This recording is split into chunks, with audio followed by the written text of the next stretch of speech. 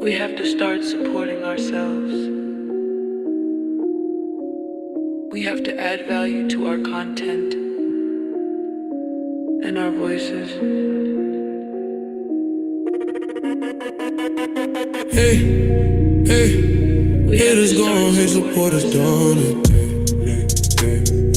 Haters, hate supporters done it. Support me at home, don't support one of them clones. I'm really one of them ones. I'm really in my they dumb. Cash app, $sign.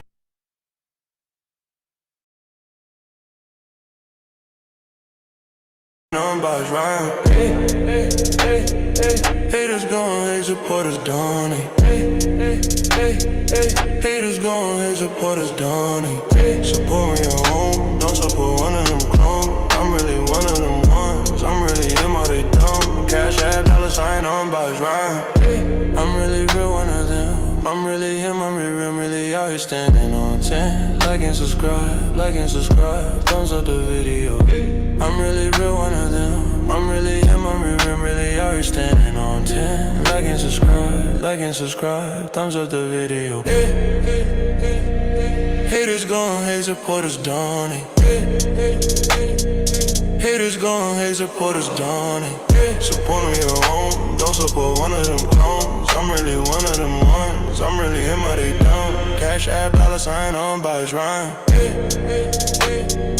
Haters gone, hate supporters done it. Haters gone, hate supporters done it. Support me at home, don't support one of them clones. I'm really one of them ones. I'm really in my they dumb. Cash app, $sign, on by his rhyme.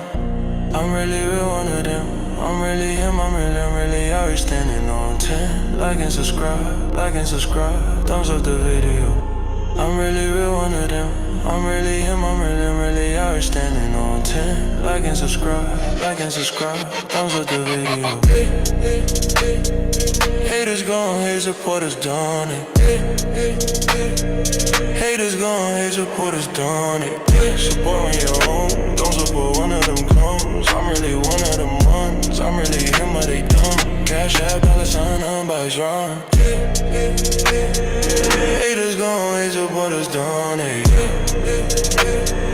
Haters gone, hate supporters done it. Support me at home, don't support one of them clones. I'm really one of them ones. I'm really him, but they dumb. Cash app, $sign, on by his rhyme. Please don't hate on it. Please support on it, on it. I'm really one of them ones. I'm really him, are they dumb? Cash app, $sign, on by his rhyme.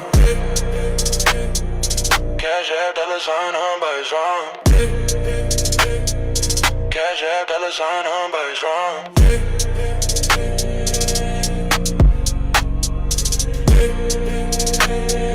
I'm really real one of them ones, are they dumb?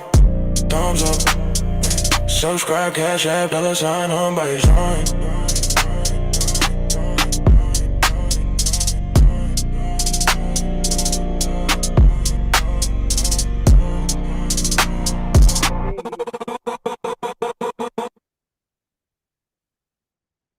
Yeah, peace. Oh, wait. I got one more song.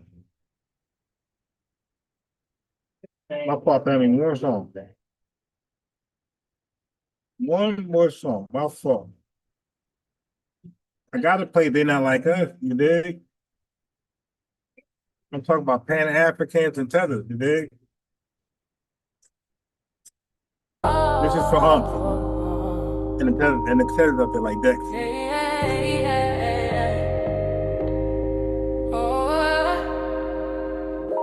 They not like us, they not like us. They don't like lookalikes, they not like us. They don't like us, they not like us. They not like lookalikes, they not like us. They not like us, they not like us. They don't like lookalikes, they not like us. They don't like us, they don't like us. They don't like lookalikes, they don't like us. We the original, number one, uno. We're not alike, you know. Y'all are like we made in the image, our likeness. Our image is righteous, our lineage is priceless. You can't buy yourself, they tried it, They try like Sunday, they try.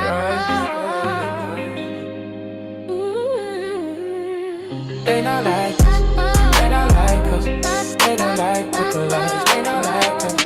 They not like us, they not like us. They don't like lookalikes, they not like us.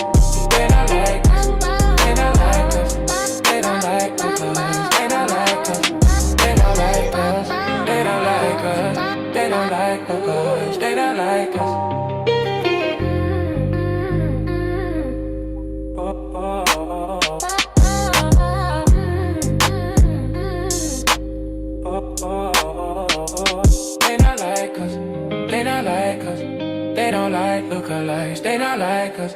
They not like us, they not like us. They don't like lookalikes, they not like us. They not like us, they not like us. They don't like lookalikes, they not like us. They don't like us, they don't like us. They don't like lookalikes, they not like us.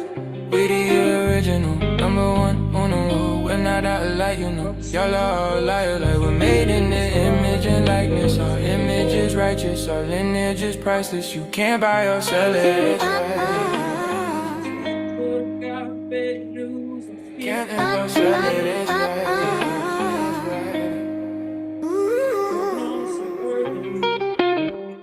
Say boy, you gotta face it. You take that tough.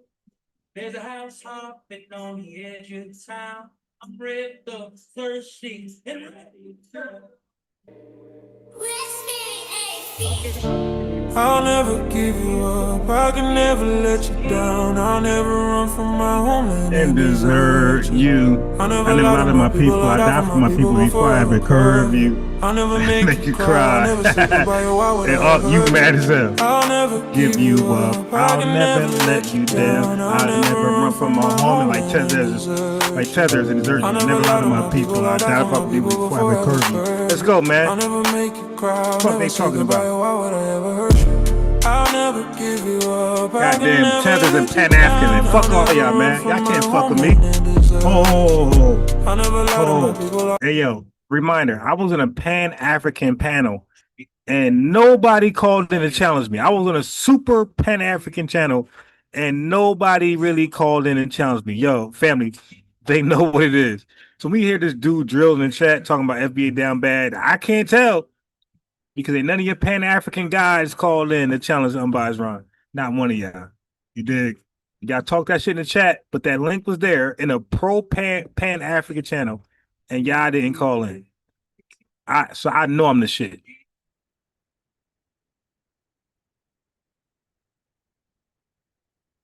I'll die for my people before I ever curve you. I'll never make you cry, I'll never say goodbye, why would I ever hurt you? I'll never give you up, I can never let you down. I'll never run from my homeland and desert you. I'll never lie to my people, I'll die for my people before I ever curve you. I'll never make you cry, I'll never say goodbye, why would I ever hurt you?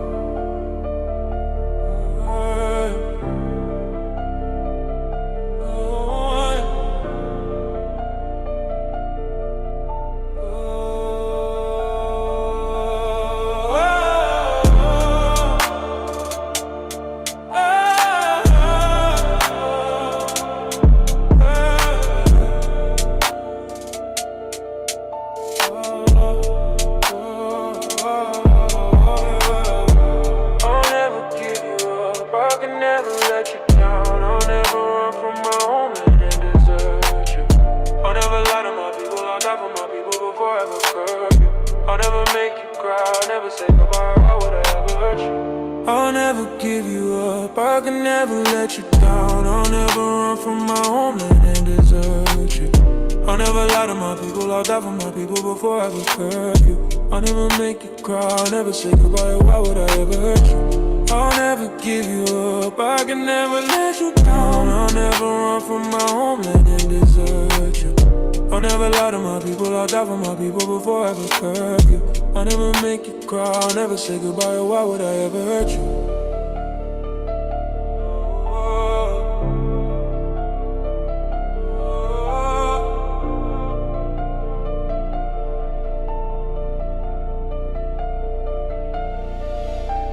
The lineage is in my blood. It's nothing to join. There's no membership, we're FBA.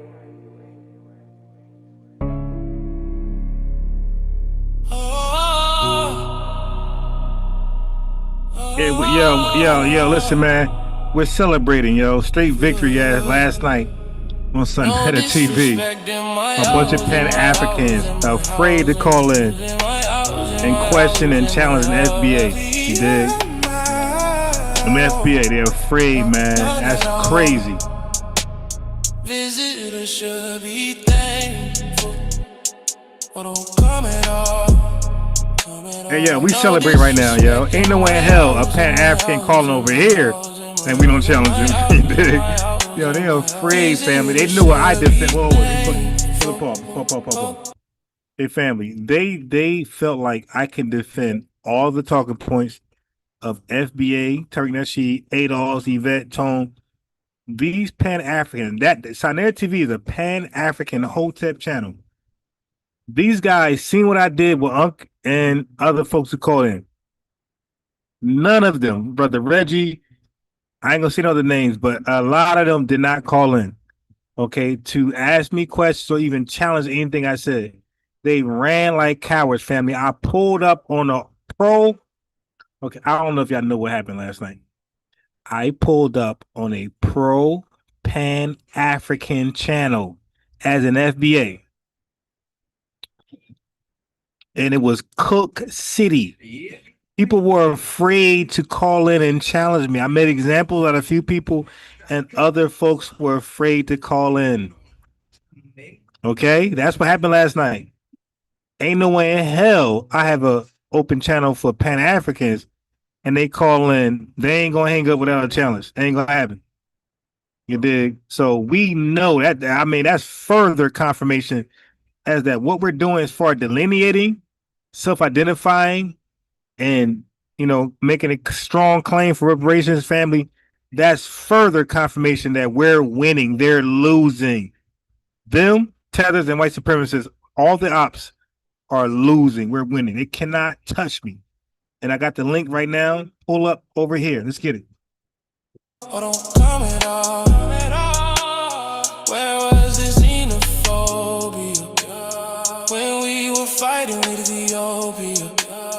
Where were the bros when we exposed King and Leopold? Where were the vision for righteous when we fought for laws that made y'all migrants? Some grateful, some hateful, but all put up to our table and pulled out with a plate full. Oh, all put up to our table and pulled out with a plate full. No disrespect in my house, in my house, in my house, in my house, in my house, in my house, visitors should be thankful. Oh, I don't come at all. No disrespect in my house, in my house, in my house, in my house, in my house, in my house, in my house. Visitors should be thankful. Oh, I don't come at all.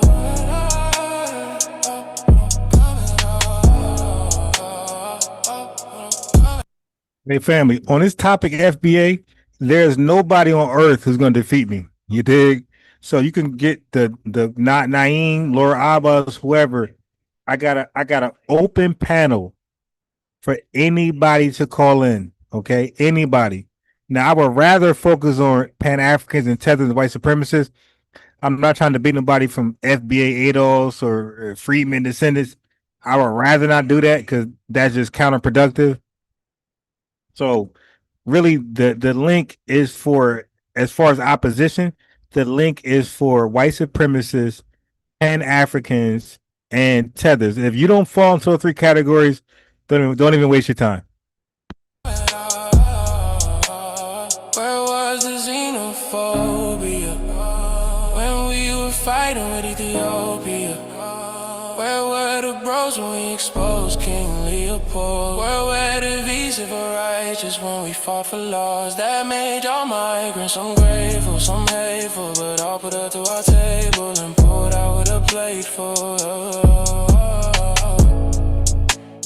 All put up to our table and pulled out with a plate full. No disrespect in my house, in my house, in my house, in my house, in my house, in my house.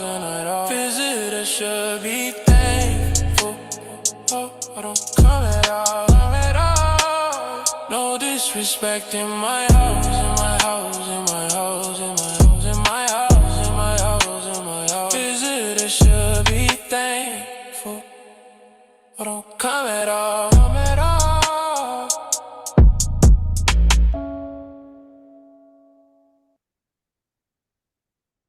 Oh.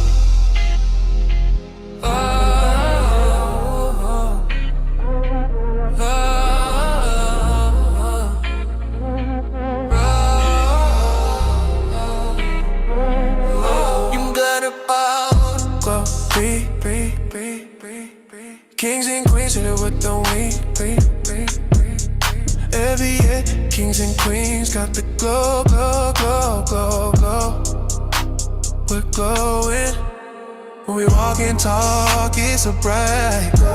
When we enter the room, it's like a boom with a bright.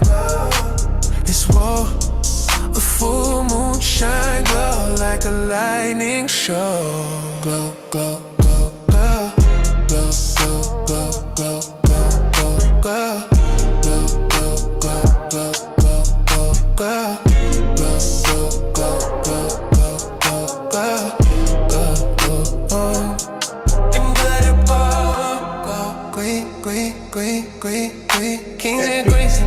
That's right. FBA got the glow, glow, glow, glow, glow. We're glowing when we walk and talk. It's so bright.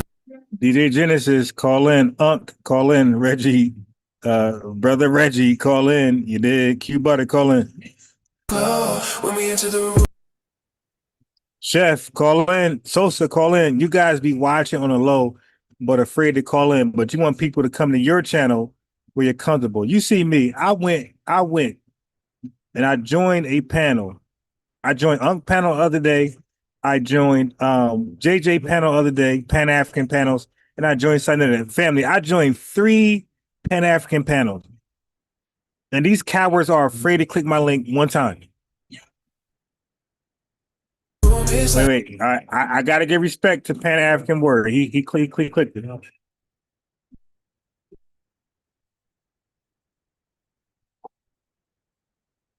right. So I give respect to Pan-African warrior. Hey, peace, brother. How are you? Hey, how you doing? Can you hear me? Yes, sir. And yeah, I'm gonna treat you with absolute respect. I'm not gonna mute you as long as you're respectful, obviously. And I want to hear you out. Okay. I want to answer any questions you have, but I definitely appreciate you for clicking that link because a lot of people express disagreements and they troll, but they don't click the link. So I definitely appreciate you for at least clicking the link and engaging in the dialogue. So I want to say that.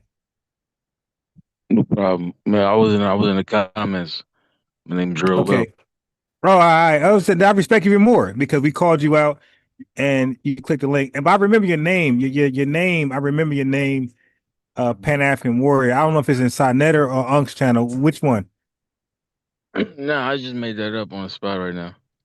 Okay, and then you made up the same name as somebody else.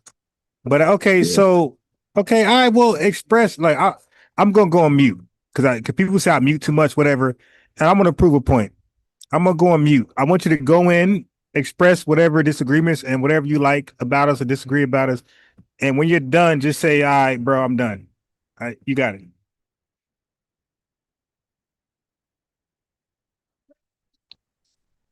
You know, Oh, I my don't. fault. I My don't. fault. I muted you, but I meant to mute. I muted you. All right, go ahead. You know, I don't even You can hear me, right? Yeah, I hear you. Like, I don't even disagree with the FBA movement or the FBA ideology.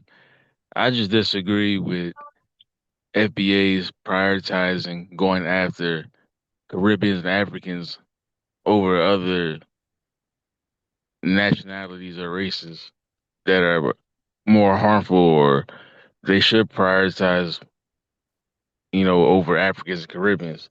It's mind boggling how FBAs can spend 90% of their time complaining about Africans and Caribbeans who don't have any agency over here, who like don't have any political movements going on, any social movements.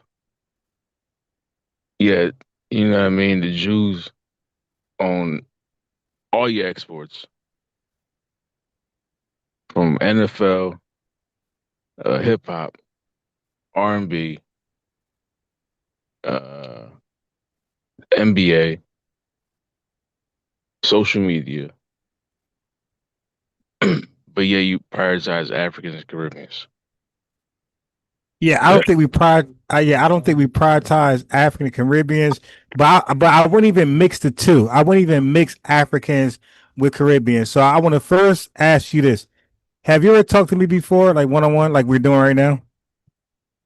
No, Okay, have you ever watched my content before? I've probably listened to it a couple times, but Okay. I'm So pretty so new then, here. I'm new all here. right, so okay, I got you. So therefore, you gave me a strong man position. You're saying what we do over here because you heard it somewhere else. You apply that to us, and that's unfair and that's pseudo. Because if I apply you to Dr. Umar talking points or Professor Small talking points or even Phil Valentine talking points, you'll probably resent that. So we feel the same way. We was like, yo, can you respond to what we say and not what other people say? But let me ask you this first: when it comes to history, would you consider yourself well researched in history, 1400s till now? Would you consider yourself well researched, 1400s till now? In terms of what? History, world history, 1400s to now, like everything, just world history. Period. I wouldn't say I'm well versed. Okay, so let me ask you about this. What about the African slave trade? Do you consider yourself well versed in that? I wouldn't say I'm well versed now. Okay, I am though, and I don't believe you can get anybody on this panel better than me. So when you say prioritize white supremacy or African or white supremacy, you act like one is better than the other or one is more evil than the other. What is that? What you're saying? Are you saying white supremacy is more evil than African supremacy? I'm saying as far as who your enemies are, Right, right. and So who are okay? Watch this. Are you familiar with the term human trafficking? yes, Okay, so who's less evil, the person who sells you or the person who buys you? I mean the whole thing is evil. Right. So how did we get over here in America?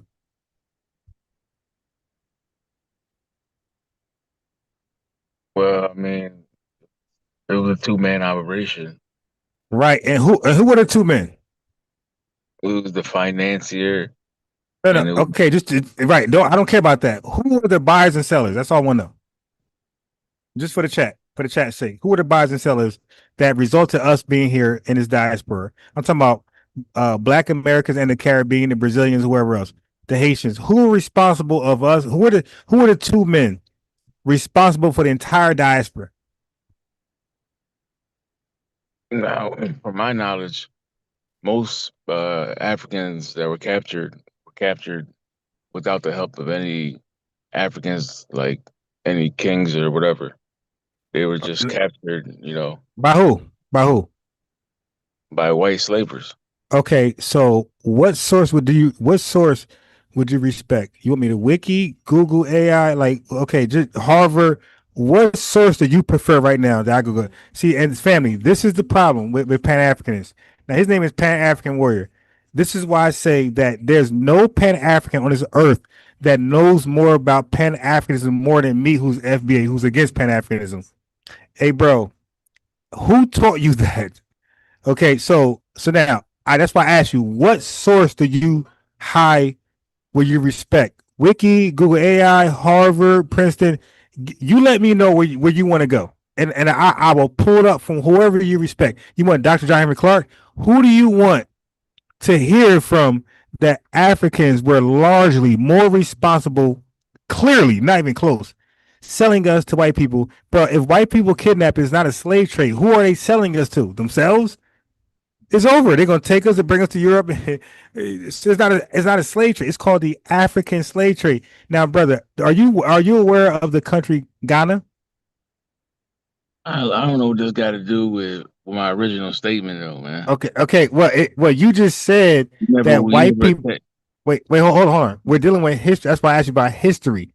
We're dealing with not my Yeah, history, not your history. you asked me a question and I Got, answered got, got it, got it. And you answered it, and then now I see how flawed it is. I'm going with just human history now. I'm asking you, what source do you respect, bro? I want to save you time. Every source you could think of. Respectfully, I didn't come here for a history debate. No. Okay, I no, want your it's response to. no. Wait. I want your response to my question. And no, you will get it there, but hold on. I want some. You said something. Don't forget, we're talking, but there's a large listening audience, right? My channels, bro. When I drop a video, they're between 5 to 10,000 views. There's more than anybody that you ever visit. Yeah, but I came here. I come here to highlight some FBAs, okay, man. no, you're gonna do no. No, you're gonna do that. But we gotta get a history lesson because you were wrong. You said okay. Is that pseudo? Is that pseudo information when you said white folks were largely responsible for kidnapping, trafficking, slave raiding Africans out of Africa? Is that true or false? Because we can't let that go, and it's false. This you is agree, not a right? good representation of FBA, man. I got your back against the wall, and now you want to go to some history. Well, you can't have my back. Okay, brother. I will answer your question, but I want to first correct you, and that's why I asked you, what source do you respect, and I will get it for you. And if you don't know, it's cool when I answer your question, because brother, for real, I don't believe there's one question you can ask me that I can't answer, and that's my dead honest feeling. I asked you the question. It was my first. Well, hold on. Wait, let's get back to that. Why do you prioritize? Oh yeah, yeah, but this is part of the question, right? So my question to you, okay.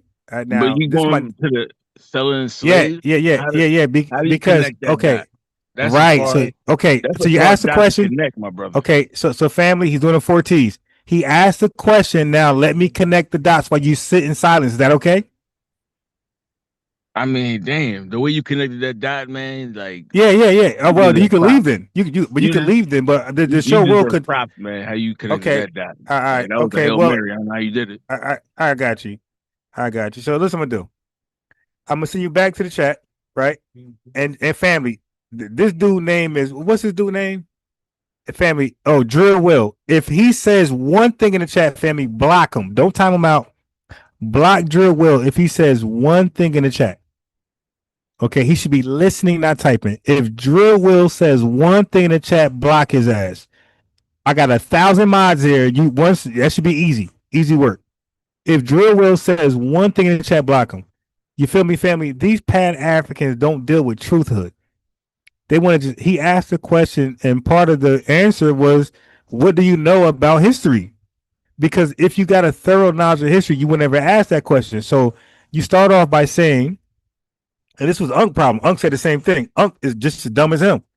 They believe that, like, they're trying to hold white people to an evil that's separate from Africans. And I'm saying, nah, they're in it together. They're equally evil. I asked him, who's more evil, the buyer or the seller? He said both. So I said, well, who sold us? Who were the buyers and sellers in the transatlantic slave trade? He said, white people. So Africans were uninvolved. Like, dude, you wilding. But family, that is the doctrine of the religion Pan-Africanism. This is why none of them can call up here and survive. Unk, Reggie, Dr. Mayat, none of these African, they're all African booty scratchers. Every last one of them. None of them can call up and survive. This is why they don't call them to survive. Let me put the link pin. Let me pin the link. Okay, this is a smoke night right here. So now he tried and failed. He started to run. He said some false information. He wouldn't let me correct them. Cool, no problem. That's called the 4 T's. I got you. Okay, so I was on Unk channel last night, and they were saying click the link. It's like, for what? Why? My channel's way bigger. I'm the A side. You guys click my link. I told you that my 2026 resolution is not to click nobody links. Y'all gonna be forced to come over here while your channels fail. The uncle tried to snitch on me. Yo, Saneter, he talking trash about all our channels. Like that was some coward bitch shit right there. My you're a coward and a bitch for that. Yo, Saneter, he talking about all our channels. Yeah, y'all got failed channels. That's why you got FBA in your title. You're not getting no motion without FBA in your channel, and then y'all fuck with me with only 4,000 views. Okay? Because y'all don't speak the truth. I say a bunch of bullshit. And when we challenge you guys, you run. Now, Unc was dead wrong when it came to the African slave trade. He said white people, he said the Dutch, the Portuguese. He didn't say Africans, dude, you're pseudo. And then when I said Africans was out there fighting against Europeans and winning, he said I was lying. Like, where's the source? Then his dumb ass last night going to read the source when Africans were actually fighting off Europeans and winning. Then he positioned that family like that was his entire argument. So I went back and played the video. I finished playing the video. Unc thought I was done playing the video. I finished playing the video when I said that, and he said, "Where's the source?" So we already know Unc's a retard. Okay, he can't comprehend what he reads. We got it. But moving forward, the link is pinned to the top. And when they do call in, family, they're going to be on the worst behavior. Y'all heard Unc last night calling me every N word imaginable. I didn't feel like that towards him. I didn't call him N words and call him names and things like that. That's what he said to me. You dig? For me, it's about information. It ain't about calling people names. All right. What the fuck is this, man? What's going on? Okay. All right. So Drill Will, if you say one thing ever in this chat, you're out of here, bro. You click the link, and I halfway respect you, but you tapped out, bro. You twisted, you tapped out, you trolled. You did the 4 T's, my guy.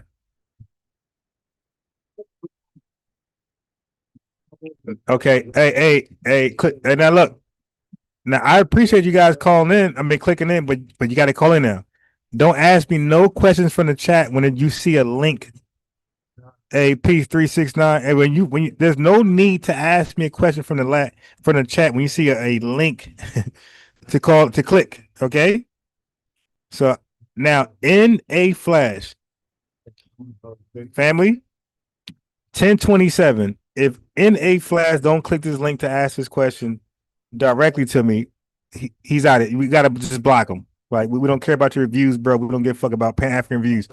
Okay, we're successful without you guys. All right, so in a flash TV, you got until 1027 to click that link, or we gotta block you, bro. You won't be able to. So I want you to ask your question in real time. Why, if FBAs are so dumb, we don't know history, why are you afraid to discuss? The last dude tapped out. He didn't want to talk history. Okay, y'all all make these crazy claims about us that we're just dumb, we don't know history. But we like, click the link, let's click history. Now the other guy checked out. He didn't want to talk history. He left. Okay, he made the same mistake Unc made. He said white folks were largely responsible for slave raiding us, kidnapping us.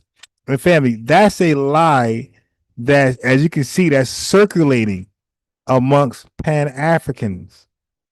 That's a common lie that they teach amongst themselves to justify Africans' wicked, dirty African booty scratcher behavior.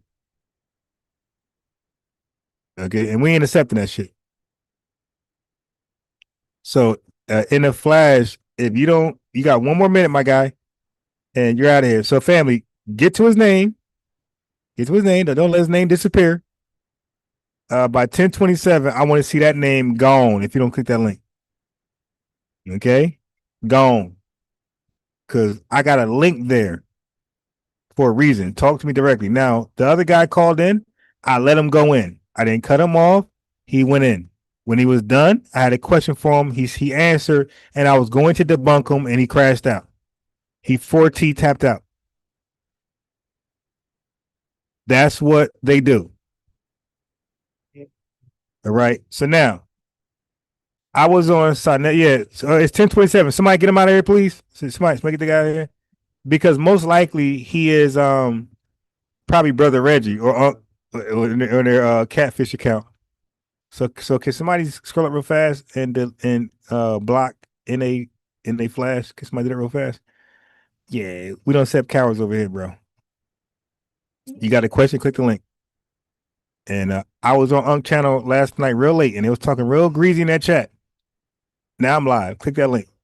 You dig? Like these guys want you to click that link all the time, which I already done. I clicked link already. I was successful over there. I clicked on that link. Y'all see me last night. Ain't nobody calling and challenge me like that. These cowards ran from me. Most questions went away from FBA talking points. You dig? I made myself vulnerable for anybody, all the top scholars in the house of coons and fucking cons, and nobody called in. All right, thank you, Maxwell. All right, so let's go here now. So now we're past that. Oh my God. Okay, so hold on. Okay, so brother Reggie is a Libyan, right? So let's hear his argument, and we're gonna debunk it. Matter of fact, before I get to brother Reggie argument, let me go here. And this is another one. He was running his fucking mouth. I think it's something. Okay, so I got Unk here. Right. Now look, and so they hold on. right? Okay. So I'm gonna let y'all know right now. Okay, so now, family, their arguments are all over the place. What they have against us, they don't want to debate. Then watch this fool. Watch this. This is Unk. Now, Unk, respectfully, do your dumb. Okay, you're not my level at all. I said that on Saneter TV. I don't apologize for that. I apologize for how strong I came and had extra energy in my back. You dig? I came too strong. I apologize for that. But dude, you're dumb. Okay, your comprehension is nowhere near mine. Okay, now let's hear this fool say it himself. Listen to this fool. People howling, screaming to the top of their lungs with the whole FBA thing, and then playing with us with words like lineage, yo. Okay, so now, family, the difference between me and this coward right here, this coward, the difference between me and Unk the coward is that if I had a epiphany, if I had a sudden thought that I thought was like valuable, I would contact those people who I think is wrong. I would go to their channels and pitch my rebuttal. So Unk had his thought. He didn't holler at me, Jason Black, Tariq Nasheed. He went on Saneter TV, a pro Pan-African channel, to talk and shit. So basically, family, he just wanted yes men and yes women to pat him on the back. Bro, yo, Unk, you're a coward, my guy. That's why your channel can't grow. Nobody has confidence in you, my guy. You're not a warrior. You're not fierce like me. You won't go and just wing it. Now, family, when I went to Saneter TV, I worked 9 to 5. I worked overtime last night. So I got off at 6 o'clock. I picked up my son. I got home at 6:30. And Saneter thing was at 7:30. I got home at 6:30, picked him up right away, went to McDonald's because he was hungry. I got him some French fries and a sundae. And I drank coffee and soda. I had and by the time it was like 7:12, I literally had 18 minutes to prepare for a debate with a bunch of Pan-Africans. And I still accept the challenge. Family. I was like, fuck it. All right, whatever. But family, that means the only time I sat down was to do a debate. I was working on my feet for 9 hours, got home, picked my son up McDonald's and sat home to debate. I had no time to get my head right, chill out, right to a debate. Okay, that's who I am. I know they can't defeat our stance. Our stance is undefeated. Our stance is built on 3 bullet points: self-identification, reparations, and delineation. Okay, our stance is built on 3 hardcore bullet points right there. Okay, now listen to you are retarded for this stance, my guy. You are. Now I'm going to embarrass you once again, but you don't care. You don't get no views. You don't care. Nobody going to see this shit on your channel. So I'm going to give you more views, okay, about your dumb shit. Listen to this guy. With the whole FBA thing, and then playing with us with words like lineage, yo. Right? Oh yeah, I definitely cooked on Maxwell Jenkins. Yeah, you don't. It's nothing to watch. you know how cops bring out the yellow tape and say, "Hey, go home, everybody. Nothing to watch here." Yeah, over in Saneter, it was literally nothing to watch because Saneter wouldn't let me talk. He put my name in the title, all this shit, but I barely got to talk. This is how much respect he had for FBAs and myself and our talking points and our ability to defend our stance. The dude didn't let me talk at all. DJ Genesis Detroit asked some good questions. Apostles Zaquan asked some good questions, and Unc was part of my, like he was the contrarian. I didn't mind. Like I told Saneter to bring Unc on. Yeah, he didn't let me or Unc talk. He did. That was like the weirdest experience in my life. Like my name's in the title. I told Saneter I want Unc there. Unc's there, and he don't let neither one of us talk. Now this is for Saneter. Saneter. The reason why you can't grow, my guy, your channel, and the reason you can't grow, because you don't know what it takes, my guy. I'm over here with my lineage, and we deep, and we're dedicated. And I come with my own audience. You feel me? My own supporters, my own lineage. You and Unc got his own shit, his own supporters, his own people rock with him. So me and Unc is building and bringing a built-in audience on top of yours. This guy disregard me and Unc. And he decides to let people talk that don't have no goddamn viewers. Like, yo, how you holding priority over me and Unc, who's bringing viewers to your channel?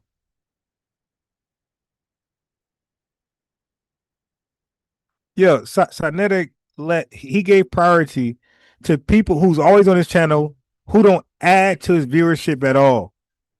At all, zero. Like if they go live themselves, 2, 3. I ain't gonna say no names, but it's 2, 3 live viewers. That's it.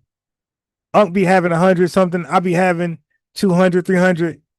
So that alone, me and Unc could bring 300 people over there. He don't let me and Unc talk at all. I mean, I never experienced that in my life. And my name's in the title. I just kind of like, what? Even Unc was like, yo, I'm out. Like, yo, what is going on here, bro? Why my name's in the title? Why Unc's here and we can't talk? I felt like if me and Unc was able to engage in dialogue, I felt like so many people would be edified. Unc felt the same way. Okay. But he ain't let neither one of us talk. And when people called in for questions, it had nothing to do with me and Unc. Like they was doing their own show. And Saneter let it just go. I'm like, what the hell is going on here? But this is why channels can't grow. You got a topic. You got a name in a topic. People are clicking the title to hear that person with the name talk. The person wants to talk to Unc. So they want to hear the name of the title, talk to Unc. So all the questions should be directed at me and Unc. He let people talk that don't have no views at all. These are failed YouTubers. And then when Laura Abba called in, he wouldn't let or lie. He wouldn't let him talk. I'm like, what are we doing? I mean, yo, family, I can't tell you how confused I was. Man, I was disappointed and confused. Saneter, if I ever come to your channel again, my guy, we got to do a contract, some shit like that, bro. You dig? Give me an Unc or me and whoever, Reggie or whoever, Suntan or Moses, give us an hour of uninterrupted time by you or anybody. And then bring on people to ask questions about what they heard, not their own little diatribe, whatever. Family, I was confused. You were confused if you pulled up. Unc was confused. DJ Genesis was confused. Everybody was confused. Like, so like that had to be like one of the worst platforms I never ever produced. It was terrible. Terrible, man. The guy who got the name and the title didn't even talk. But I know why. Because I disagree with him. He's a fake Pan-African, fake black nationalist, and I'm going against that shit. And he didn't want me to make great points. I get it. Right. And so they misused the term. All right, so the first super chat is from Yasha Mapash. $5 super chat. Thank you very much. Lineage Love is in the building this Saturday night. Unc was reading with no comprehension. It was a shot show, a shit show. I agree, bro. I know what you meant. It was a shit show. Unc. I don't know what Unc was arguing, but it wasn't what I was arguing. Right? Unc was arguing something separate. I get it. That's a tactic. I get it. Term, right? So I'm gonna let y'all know right now, right? All day long, I've been making sure I tighten this up, right? That bit Shabazz said, yeah, you and Unc. He said you and Saneter will be the beefing next. Then he will make up with you after he disrespect you after 6 months. Yeah, you are crazy. Okay, he might come after me for views, but I won't be cooking him too much because my cooking got to be 1v1. Like I don't want to do video cooking. I want to just talk to you. So if anybody beef with me, let's just talk 1v1. You dig? But I hope it don't go that way. But it should be 1v1. Yeah, but I'm totally disappointed how that happened. My name in the title, and I barely talked. Unc barely talked. Ridiculous. And so they misused the term, right? So I'm gonna let y'all know right now, right? All day long, I've been making sure I tighten this up.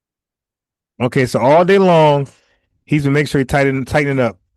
Dude, my guy, bro. You don't know how to research, my guy. You listen to Brother Reggie, you listen to Rob Bourne, you don't research for yourself. You don't comprehend stuff for yourself, bro. You're a parrot. Maxwell Jenkins said, you're larger than their channels. You don't, yeah, bro, Maxwell Jenkins. I told my boy ex-architect, I said, yo, cause he like, yo, let's go on Saneter. I'm like, yo, I don't mind going over there. I said, bro, but my channel is actually bigger than this. I got Saneter got 120,000 subscribers, bro. I got 4,000. We're doing the same views. So I already know, and like he don't know that. That's I'm confused. Like, dude, like you are muting, like, and he was muting me. Yo, Saneter was muting me. So I'm talking, I'm muted. So a guy who brings up to 10,000 views in 2 days, more than him, he's muting me and letting people talk who pretty much brought down his channel. Saneter, those people you let talk, bro, they don't add to your views at all. Zero. I'm bringing a whole lineage over there, my guy. You don't know that? So I felt like my time was disrespected. That's why I said, Saneter, hey, man, 10 o'clock, I said, hey, man, let me just close out. I'm out. You know what I mean? Because once I realized I can't talk, hey, let me close out. And I couldn't even close out. He cut me off in the closeout. Yeah, but that was terrible. I agree with you, Maxwell Jenkins. I don't got to go to my platform. We're good, especially if they're not doing better numbers than me. We're good over here. What we doing? We're growing. I'm only 4,000 subscribers.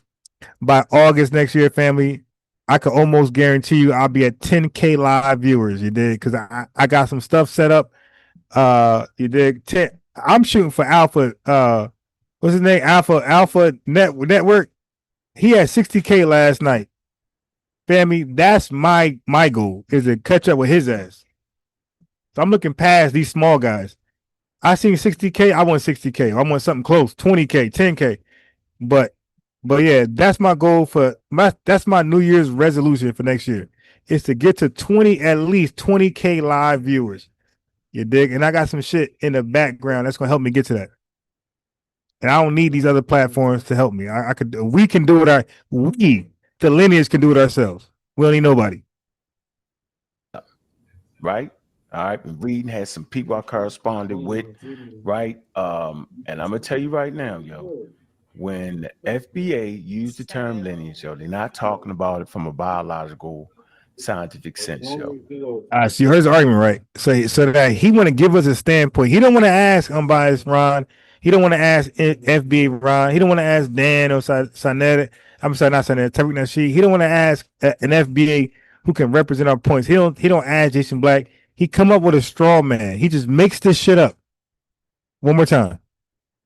And I'm gonna tell you right now, yo, when the FBA used the term lineage, yo, they're not talking about it from a biological. Okay, all right, whatever. Super chat. I got it. $9.99. We got some lineage love in the building. Salik Bay says they don't want no smoke. Exactly. Hey, family, if y'all can tonight, support, whether it's super chat or cash app. Okay, as you can see, family, I pulls up. You dig? I don't dodge nobody. Unc called me out on Saneter. I pulled up the next day. You dig? He called me out Thursday on Saneter. I was there Friday. Okay, I was on JJ weak ass channel where nobody's there. So because family, I know for a fact that our talking points are unbeatable. They're undefeated. So it don't matter where I go. I'm going to shine. Like nobody's going to shut me up, and nobody will ever make me look dumb or like I'm wrong. Okay, so that's why I don't mind pulling up the people channels, and they're gonna mute. Saneter's muting the shit out of me. They're gonna talk over me, whatever. But they don't come over here though, because these guys want to hold the controls. They want to control the narrative. Come over here and let's really talk about Pan-Africanism. Family, I cooked the shit out of Pan-Africanism on my way out. Matter of fact, Saneter invited some Pan-African dude. Who was it? Some dude named Asar. All the names are Asar, by the way. Now, that's a common name with these Hoteppers, Asar. Man, I asked this stupid fool questions. He couldn't even answer. Like, dude, you're not my level, man. You trying to ask me a question, dude? Man, what you doing? Right? So I'm gonna let y'all know right now, right?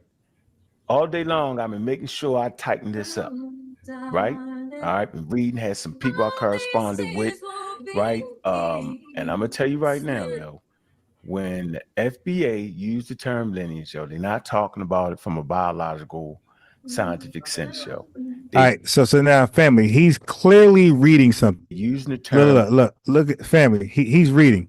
He said we are not using lineage as a biological reference. Yo, this dude is nuts. Family, he's reading. But family, when I cook him and I read from Wikipedia, he'll say, "Oh, you know Wikipedia." If I cook him and read from ChatGPT, oh, ChatGPT. Family, this nut, this illiterate is completely reading off a screen. Look at his eyes. They're reading off a screen. So he'll condemn me for reading sources, but here he is reading something and we're supposed to accept it. Tell you right now, yo, when the FBA used the term lineage, yo, look at his eyes. About it from a biological, scientific sense, yo. They're using the term in a social sense. Okay. Now that's the claim. Now this illiterate retard said we're not using lineage in a biological sense. We're only using it in a social sense. Now he don't ask none of us. This is his assessment. You're stupid, my guy. This is why you don't click the links. And family, if he does click the link, it's always a crash out. He's never calm, listening, going back and forth. He just said some stupid shit just now. Click the link so I can embarrass you again for the 1,000th time, my guy. I cooked you on chemistry. I cooked you on vaccines. I cooked you. I mean, bro, come on, man. Like, what are we doing? So, cooked you on Big Bang. So, what you, and we could revisit all those topics. You ain't betting me on none of them. Okay? So the difference between me and you, when I study, I still remember what I learned some years ago. I still know my shit, my guy. You don't, because you're reading off screens. You're reading, but you don't comprehend it. He said we're using lineage in a social way, but not a biological way. Now let this fool keep going. And they just need to just say that, yo. Okay? They need to say that, bro. They trying to mobilize people, right, by using the word lineage, man. They created a whole narrative, right? And so since you're using it from a social standpoint, now family, don't keep in mind he's giving us a position. He's not asking us how we're using it. He's telling us how we're using it. He's not asking us. That's how dumb he is. That's called a straw man. Create a whole narrative, a mythological narrative, right? And your mythological narrative is that there are indigenous Black people, right? Black explorers, and some slaves. That's the thing y'all made up and put together, yo. So long as I know y'all made it up and put that up, and you're not trying to do it from a anthropological aspect. Yeah, you can't say the word correctly. Hey, family, he keep trying to argue our origin story, which is irrelevant, family, to be FBA. So whether you were already, so one more, this is for the family. Whether you were already here, whether you came from slave ships, or whether you are an admixture of those who were already here and people come with slaves, it doesn't matter. You're FBA. So even for you folks who say you were already here, That's not the trophy. The trophy is FBA. Because if you were already here, you're not FBA yet. If you came on slave ships, you're not FBA yet. You gotta experience, and if you were admixed, you're not FBA yet. So the trophy family is being FBA, not already being here and not coming on slave ships or being admixed. The trophy is being FEA, staying here all throughout the ills of white America, KKKA. That's the trophy. Slave ships ain't the trophy. Already been here, no trophy. Y'all both core L's. The W's are those who were FBA. Okay? Chattel slavery, free blacks, freedmen, Civil War, Revolutionary War, you dig, Black Reconstruction, Jim Crow, Civil Rights. That, if you went through all that, that's the trophy. Not your origin story is not the trophy. Your experience in this country from that time point, from your origins to now, all of that 400 history, that's the trophy. Okay? So don't give these Pan-Africans the W like that. Don't argue your origin story. Argue the end story. The end story is that you're FBA because you're still here and you suffered all of those things I just mentioned. Okay? And they want to pick and cherry pick an argument with you guys. They want to argue your origin story, but they're not going to argue your ethnogenesis. So just cook. But whatever. Do what you want to do. I'm undefeated for 17 years for a reason, but do what you want to do. And not talking about a lineage from a. Hey, Kemet. Hey, Kemet. Kemet, I got something for you, my guy. Kemet, it's 10:50 p.m. Kemet, you got 2 minutes to click the link. Okay.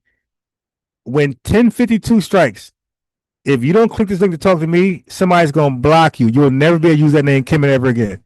All right. So tonight, this is zero tolerance with tethers and Pan-Africans and trolls, white supremacists. Kemet, you got until 10:52. If that clock strike at 10:52, family, somebody block Kemet from the chat. All right. We're not dealing with cowards tonight. Okay. Some nights I entertain you guys, but tonight's not that night. I'm serious as hell. So by 10:52, family, if Kemet ain't calling, block him. He's out of here. Biological, scientific aspect, yo, then that's what it is. So we're not going to argue back and forth on that. So if anybody get appeared from FBA, talking about their lineage, say, make sure you add the point. We saying it from a social thing, we saying it from a mythological standpoint. Say that. Don't play with me, yo. Y'all been playing with us for about 4 years with that shit. Now, this is an idiot who would talk about this only on his channel, other Pan-African circles, and on Saneter TV. He would never call here with that argument. You're dumb. You got to humble yourself, bro. You're dumb. You don't know what you're saying. You're listening to Brother Reggie and other Pan-Africans in your circle, and it sounds good. You ran with it. You're dumb. You're dumb. Click my link. I clicked your link the other day. I clicked on their link. Click my link, and let's talk about lineage and delineation, and let's see if we're using it from a scientific standpoint or only social.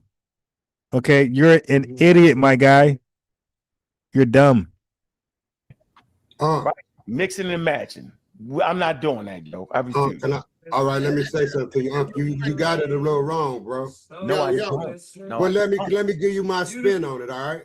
Give me your spin. All right, here we go. Because we ain't got to holler at each other now. Now look, this African booty scratcher that want to talk to Unc, like he's a Unc Glazer. Like he's an African booty scratcher by the name of Suntan, and he glazes Unc. I mean, it's just disgusting the way he glazes Unc. Listen to this African booty scratcher.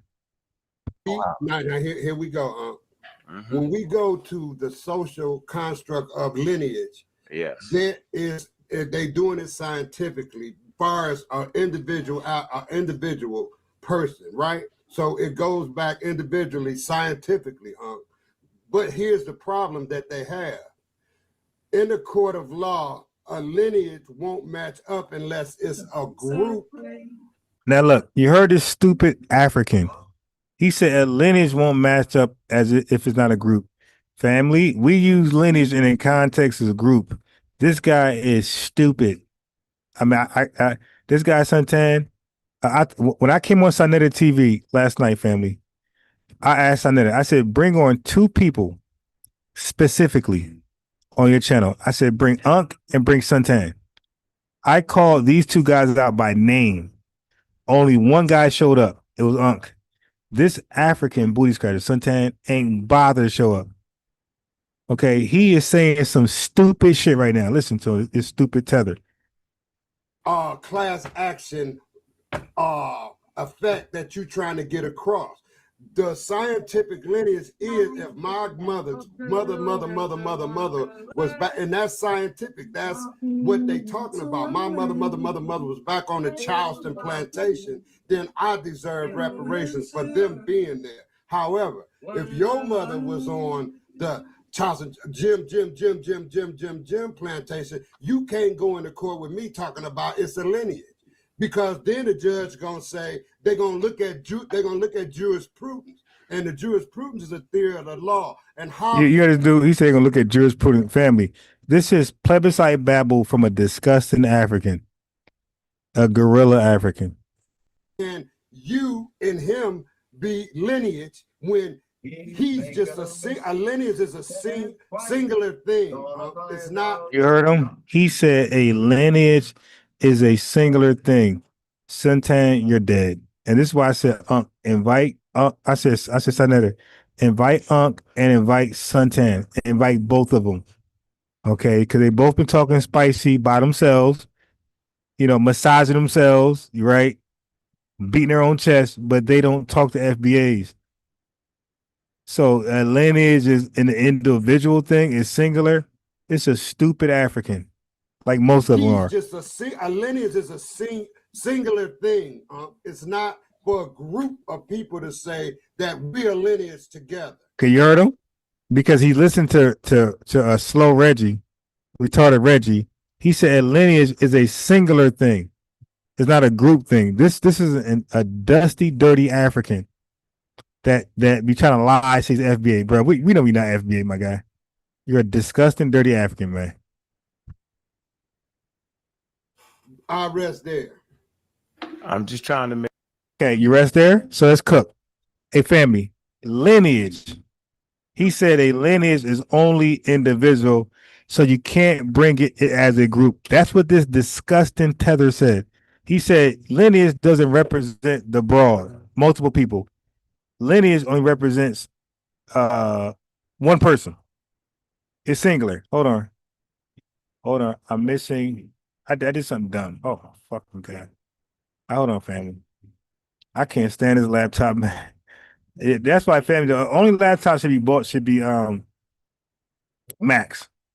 These fucking Windows, man, this shit is ridiculous, yo. Ridiculous. Okay. All right. So you heard him. He said a lineage is singular. It's not a group thing. All right, cool. All right. So this is where I step in at. He's wrong. He's wrong, family. When it comes to law and history, U.S. remedies. Now, this is for disgusting tether Suntan, slow Reggie, and scamming Unc. U.S. remedies routinely define classes by shared harm and lineal descent. Not just one person at a time. You guys are stupid. You don't know how to research right and use AI. You guys are dumb. Case in point, family. 9/11 Victim Compensation Fund. President's time criteria plus heirs. Heir, that means descendants. Scamming Unc, slow Reggie, and tether Suntan. Heirs. That means the people who didn't actually suffer it. Why? Radiation Exposure Compensation Act. Downwinders, place time descendant rules, Agent Orange, and other mass tort settlements, shared exposure windows. Okay, what about black farmer settlements? Pick four that brother Reggie keep bringing up, but don't know what he's talking about. He can't read it correctly. That was used as a class period plus evidentiary presumptions. Stupid people. So in other words, lineage can be aggregated when the harm is common and the criteria are clear. One more time. Lineage can be aggregated when the harm is common. You can use lineage across plural people when the harm is common and the criteria is clear. Slavery, Jim Crow, convict leasing, parchment farming. Nobody's going to deny that, family. That's clear history documented. Okay? So now this suntan disgusting African tether. He said a judge will say jurisprudence means lineage can't define a group. Family, that's actually backwards. Jurisprudence is precisely where courts do recognize clauses defined by descent when the injury itself is inherited, loss of wealth, land, credit, intergenerational exclusion. So Suntan, you discussed in African Tether. Courts ask two things.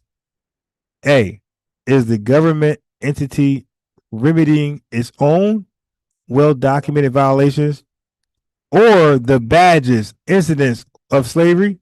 Okay. Or B, is the remedy narrowly tailored to those harmed? If yes, a class definition tied to descent plus place plus time is ordinary, not exotic. You disgusting, filthy African tether. Equal protection means you can't give benefits based on ancestry. This is why the Pan-Africans always fail when they argue for reparations. Also, so that you can't give benefits based on ancestry. So reparations fail strict scrutiny. Okay? That's why they are losers. We know better. Okay, but if you design it correctly, if you design reparations correctly, they don't fail through scrutiny. Okay, now watch this. Wait, let me make sure the chat following on with me as I embarrass the disgusting tether. Yeah, well, Suntan don't know shit. 804. Hey, yo, Unc says that he's 100% Pan-African. And that's the thing with Unc and these guys. They'll denounce Pan-Africanism, but all of their talking points, everything they're about is Unc sells Pan-African shirts, hat, shoes, toothbrushes, mouthwash. Like, bro, are you fucking serious, my guy? Unc got red and black on everything he sells, but he's not Pan-African. If you're not Pan-African, bro, you're a fucking grifter. Okay? You're a grifter. How are you not that, but all of what you sell is for those people? That's called grifting, my guy. You're disgusting. Let me read some chat. First class citizens, he gave a donation, a super chat donation. That's called lineage love. When you send a super chat or cash app, that's lineage love, right? That means that you're valuing the information on another level. But at the very least, like the video. That's also valuing. First class citizen says Unc is a prime example of a pseudo intellectual that doesn't want to measure his knowledge against a hardcore intellectual that can refute his lies. Right. So what he does is he goes and recite his lies to other Pan-Africans, and he gets a rub on his back, a pat on his head, and that's good enough for him. It was like, Unc, why not challenge your ideas with the FBA guy who is the real op? I'm their op. Yo, bring that shit over here, bro, and I can save you the embarrassment. So that's why, like, we know Unc is slow. He's got a reading disability, most likely ADHD type shit. But bro, all you gotta do is bring that over here first. Just text me, your unbiased. Check this out. FBA-Ron, check this out. And get a real-time rebuttal.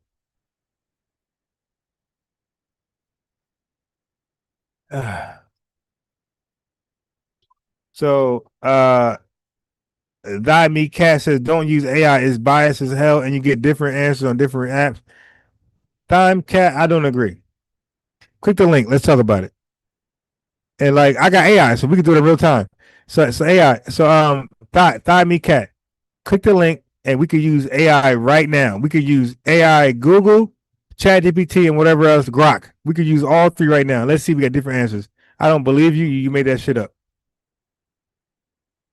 But that's y'all way of like dismissing what the information I'm cooking on. I'm cooking with. Okay. Yeah, I don't do that bullshit. All right. So anyway, let's keep cooking on these idiots. All right. So that's actually backwards, as I said. It's stupid, dude. So course asks two things: Is the government or entity remedying its own well-documented violations, or the badges incidents of slavery, or B, is the remedy narrowly tailored to those harmed? If yes, a class definition tied to descent plus place plus time is ordinary, not exotic. So equal protection, right? It means you can't give benefits based on ancestry. So reparations fail strict scrutiny. I read that already, right? Watch this. Not if you design it correctly. So here's three durable hooks, family. The 13th Amendment says it enforces power. Congress, listen, hey, you dumb, retarded Pan-African, listen, man. Congress and states, via their own constitutions, may target the badges and incidents of slavery. Courts have upheld very robust federal action under this power, e.g., Jones versus Alfred H. Mayer Company, specifically because slavery is unique. You stupid, disgusting tethers, you stupid, disgusting Pan-Africans. When it comes to slavery, this is not normal. How many people, family, is going to go to court with a reparations claim from slavery? Never, just us. But all of the other things that can happen again. The internment camps, that can happen again. You dig? And other things that America did to people can happen again. Agent Orange can happen again. But will never happen again in our lifetime is slavery. So, family, these guys want to go to the exception. Suing for slavery reparation, family, is the exception. It's unique. Nobody ever won that before in this country. You dig? Okay. Anyway. Remedial interest plus narrowing tailoring. So governments can remedy their proven discrimination with programs fitted to the injury, dates, geographies, mechanisms, documentation. Over broad schemes fail. That's why we don't do race-based nothing. Well-documented tight programs survive. So, family, when these disgusting Pan-Africanists, when these disgusting tethers, and when these disgusting zesty Pan-Africans shoot down what we're doing, family, they don't believe we have well-documented tight programs. Okay, so now watch this: race neutral lineage drafting. Brother Reggie, you slow retarded guy, you incompetent, illiterate, and everybody else. Listen, there's something called race neutral lineage drafting. You don't need the word race at all. But the Pan-Africans in Cobra, Narc, all these guys, when they were so-called fighting for reparations, they all use race. Okay? So when you're dealing with race neutral lineage drafting, you don't need the word race at all. Use status-based criteria. Okay? Descendants. This is what you do, family. Unc, you retarded, incompetent guy. Reggie, you repeat the same thing. And Satan, you African booty scratcher. Listen. The criteria is descendants of persons enslaved in the United States. Didn't Yvette Carnell and Tone Talks cover that point with ADOS? You guys are disgusting. Unc is absolutely a paid agent. Unc, he's Agent Unc. There's no doubt in my mind, Unc is a paid agent, man. I don't know who he's working for, Burkina Faso, Putin, or the CIA, but Unc is absolutely a paid agent. Okay, he is absolutely a paid agent because this is common sense knowledge. This is easy researchable, and he don't want to look it up. Okay, so let's get back to what I was doing. We can use status-based criteria, ADOS, right? Or in X jurisdiction prior to 1865, plus residency, time windows, plus documentary pathways. So that structure is ancestry, status-based, not a racial preference. Yet it precisely reaches FBA. You're a filthy, disgusting, incompetent, and illiterate op.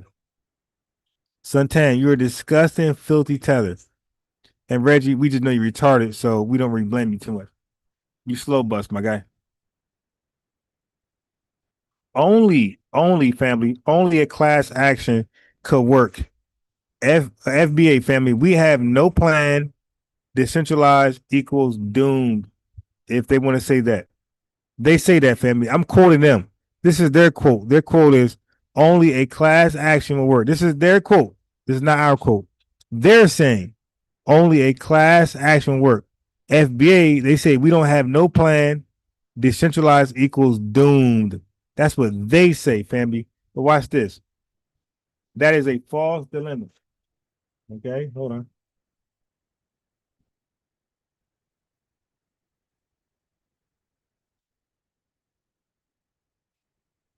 Okay. That's a false dilemma. Family, there are three lanes and they're complementary, not either or. Dumb Reggie, dumb Santan. They're complementary, not either or. So watch this. Legislation, administration, preferred. Congress, states, and cities enact programs, then run claims offices, not courtrooms, stupid people, to process eligibility. Exactly how 9/11 and RECA worked. Watch this. Targeted litigation.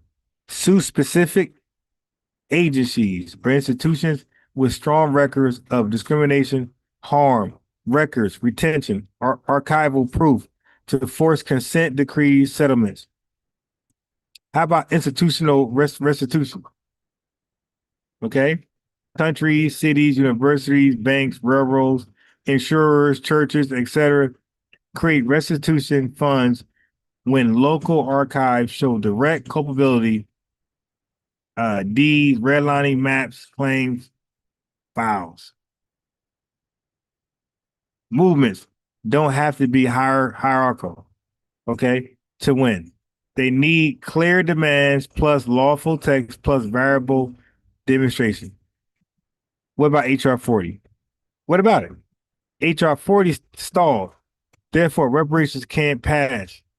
HR 40 pace proves congressional policies are hard, not that remedies are impossible. Okay. That's why the smart architecture is federal plus state plus local plus institutional among where records and coalitions are strongest. First, city, county, deed, states, archives, agency files, then scaling up. Okay, so they said this now. They said you can't ask for something the government can't legally give. So this is a stupid ass comment that usually come from tethers. But here's the truth: the government asked for something, right? Or no. This is their quote. My fault. Their quote is you can't ask the government for something the government can't legally give.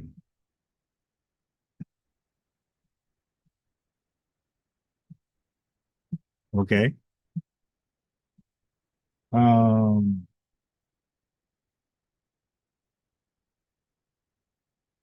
give me a second. Let's go for it.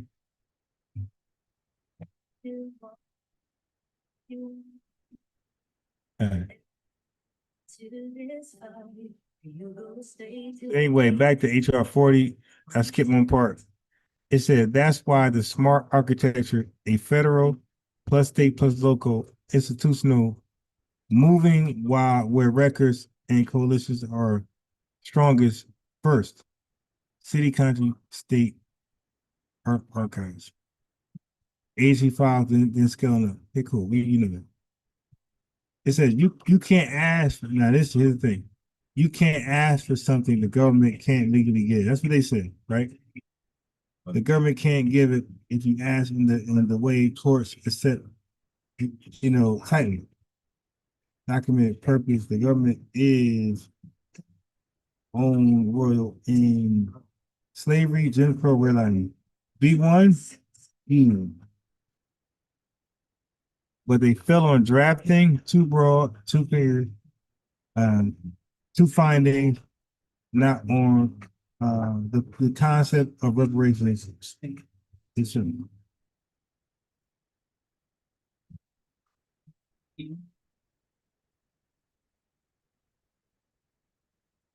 All right, so let me go back into the cooking.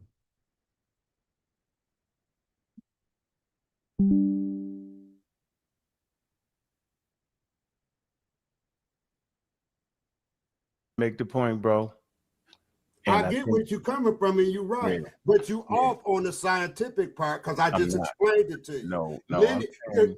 If what's your last name is I forgot. Anyway, if your last name, you can track your grandmother and them grandmother's mother back to the Charleston plantation. That's your lineage. Yes, and that's from the biological. Go ahead. Okay, now. Same with me. I'm going back to the Johnson plantation. Blah, blah, boom, grandma. We in court. How can me and you? Yeah, it's annoying because Unc keep acting like he knows science and he doesn't. Like he just so scientific literate, and it's all cat, man. You say our lineage and put it together as an action. We can't do that. I can have an action unless it's a class action. See, and that's what they don't. That's what they fail to present.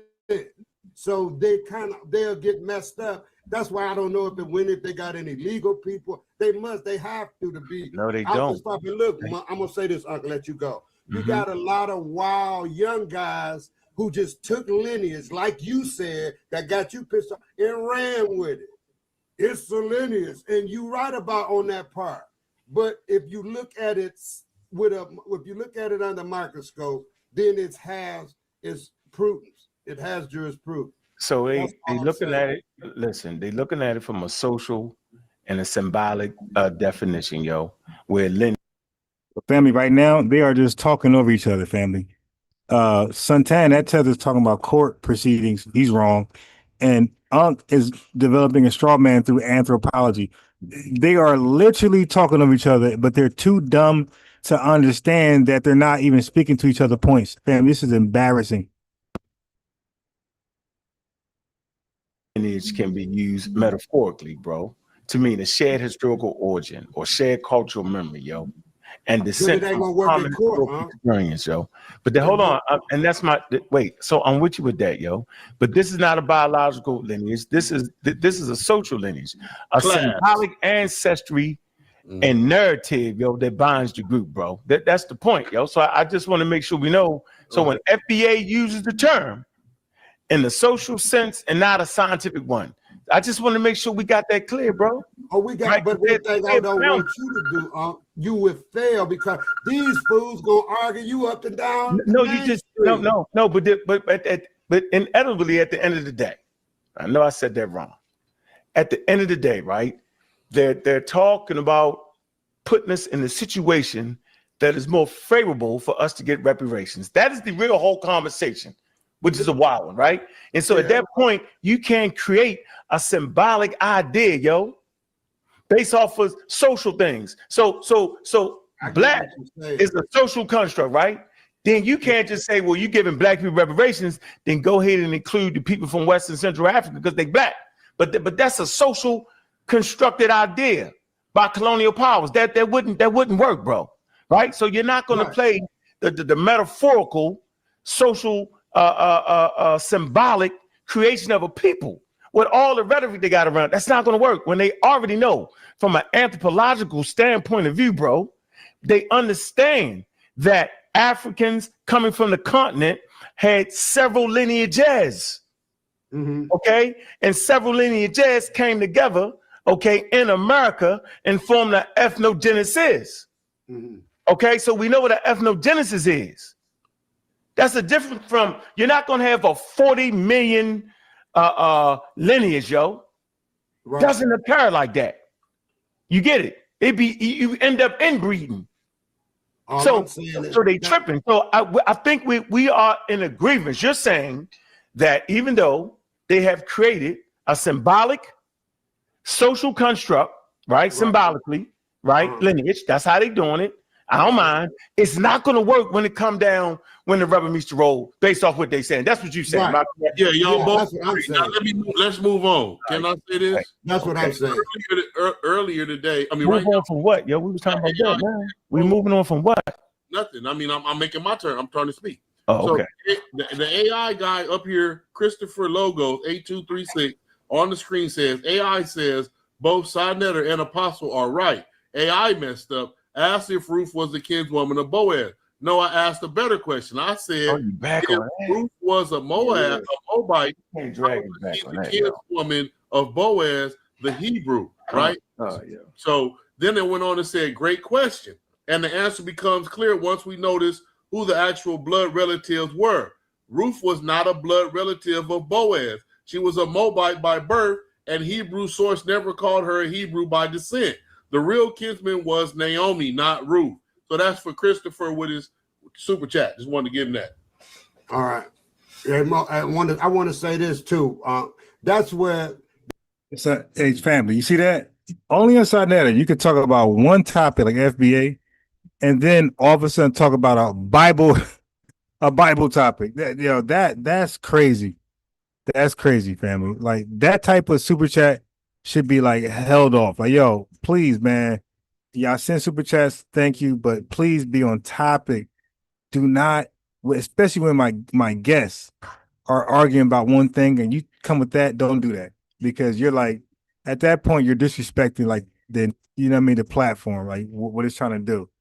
Come on. Like so that allows that's just goofy. That word tether come from the way you just put it when you and now look at this glade, like now this crazy, this disgusting African tether, like zesty as shit. Like he's obsessed with Unc and Reggie. Like he think these guys are so smart, so wise. Yeah, I want this disgusting zesty tether over here, man. Okay, this dude Suntan, he clout chasing, he be kissing Saneter ass too.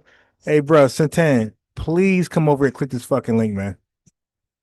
Okay, and like I did Unc last night, bro, I'm gonna drop your stock value, man. If you got any, I don't know if you worth a dime, but whatever's in there, any pennies in there, I'm taking that too, man. Like, dude, you're an idiot, bro. You're out of your lane. You're glazing two pseudos, two goofies, and I want to make you the example, my guy, for other glazers that glaze these two incompetent people. And when you added the diaspora into it, so then you get these guys over here in America seeing that these guys coming over from the diaspora look like them and grouping up, and they saying, well, hey, these guys trying to trying to get in what we trying to get in. And you just made it kind of clear what's going on. But see, then it becomes a point. Okay, so this disgusting, dirty, booty scratching tether is going to redefine what a tether is. So he don't want to define it by our standards, and our standards are coming from Tariq Nasheed. That's the shit he came up with. Okay, but this disgusting tether is going to, which all tethers do, they're going to redefine the word tether in our face without asking us if it's true or false. Okay. Where division has to come apart, where it has to be separated. And that they like, I'm gonna use your word. When the rubber hits the road, it gotta be decided in court. And if you ain't got your argument right, it's not gonna work. And I'm just speaking as for reparations. That's what I'm saying. If you ain't got your argument right in a class action, if you go in there just hollering lineage, it ain't gonna work because they got people to deal with that. Where do lineage sit in with the forefathers and their description of lineage, right? You don't have an argument, but you have an argument if you have a class action suit and you have to have everything worded out exactly right. You can't come in with all this way. He can't have you can't, you gotta come in all on the same accord. So it's gonna be a challenge. That's all I can say. So, you know, you got people that'll say that we got the ethnogenesis from FBA. That would be retarded. Anybody that studies the plight and the historical narratives of African Americans recognize that the ethnogenesis. So Uncle on his best behavior. Bad man. So Uncle's on his best behavior trying to Unc, do stop, bro. You're stupid, my guy. You're stupid. And Unc will never call in when I got myself and ex-architect over here. See, family, y'all don't know, but all I can say is that if y'all care, I can give y'all a date. Go to Unc channel, Community Skeptics, and go to about 2020, and 2021. You're gonna see me and ex-architect cooking the shit out of Unc. So this is going back 5 years ago, family. We got history. Like, he knows who we are. He knows that he can't fuck with us. He knows that. That's why he tried to like put on a show. Like, dude, go to his channel, 2020, 2021. You'll see us cooking the shit out of him and all of his Amara squad, all of his pseudo killers, every last one of them. All of them follow our leads, family. We are the progenitors over here. We're the trendsetters. We had the topics popping at Unc channel. Not Unc, not none of those dick riders. Family, part of my language, family. We had the topics popping on Unc channel. It was our topics, me and ex-architect, and Unc and his cronies debated our topics. They had nothing going on. So when we start rocking with Unc channel, look where it's at now. That shit in hell. You dig? And look where I'm at. You feel me? So like we were holding his shit up. Tariq, what's going on? What's up, bad man? How are you? Well, how are you doing? I'm chilling like a villain. What's on your mind? Yeah, so I've been following you for a bit. And I'm curious, bro, like this whole FBA thing. What is it all about? Okay, well, when you ask that question, that means you are not FBA. So where's your family from, first of all? Where's your people from? They're from the Caribbean. I'm from Brooklyn. All right, family, give me a second. I'm gonna get right into where I want to go on this video. I'm not gonna play the whole video. I want to get right into Tariq Nasheed's definition of tether, so that these tethers stop trying to redefine it and make up their own definition to undermine the real definition. That's what tethers do. They just undermine. And family, we're giving out honorary tether labels to FBAs too. If you're an FBA like Unc and you're kissing tether's ass, you are now a tether too. You're an honorary tether. Dr. Mayat, Brother Reggie, Unc, and a bunch of these other guys, they're tethers, you family. And if they say, no, I'm FBA, no, we're not saying you're a tether because you're not FBA. We're saying you're an honorary tether. Just like John Henry Clark is not a doctorate, but Pan-Africans call him a doctor anyway and make him have a doctorate. Just like Ben, they call him Dr. Ben, but he don't have no goddamn doctorate degree. But they make him one, they give him an honorary degree. Well, we're giving FBA's honorary tether labels. Dr. Mayat, Brother Reggie, your tethers, okay? What you are.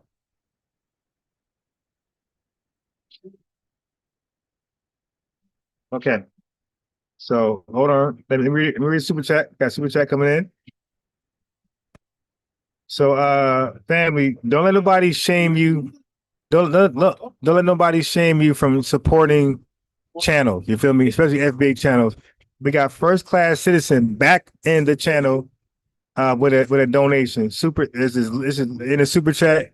lineage love in the building. He said he's not ready for you. Oh yeah, nah, he's the. I'm past on. I already know he's dumb. He can't fuck with me. Like I'm not even kidding myself. I want somebody more challenging. I want Garfield. I want I want Jabari. You feel me? I want people that give me more to think about. You feel me? I'm passing on. So he's not ready for you. First class citizen, super chat $5. He said that's why he's evading you. He don't even fully comprehend what he's talking about. All those guys are low caliber debate. I agree 100%, yo. Yeah, what debate has Unc ever won hands down? He could debate the dumbest person. That shit gonna be close.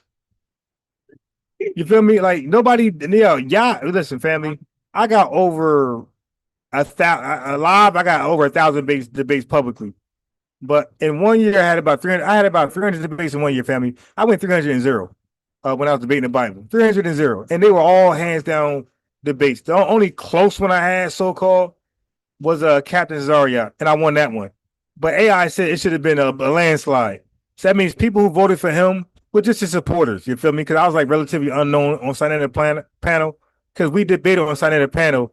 But the Saneter's chat voted unbiased Ron won versus Captain Zaria. Okay, but AI said it should have been a lot larger. That it should be no closeness at all. Okay, but check it out. Sort of like you're segregating other. You call us tethers. Oh, 369, you messed up. I had some Chicago people on the channel, bro. 369, you messed up, bro. I had 2 Chicago people on the channel. He might pull up. We got CRU Reality. He's Chicago. And we got another dude, Chicago, bro. We had a whole Chicago panel talking about Chicago business, man. I was looking for your ass, bro. You missed it, man. No, I don't. No. Stop. No. No, you're not a tether because you're an immigrant. No. Because you're an immigrant. The tether is somebody who's doing something. A tether is a name that we put on. Okay, so I'm giving you Tariq Nasheed's definition of tether. He's the one that defined tether. So now these tethers and Pan-Africans give Tariq Nasheed credit for coming up with FBA. We'll give him credit for coming up with tether. And he has a specific definition, never changed, never wavered. Watch this. No, I don't. No. Stop. No. No, you're not a tether because you're an immigrant. No. Because you're an immigrant. The tether is somebody who's doing something. A tether is a name that we put on things that's action based. That's a person who's trying to undermine us in some way. Somebody who's trying to undermine, denigrate, or sabotage us. That's tether. But you just being a non-FBA, you're not a tether because of that. But go ahead. All right, yeah, I'm glad you cleared that up. Because it's a lot of FBAs out here calling me a tether because I come from a Caribbean background and I'm first generation American. Are they calling you a tether because of that, or are you saying some shit in these rooms that's making folks say, "Hey, wait a minute"? Are you doing something that's funny style that people will take a certain way? Let's be honest. I'm gonna be honest with you. There's been a lot of I'm not in the rooms, but there's a lot of confliction between me and a bunch of FBAs, and that's mainly because a lot of foundational Black Americans, they believe that they're indigenous Black people. Now, I'm not knocking that. I'm not saying that a lot of Black people, Black Americans, are not indigenous to America, but at the same time, you have to respect your roots, and your roots, for the most part, came from Africa, right?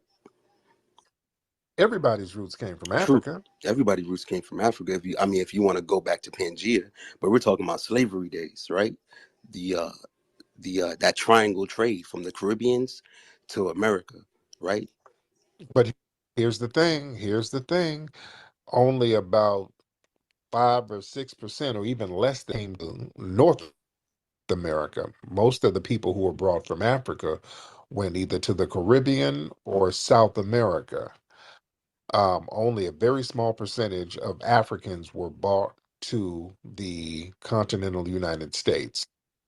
There were a lot of Black Aboriginals here, and we were mixed in with some of the African brothers and sisters. So we do have African DNA and lineage, but we also had what's called an ethnogenesis. We became a whole new ethnic group based on the circumstances, geography, and by virtue of us having to create a whole different culture. Like you and your family, you don't call yourself African Jamaican. You are Jamaican. You guys had an ethnogenesis in Jamaica. So your culture is different from the culture in Africa. The way you guys prepare your food, the way you dance, the slang, the accent that you have, it's a little different. There's still remnants of some Africanness there, but generally the Jamaicans, y'all got your own culture. You got a Jamaican culture, the food, things like that, the certain dances, reggae, things like that, which is good. That's not a problem. We too have the same thing. We had an ethnogenesis. We became foundational Black Americans. We're a different ethnic group. Our food is different. Our slang is different. Our culture is different. Our inventions are different. And that's okay. We're not generic Africans, which people got this thing where they try to make us some generic Africans. Y'all from somewhere in Africa. Well, everybody's from somewhere in Africa at one point, but we are a unique ethnic group, and that's okay.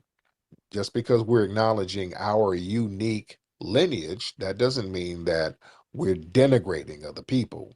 We're just not. People just have to respect that we are a unique ethnic group. That makes sense? No, it make a lot of sense. I'm not gonna lie, it would make sense for you to clear it up, Tariq. Exactly. So all right, let me go next one, next video. I'm trying to give y'all the definition of tether from Tariq Nasheed's mouth. He made it up. So nobody can revise the definition. The definition has been constant and consistent. Watch this. Okay. So one more video, and I'm gonna let Revenue talk. I know Revenue come here to bring drama. Nothing we say makes sense to him. The dude never get flowers. Say, hey, that part was right. I got this question here. Everything is like some hate shit. But okay. When have I said everything? When haven't I not agreed with you? I agree with some things you say. Some things Okay. I don't agree with No. FBA on. I'm saying every time you call in, that we know of, every time you call in, it's a rebuttal, critique. It's never like, hey man. But hold on. Let me play his last video. Pete Rock is the Jamaican tether.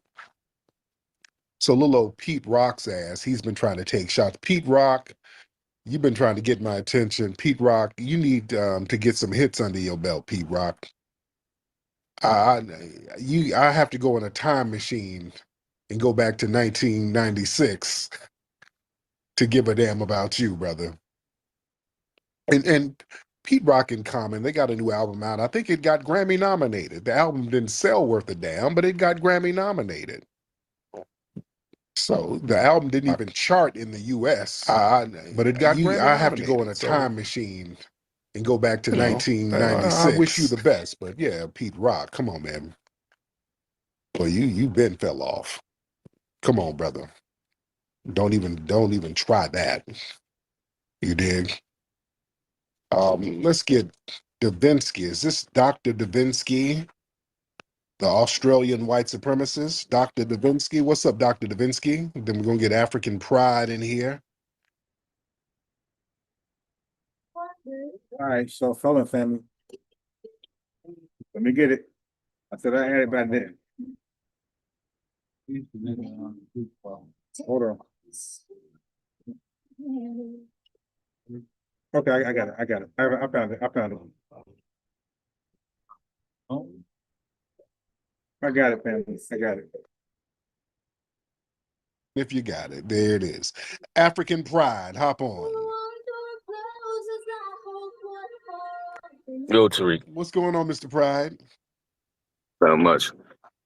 So a tether is Go ahead. Immigrant who undermines FBA, right? Yes, like yourself.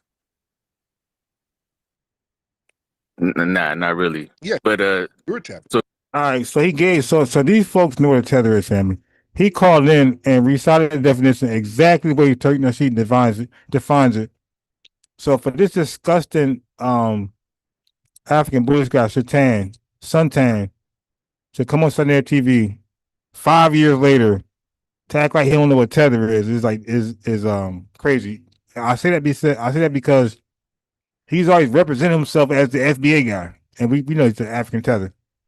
All right, so Kwame, I'm revenue. Go ahead. Yeah, I was listening, and like I always hear you say like why Unc always mix up the FBA with the abos and stuff like that when we literally just heard Tariq say, it was already a mass FBA All already in right. America. Okay. So let's stop you right here. All right, family. This is what I'm talking about. Do all FBAs agree with Tariq? No, but a vast majority. Okay. That doesn't. Okay. Bro, what poll do you have? Yo, no. Wait a second. That rhetorical. You're dumb. See, and this is why I be throwing you off. You're dumb. I talk to more FBAs than you, bro. They cook you. I have sincere conversation with FBAs. But I have brother Sanchez over here who he pulling 1,000 views. I have George Macon over here, 1,000 views. I had Lex Vortex who's been on the scene for a long time representing. But I had hella people come over who claims FBA. And you had you got Nutty Professor Small who says FBA, and you got Ancient Mama Dr. Mayat says she FBA. So bro, I could give you a list, and then Sarah Susan says FBA. So I can give you a list of people who claim FBA and they disagree. So bro, you got this fake ass poll. Okay, yo, we're 43 million. Some things we like. Okay, dude. Look, what you're not going to do on my channel is ever be disingenuous. I know for a fact. I'm not giving my opinion. I'm not guessing like you. Some fake ass poll. I'm telling you, there's a lot of FBAs who like some things Tariq Nasheed says and dislike others. Umar Johnson, she's supposedly FBA. There's some things he says we like when he did the snow money video and the recap on the Coach Moore. That was a good video. Right. So dude. I'm not gonna let you do is lie. You will never do that on my channel, bro. I'm gonna kick you out every time. So there's some things how about this? The family. Some things they agree with me. Some things they be like, I'm biased. I can't rock with that. And I accept it because they're not supposed to. I'm not their leader. I'm not their religious leader. I'm not their consultant. I'm not their advisor. I'm not their counselor. I give my opinion, and they like that I'm able to be open and honest, even though they disagree. I say I'm not a yes man. I'm not a cult leader. I'm gonna say shit that they're gonna disagree with. So Ron, can I ask you? Okay, your opinion? No. Do you acknowledge that? Do you acknowledge that people agree with some shit he says and disagree with some shit he says? Yeah, now that you're using the term FBA is like a wider scope, then yeah, of course. Yeah, no, but it's always used as that, bro. There's a lot of FBAs who okay. This is why we know you're slow. Like, dude, you're like Unc's son. Hey, bro, there's people who don't like Tariq Nasheed at all, but they like the idea of FBA and delineation. There's people who don't like Trump, but they support ICE. Is that possible? Is it possible to not like Trump but support ICE? Is that possible? Yeah. Oh, okay. So stop saying that stupid shit over here, man. People don't like Tariq Nasheed. Okay, they don't like him, but they support some shit he says, and other shit they don't. Some people don't like the trolling. He be roasting. Some people don't like that. Right. Some people rather he just be serious. So can I ask you your opinion? Wait. No. Look, this guy. No. Matter of fact, I'll make you wait 5 minutes now. Because the dude ain't listening, family. He just want to go. I'm listening to you. Okay, I'm agreeing with you. No. Yeah, but you ain't even let it digest. You got you something else, family. There's some things I say on this channel, and y'all my supporters. Y'all be super chatting, y'all be cash apping, but there's some things that you guys just cannot stand. That I say that you guys just can't stand on and validate, and it's okay with me. I'm not offended. I don't expect you guys. I'll be like him, Tether, revenue, to expect you guys to love everything I say or agree that no, I'm an individual that has opinions for right now, and they might change in 2026. But right now, they're what they are. It might change later. As I get older, it might change. But right now, Nutty Professor Smalls, I don't respect him all. He's not my elder. I don't believe in elders. I think that's some Pan-African bullshit. All right. I don't want no relationship with any African from the continent. Zero. I'd rather work with writers from the diaspora, not revenue, and people of his class. Okay, and not the tether dreams of the world. Right. So, but my thing is, we got a better chance of relating with the diaspora, not Africa, and white people, not Africa. Africans are the worst people to build right now, 2025, going to 2026. They're the worst people for our lineage to do business with or do anything with. They're the worst fucking ungrateful, entitled people on earth. I'm good with them. You guys might disagree, but that's where I'm at. I'm good with them, and that's my message. Now go ahead and ask your stupid ass question, man. Just your opinion. Do you agree that millions of FBA was already in America prior to the slave trade? So here's my answer. So you don't ask no more. I don't deal with origin stories, my guy. I deal with people who I started FBA. I don't whatever origin story you got, that's fine with me. You can claim you're Israelite from fucking Israel, Muslim from Mecca. I don't care. I don't care. That's your answer. I don't care. As long as those same people are staying there for my lineage, I'm starting the conversation there. I'm not starting a conversation from an origin story. I don't care. It's irrelevant. We're not uniting on origin stories, bro. We're uniting on the lineage. That's the answer. And so for you and anybody else, don't ask me that anymore. I don't care. I'm only starting with the lineage.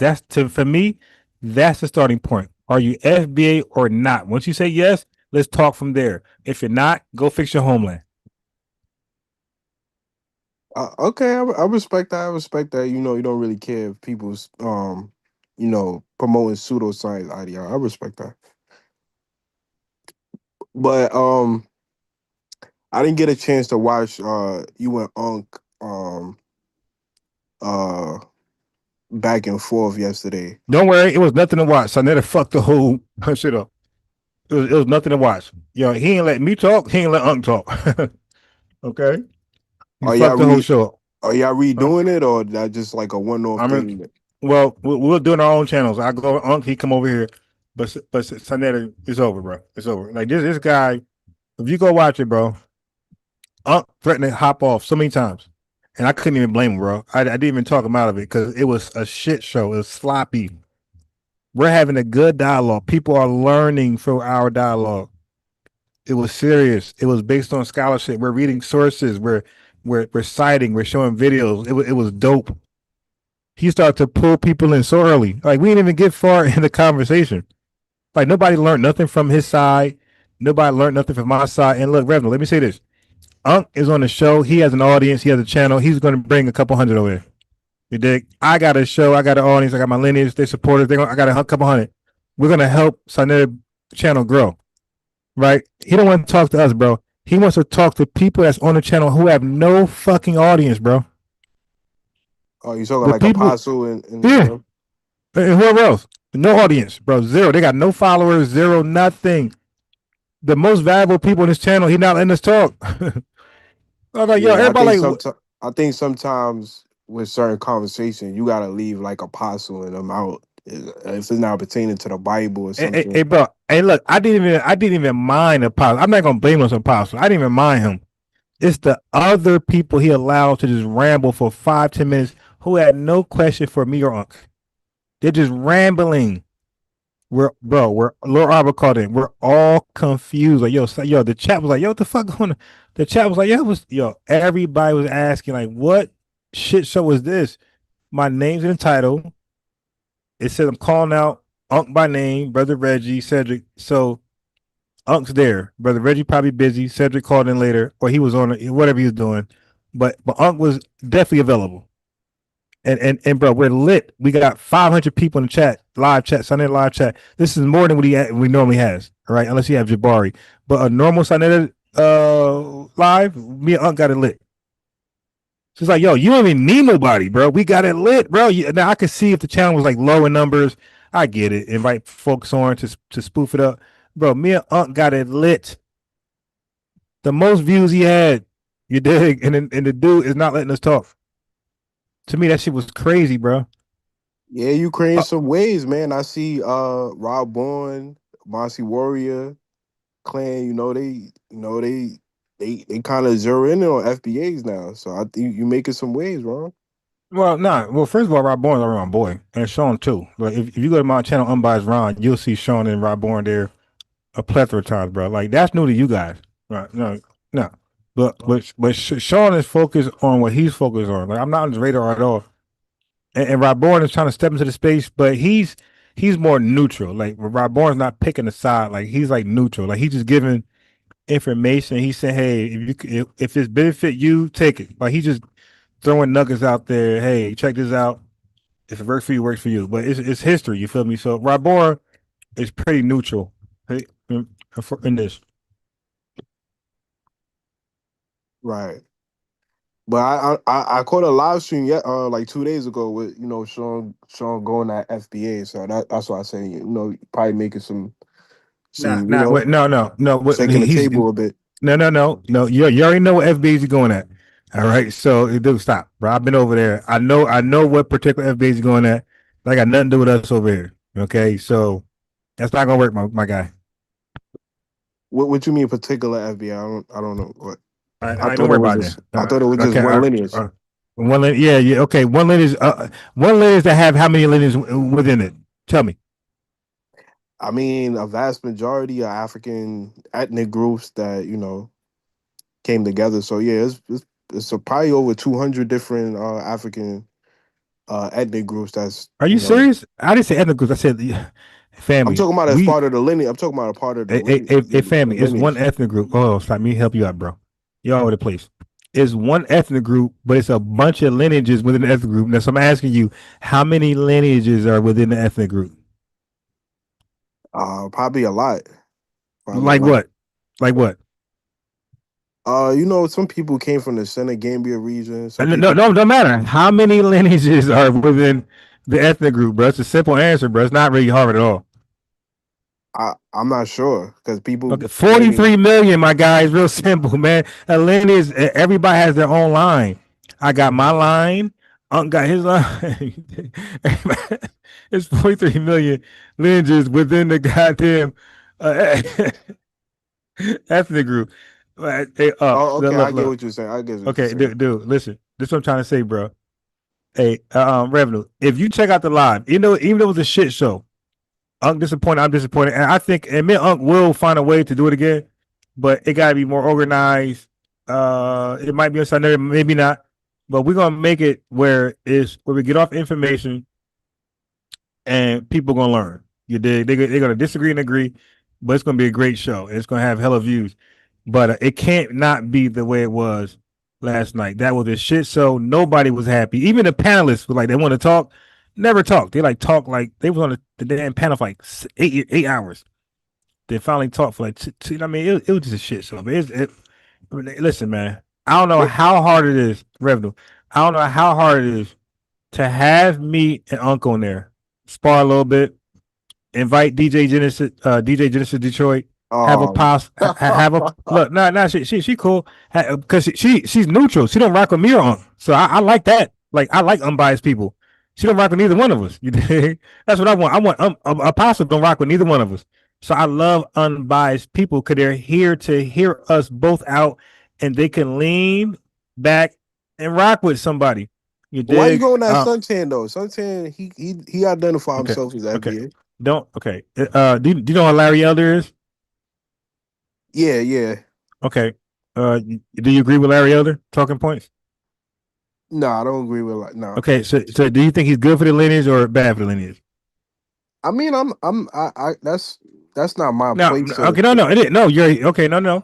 You listen to conversation. You listen to debate, right? You don't do that. Yeah. I listen to him. Okay. Okay, cool. Do you believe school to prison pipeline exists in America? Of course. Okay, he said it doesn't. Okay, so you think it's good or bad for people of African descent? So don't forget, when that black stat pops up about school to prison pipeline, that ain't just FBA, that's everybody of African descent. So he's denying that for everybody experience. So you think that's good for the African descendants or bad? Yeah, probably bad. Okay, he said probably bad. You feel family? Yeah, this dude is nuts. It's Nah, always I your didn't brother. agree. I'm not agreeing with it. I think it's bad. Okay, so you said probably bad. What the fuck? All right. Anyway, family, he don't stand on shit. So that answers your question, man. Just because you're of the lineage, and just because you are African descent or melanated, doesn't mean you are an ally. You can be an op if you side. So listen to me clear. Take the wax out your fucking dirty ass ears. If you side with white supremacy, my guy, you're an op. And we're seeing a lot of tethers like yourself side with white supremacy, and you're an op because of that. You're not an op because you're African descendant. You're not an op because you're from the Caribbean or from Africa. Op because you side with white supremacy. And Larry Elder is like one of their gods. Right. Well, you're comparing Larry Elder to Suntan? All right. Okay. So, yeah. I'm about play a video. Okay. Real. Between Native Americans, small amounts, indigenous enslaved Africans to the tune of about 12 million, and colonial powers. Like if you study African Americans from an anthropological sense, you're familiar with the goddamn word, bro. And you're also familiar with the word lineage. And so when you hear people using it out of context and just diving into it, you know they tripping. And so to be real about this whole conversation, we shouldn't even be arguing. We should be able to have a serious conversation. What we found out last night was that an FBA guy, he decided to not agree with the whole black trade. Okay, so family, what they do is because he's retarded, incompetent, can't comprehend correctly. What he does is, family, they choose a random FBA guy that's out of his fucking mind that probably needs medicine. Okay, they'll debate him. He'll say some weird, crazy shit. He's unqualified. Nobody knows who he is. He has put in no work. You did to be a voice at all. And Unc, because he's a coward, Unc would debate him and then make him the representative of all of us. When I'm right here, he got my phone number, he know my channel, but he'll rather pick a weakling who's probably not FBA at all. Family, that guy is probably a tether pretending to be FBA. Nobody can vouch for him. Nobody can vouch and say, yo, he's FBA. He has no history of being FBA. He just said it one day and Unc debates him. And then when the hold is all to this one guy, but that's for slow-minded people like Unc and Brother Reggie. Okay? That's for them. I don't do that. I don't just debate any old Pan-African and then make him the voice of all Pan-Africans. I want to talk to their strongest orator. That's what I call for Q Brother. I call for Unc. I call for Dr. Mayat. I call for all the goddamn Asars, a whole bunch of you motherfuckers. All the Asars. Okay, the Brother Reggies. I call for who they believe is the best representatives for their talking points. Now, I'm not calling for Dex and Revenue and Tether Dream. I want their best. Unc want their weakest. I mean, Unc want our, Unc is satisfied with a Tether cosplaying as FBA, some scripted debate. That's what he's comfortable with. That doesn't work over here, man. Traders and explorers and black indigenous people, and he agreed that no, it's just the Native Americans, enslaved Africa. Right? Then nobody's arguing with you on that.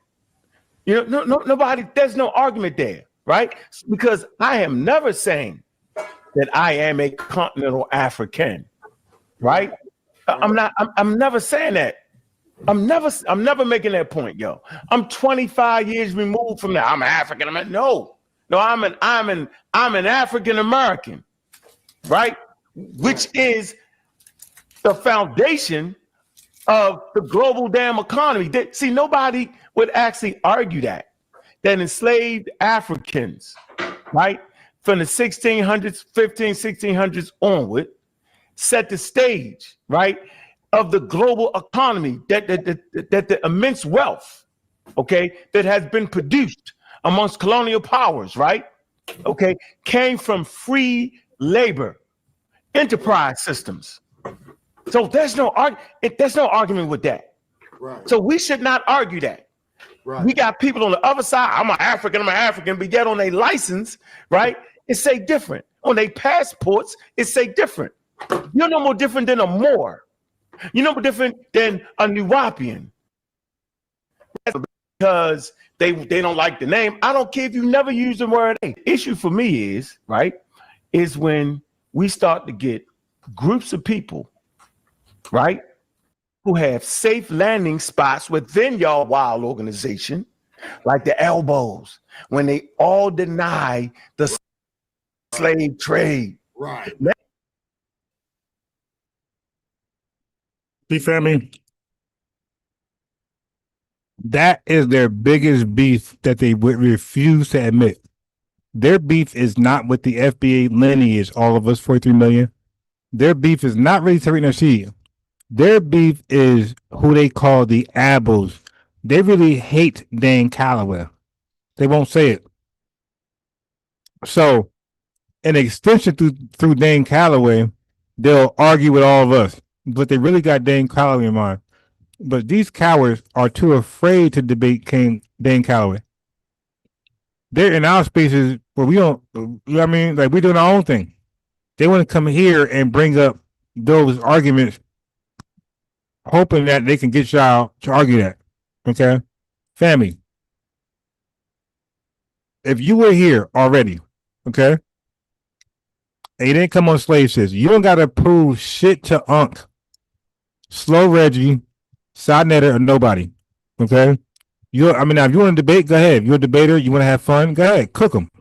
But I'm saying for everybody else, you don't got to prove to them shit. Okay? Bring that ass back to the topic. FBA delineate self-identification and reparations. Okay? You guys want to debate your origin story, you're by yourself. You know what I mean? I can't help you. But if you want to bring them to the original topic, they got them really mad, delineation, self-identification, and reparations, then I can help you. And I will bury them, which I've been doing. I killed Pan-Africanism. R.I.P. to E-Bizzle. What's up? What's the word, family? You already know, man. Great night, So man. y'all been getting it in, huh? Yeah, man. I'm trying to call out their best, and they pull up. They do come, but they don't have the energy. You feel me? They be nice as hell. Yeah, I was watching some of it last night, and it was sloppy. Yeah, oh my God. Worst shit I've ever experienced on Saneter TV before in my life. My man had me in his title and barely let me talk and represent FBA, ADOS, and descendants of freemen. Like, he won't let me speak on behalf for shit. So now I'm like, dude, why you using my name as topic to talk about dumb shit that I don't care about? But my name is there. You dig? Now, he got hella views from last night. Hella views. Probably 5,000 right now, which is more than most of his views on his channel, but for this month. So I'm like, dude, if you're going to put my name in the title, like, let me talk, my guy.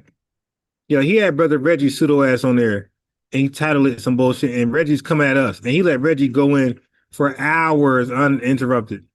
So anything disrespecting FBA ADOS, descendants of freemen, he'll let you go forever. But if you represent FBA, he gonna immediately bring up a cast to not even challenge me, but just to change the fucking topic. I told him to bring up Unc. I said, yo, I said, Saneter, bring Unc and bring Satan. I said, immediately. I said, don't even wait to bring them more. I said, bring them immediately. Because those are two dudes I want to speak to. Suntan might have been busy, whatever. Okay. But Unc was there. I was happy. But when I pulled up, I was kind of late, and I see everybody under the sun there. So Saneter said, all right, don't worry. When you click on, they all gonna leave. So he got rid of them. But as me and Unc was like warming shit up, me and Unc had the chat lit. The sparks was flying. We were going at each other next. The chat was loving it. The views was up there. You dig more than he usually have. And then he just for some reason he just started adding people on there who didn't even want to ask his questions. Like they just want to argue their own topic. And he allowed it. We're like, yo, what is going on, bro? Yeah, that's tough. Yeah, that's tough when you get a lot of moving parts in there. It's hard to, you know what I'm saying, get your point across to try to get some information out there that people may not have. Hey, yo, my thing is, I could just went live on my own channel and got more views. You dig? Right.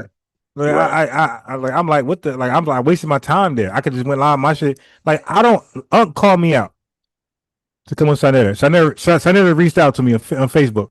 Said, "Come." I came through. But bro, I go live every night, by the way, and I do great numbers, more than we did on Saneter. So I'm like, and then my channel took a hit because I didn't go live. You feel me? I lost some algorithm shit. So I'm like, so at least let me go in. I only get to talk. It's like he wanted to mute me for a night. I'm invite unbiased over here and mute him where he can't talk and represent FBA the right way, but also his channel is inactive. Yeah, I think it's just a lot of us that, you know, grew up in that Pan-African type of, you know, situation, and it's hard to let go from time to time when you start seeing the truth. You know what I'm saying? We want to hold on to them old ideas. You gotta grow. You know what I'm saying? People feel threatened by that. You feel me? It's okay, but I know like 90 years old. Like, dude, you're not a young guy. You know what I mean? Like you gotta learn from your shit and get over that. Now, then he went on a diatribe where he's gonna get the solution what we should be doing as a lineage. And he just went ranting, raving, ain't accept no feedback, no pushback, no challenges, nothing. He just went on, telling us what we gotta do, and then he got quiet, and then nobody could respond or challenge him and call him out, and then he just went on to something else. Like, dude, Saneter, yo, listen, bro. We're not taking zero advice from your ass, okay? Dude, you gotta fix your own house. Like, dude, fix Pan-Africanism. Y'all are fucked up, my guy. Y'all over the place. He said, we're not organized. No, we're organized. You're not organized. You ask any Pan-African the definition, you won't even get one. Hey, Ibizzle, I asked a Pan-African on the channel, on the fly. Hey, what's the definition of Pan-Africanism? Now, this is a fake Pan-Africanist gorilla woman, right? She couldn't even give me a definition. So you're into yo, Unc can't do it though. No. Unc can't, Cedric can't. Yo, all these guys that's repping this shit, that of my yacht, they cannot give you that that one question, bro, stumps them. They want to bring back that Kwame and Kimray, Stokely Carmichael energy. But you know the thing about it is that when you talk about reparations, people, you know, it's gonna be baby steps, just like out here, right outside the Shy, Evanston, Illinois. They doing reparations through housing. You know, that's one way you can get some type of you know, reparations. You know, the reparations is that's it's the trigger. It's a trigger. Right. I know what you're saying, but it's a trigger for a lot of people. It's a trigger, but go ahead. But Ron, let me just educate my chat. Now, Ibizzle, I was in South Carolina. I worked in property management. I work in housing, low income. I know what this. I know how it works, bro. I know LIHTC. I know HUD. I know all that shit, my guy. Okay, that's not reparations. Low income housing is not based on race. It's a criteria. You got to fit. You got to make a certain amount of money. You dig, and you qualify. That's it. U.S. citizen, make a certain amount of money, you qualify. It's not on reparations. It's for all people who qualify. Straight, non-straight, binary, whatever the fuck you want to do. Tether, American. If you're a citizen, you'll qualify for low income housing. So I already know that that's a fake trick bag. Okay, that's a nothing burger that has the title reparations about it, but it's for anybody who qualify regardless of race, creed, religion, all those things, bro. Yeah, that's not gonna work with me. Actually, they doing it because of the history of redlining. No. That Okay, particular you community. kind of missed. I got you. But what I'm saying is, bro, but it's for everybody, even the people who are not redline. They that type of housing thing, that project, bro. I just explained, bro. I just did property management in South Carolina. That is a federal thing. I just told Tech. You don't know what Tech is, and the chat don't know what it is. That's low income housing, my guy. That's an acronym. Okay, where they incentivize developers that make luxury, that build up luxury like housing, like apartments. They incentivize them with tax breaks, tax credits to offer limited rooms for the poor. I know how this, bro. I was in this business. I know how it works. I got recorded phone calls, family, of me and tenants. Okay, I knew for motherfucker might try to challenge me. I got recorded phone calls with me and tenants. They're complaining about rent or this and that. I got recorded public phone calls. I can play over the damn wave, bro. I do this shit, man. And that is not specifically for nobody. It's open to everyone who applies. So if a bunch of small hats go over there and their income and they can hide their money, right? Which they do a lot. They hide their money and say, hey, we don't make any money. We're poor. And they fill out the paperwork, bro, they're going to qualify. So they can say it's for that, but they can't make it for that. It's open to everyone that applies or that's called discrimination, and they'll face lawsuits. I know how this shit works. I know how it works. This is my area when it comes to property management. That's my shit. All right. I done it. I worked in compliance. All right. It's my shit. I answer these phone calls from these tenants. I know how this shit works. And my sister was the manager. So I'll call her on three-way or I have her pull up and we'll really cook. We'll cook anybody on housing. No, it cannot be race specific and it cannot be lineage specific. Cannot happen. The only thing that could happen like that is reparations. So I don't care how they word it. That's a trick bag. It's a nothing burger. I know how that shit works, man. Trust me. It's nothing. They're trying to trick us. I wanted to ask, is Jasmine Crockett? I'd asked in the chat, is Jasmine Crockett, is she FBA, bro? I don't even know. Maybe don't care because as we see, you can be FBA and be an op. So it don't even matter at this point, family. It's about actions. Are you riding or are you against? All right. And that's what I said. Like, we're giving away honorary labels, okay, to people. If you are, you're no different than a tether. You're the same shit. Because both y'all have one thing in common, and that's to undermine and sabotage. So if she is, it doesn't matter. She's an honorary tether. So that means we're going to call her a tether no matter what. I find it interesting too after all this the Somali incident that happened up in Minnesota. All that's getting exposed now. Now they want to be black all of a sudden. They want to be black Americans, FBA. They want us to stand with them. Yeah, so that's why I'm gatekeeping the word black for that reason. And I've been doing this all year long. And black is something everybody just can't just join. Like, just like you can't join our lineage, but you can't join black is either, because black is the name of the lineage. So you can't be Somalian and black. That's a contradiction. Let me explain. We use black the same way we use black to identify ourselves the same way they use Somalian. So you could literally say this. You can say, hey, man, there's 5 people in the room. There's a Somalian, there's a Ukrainian, there's a Chinese person, there's a Nigerian, and an Indian. And it's the last person walking, the 6th person, that's a black man. Okay, you feel me? So all of those are lineage, ethnic labels. That's exclusive. I can't be Indian. I can't be Somalian. I can't be Ukrainian. I am black. That Somalian can't be black, can't be Indian, can't be Ukrainian, can't be Nigerian. That Nigerian can't be black, can't be Ukrainian, can't be Indian, and can't be the other shit, bro. All those are labels specific to lineages. So black is a specific label for. I'm sorry, black is a label for a specific lineage. So Somali saying he's black, that's like a Jamaican saying he's Jamaican and fucking Ukrainian. It's like you can't. You either one or the other. It can't. That's not how it works. So yeah. So we're correcting them. Like no.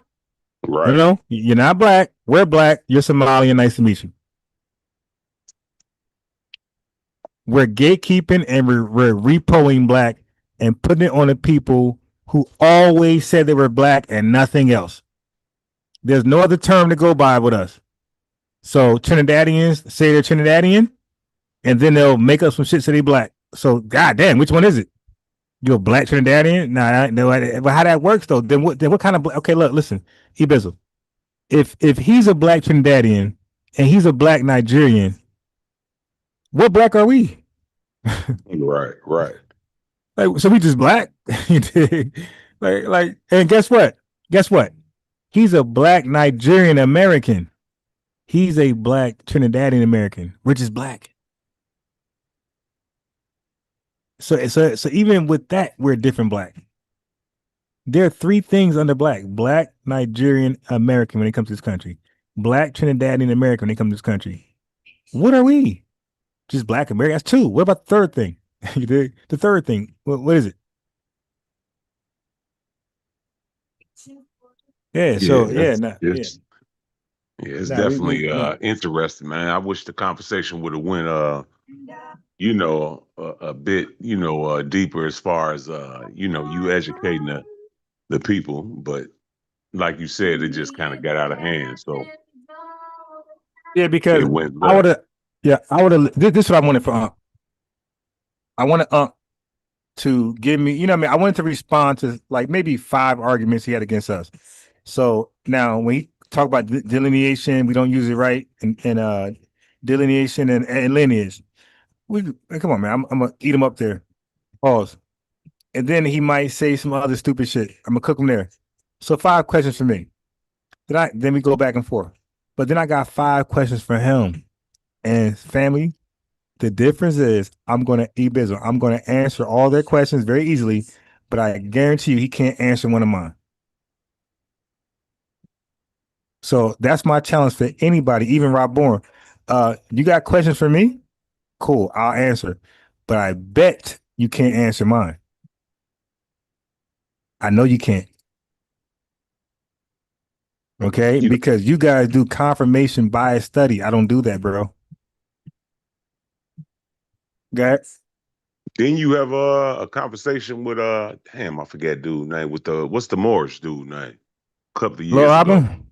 Yeah. Nah, the only conversation we had was private. Like if we had a public one, it wasn't on this topic. We had some other shit going on.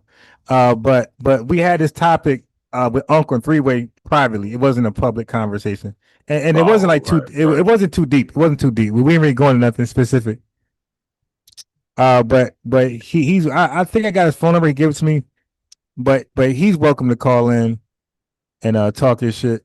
Like none of them are going to beat me, bro. And none of them are going to like either I'm gonna agree or they'll get cooked. Because if I disagree, it's an automatic L for them.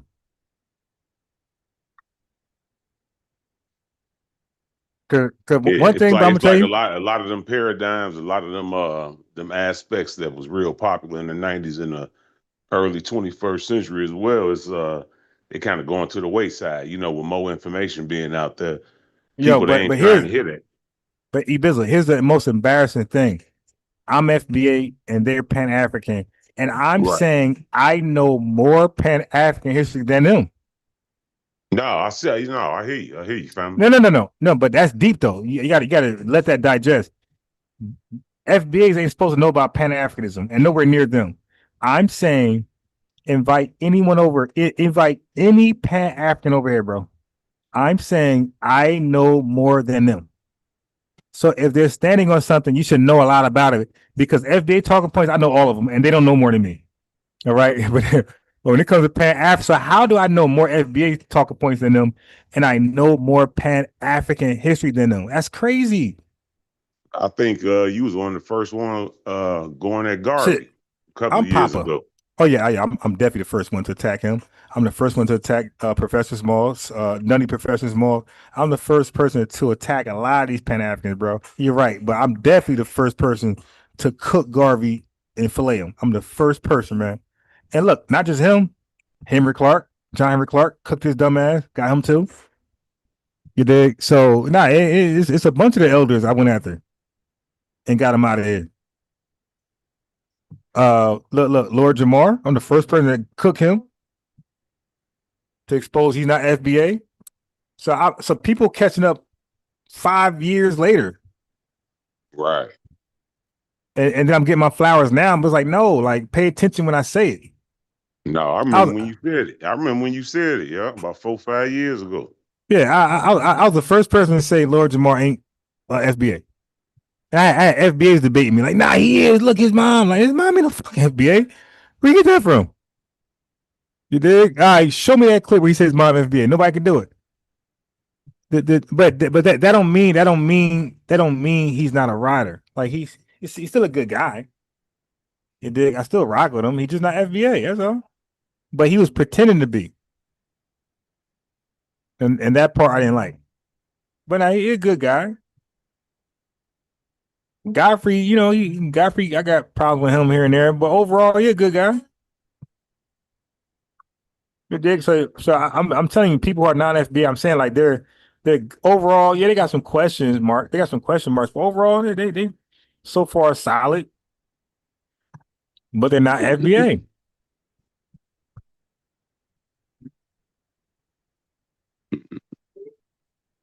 Yeah, that's just some Now, interesting times, Joe. now, Mr. X, the agnostic said, go easy on the OGs. They went hard what they had, bro. That's nothing because Malcolm X didn't go hard on his OGs. Okay, when he thought people were coon, he called them out. When Dr. Khalid Muhammad thought Mr. Butts was a coon, he went at him. Okay, Messy Jesse Jackson, remember that statement? So no, we're not doing that. Don't hold me to something you don't hold Dr. Khalid Muhammad and Malcolm X and Ms. Lucifer Farrakhan. Don't hold me to things that. What about A. Philip Randolph? He didn't respect his elders. What about W. Du Bois? You did. What about Chancellor Owens? What about Hubert Harrison? You dig? No, bro. They call. What about Frederick Douglass? He didn't respect his elders. They call people out during their lifetime, bro. See the difference. See the thing is, Mr. X, is that real FBAs, bro, we're fearless. Bro, we're fearless. We'll call you out to your face while you're still living. We're not gonna wait till you pass to talk about your ass. I'm calling these OGs out while they're living because they need to get right. They need to get right, and they need to get right on the right side. Get on the right side. And they need to be shamed because they're on the wrong side. They're hoping that your lineage fails, my guy. You talking about give them a break. Do you know that they're hoping your lineage fails? You dig? They're hoping we never get reparations. And that's another topic I would love to talk to Unc about. But E-Bizzle, I'm not playing. Unc is not on my level at all. He can address me on no. All he got is like little corny.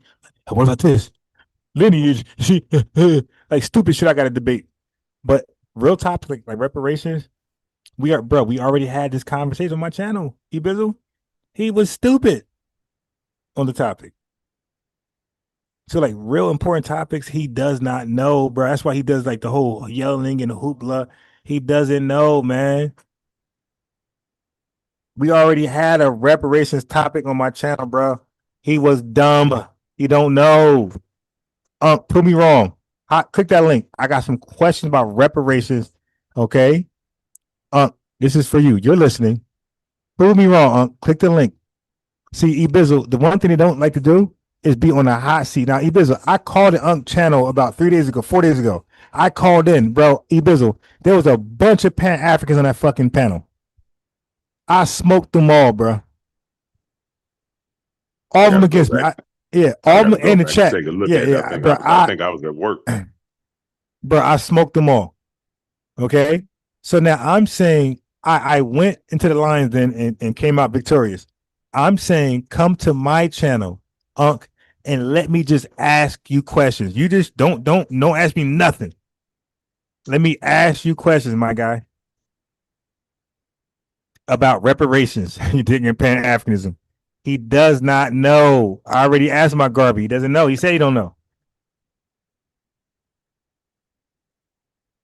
But he wants to pretend he's on my level when he's on certain channels that's not more successful than mine. It's like, dude, I don't give a fuck with you. I don't care how you talk about me. Ain't nobody listening. I seen that you brought up John Robertson. That kind of went over their head. Bro. With Ethiopia. Oh yeah, bro. They didn't even respect that, bro. like I didn't say it. But this is that. But Ibizo, you do that when you don't know your history. You don't know how to value it, bro. I went on Saneter TV last night as the only FB on the panel. I exposed myself to all the Pan-Africans, including Saneter, to call in and challenge me. I was available for how many hours? How many hours? About 2 hours and 40 minutes. I was available for any smoke, anybody, Jabari, anybody. I made myself vulnerable and available, and nobody called in. That's confirmation. They respect what we got to say. They respect our stance. They don't take us lightly. And they respect me, obviously. Yeah, I was dying. Hey, Ibiza, I was dying to make somebody an example yet last night. Besides, you did. I was dying for Cedric to outright challenge me. I was gonna make mincemeat out of him, bro. Ain't nobody calling and challenge me, bro. Nobody. Family, I called in King Pan-African Saneter channel, and I got no serious. I was in there for damn near 3 hours. They got no serious challenges. None. I'm in their house. I'm away in their house, and I got damn near no challenges. Can you imagine one of those guys coming over here and getting no challenges, or maybe one? I'll be so embarrassed. I probably shut my channel down. Y'all don't call in and cook these tethers and tether supporters. I got no challenges. So then Unc does a follow-up show last night, and now all of a sudden everybody calls the Unc channel. I'm like, yo, what? Why you? Yo, Unbiased, click the link. Wait a minute. Why you click the link? Hey, I'm going to bed now. I'm good.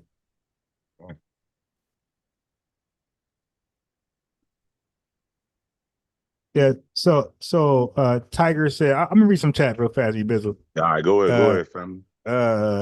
Born Amy says Saneter's a Tether Rican. Ignite G4N says, yo, I'm from the Jurassic era. That means before the internet. So how you had to obtain the information is, man, you don't right. FBA Mr. CJ says, look at Harry Belafonte. God bless the dead. I think he said dead, but he was a revolutionary when they let him in. He stopped being a revolutionary. Rael says that says a lot when you think about it, Ron. To be able to back down the whole Pan-African grift, that shows you how weak the shit is, right, bro? I exposed myself to everybody, brother Reggie, Chief X. Everybody can call in and challenge me, but nobody did. Tiger Crane Shakir said, Malcolm X called out so-called elders. He referred to Roy Wilkins as Uncle Roy because he said he was told that if you called someone an Uncle Tom, they could sue you, i.e., you liable for slander, defamation, right? Yeah, see, Tiger knows. Ray said they know their place. Darlene got the black fist up there. Mr. CJ, FBA said, I study history, foundational Black American history, to be exact. It's something that I'm very passionate about, and I feel like the elders felt this. Interesting. DJ Ignite said, Nick said, every last one of us should be outshining Malcolm X right now because of the information that is at our fingertips. You don't realize how good you got it. Yeah, I agree with D Ignite. Like we're looking back 60 years, talking about Malcolm X said, Nearly Full Jr. said, yo, what do we say? because we got their information. Google AI, you dig, books they never had before. We got tools where we should run circles around those guys, man. And that's why I'm here. It's like, yo, I can answer questions Malcolm X can't answer during his time. Malcolm X ain't know shit about a tether. Malcolm X ain't know about diaspora wars, and he never spoke about it. Malcolm X ain't know about the undermining. When did Malcolm X ever speak about reparations? You dig, for Black Americans or anybody, the Caribbean, anybody. But when he do that, I'll wait. Yeah, it's a whole host of stuff Malcolm X never talked about. You know why? Because he did not know. So Ignite is right. We got access to way more information, and some of us know, we just flat out just know more than them. Okay, Dr. King, all of them. Like, we know what they know, we know more. So we should be great, right? We should be greater. And that's why I'm on the mic, trying to be greater, trying to this is my soapbox. Malcolm X had a soapbox, Dr. King had a soapbox. Well, we got the internet. And FBA News and Updates is my soapbox. But we got Be Easy. Peace, man. Hey, what's up, big dog? Could you hear me? Yes, sir. Loud and clear. Microphone sound good. Okay, yeah. And I have been saying this. I've just been making a different argument. I've been telling people that forget the knowledge. You know, I'm just being facetious when I say that. People like to talk about this big money stuff. So you have way more money than Malcolm X ever dreamed of, right? And he was able to, you know, whether you agree with him or disagree with him, right? He was able to get some traction with whatever resources that he has. So you have more knowledge at your fingertips and you have more money than he ever had. So, you know, there's really no rational excuses that you can make, you know what I mean? Yeah, you can look back and say, okay, you know what they say, chew the meat and spit out the bones, right? Not everything he said was gospel, you know what I mean? Like, do you agree with him when he went over to the Mecca and, you know what I mean? Right. And worship all those Arabs over there, right? On some all lives matter, he would have been on some free Palestine, free God. He would have been the same cat. Put free Palestine above some B1 issues. Right. Energy that they was giving off. Same thing. And then what I do respect about you too, because I was watching a little bit and salute bro Sanchez. I was watching a little bit of one of his videos, and he was saying, in terms of the FBA, right? Many FBAs are, you know, just like metaphorically, like on the progressive, independent, moderate, moderate Democratic side in terms of FBA. But he said his brand of FBA is that far right. Right, that would be the equivalent of a FBA red pill or FBA far right. And I was like, you know what, I do like that. And from what I like that too. From what you're saying, you are more of a radical FBA because people think that it's blasphemous. How could you go at Professor Smalls? He's an elder. And I'll say we do need to delineate, distinguish, disaggregate. And I'm not just only talking about Professor Smalls, but some people are elders and some are just olders. There's a lot of people that's just taking any old person and saying that's your elder. No, it's just a nigga that's older than me. That don't mean like what does he know? And then just saying that, like, because we were taught to always respect your elders, but that's just presuming someone older than you as your elder. How the hell is this person my elder if he's a drunkard or a jailbird or he's my elder because he did 20 years and I can tell you something that you never been through? Like, bruh, that's not an elder to me. So we do got to get off of this kind of fixated point of just, and I'm not just only talking about Professor Smalls, I'm saying just like this unquestioned level of some type of respect that some people call Roland Martin the elder, right? Al Sharpton, that's your elder. You can't go against Jesse Jackson, he's an elder. Marcus Garvey, he is an elder. Marcus Garvey had like just a litany of him being a op, but we can't go Jesse Lee Peterson is an elder. right? What's the other dude? Larry Elder. Right, his name is That's wild, bro. Man, I can go, but man, you could pick it up from there, bro. I got some other stuff to say, but I don't want to hog the mic. all right. Issa Al Asakari, peace. Peace, brother Rod. Peace, brother Rod. Now listen, brother Rod. You know I love you to death, brother Rod. You know what I'm saying? But this is the first time we ever disagree. Well, I keep saying we're 43 million. Like, I don't expect not one of y'all. Like, we Of got three course. people. We got 3 people in the panel. E Bizzle, you, Be Easy, and we got 150 people watching live. I don't expect you guys to agree with everything I said. If you did, I would think you guys are bots. I would Right, think you're agents. right. If you agree with everything I But said, I'll think you're crazy. I think let, I don't want your support. let me tell you Right. why. Let me tell you why. And it's only on one part. When it comes to Brother Malcolm, you are 100% correct. The problems of today, Malcolm couldn't address because they weren't the problems in his time, such as the diasporic wars, the tethers, the undermining, and everything else. Now, when we say that he would been on some free Palestine stuff, we have to look at the context of that time. The other groups, it wasn't known that they were trying to undermine us. You know what I'm saying? And in typical FBA fashion, we always speak out for everybody. That's what we were doing back then. That's why we're delineating now, because we see how our ancestors spoke out for everybody and it wasn't reciprocal. You know what I'm saying? That's number one. Number two, when it comes to Malcolm and reparations, the thing is, Malcolm was deleted because he was going to go in front of the UN and bring the United States up on war crime charges and crimes against humanity. You know what I'm saying? He was going for reparations, but in a grand scale. You know what I mean?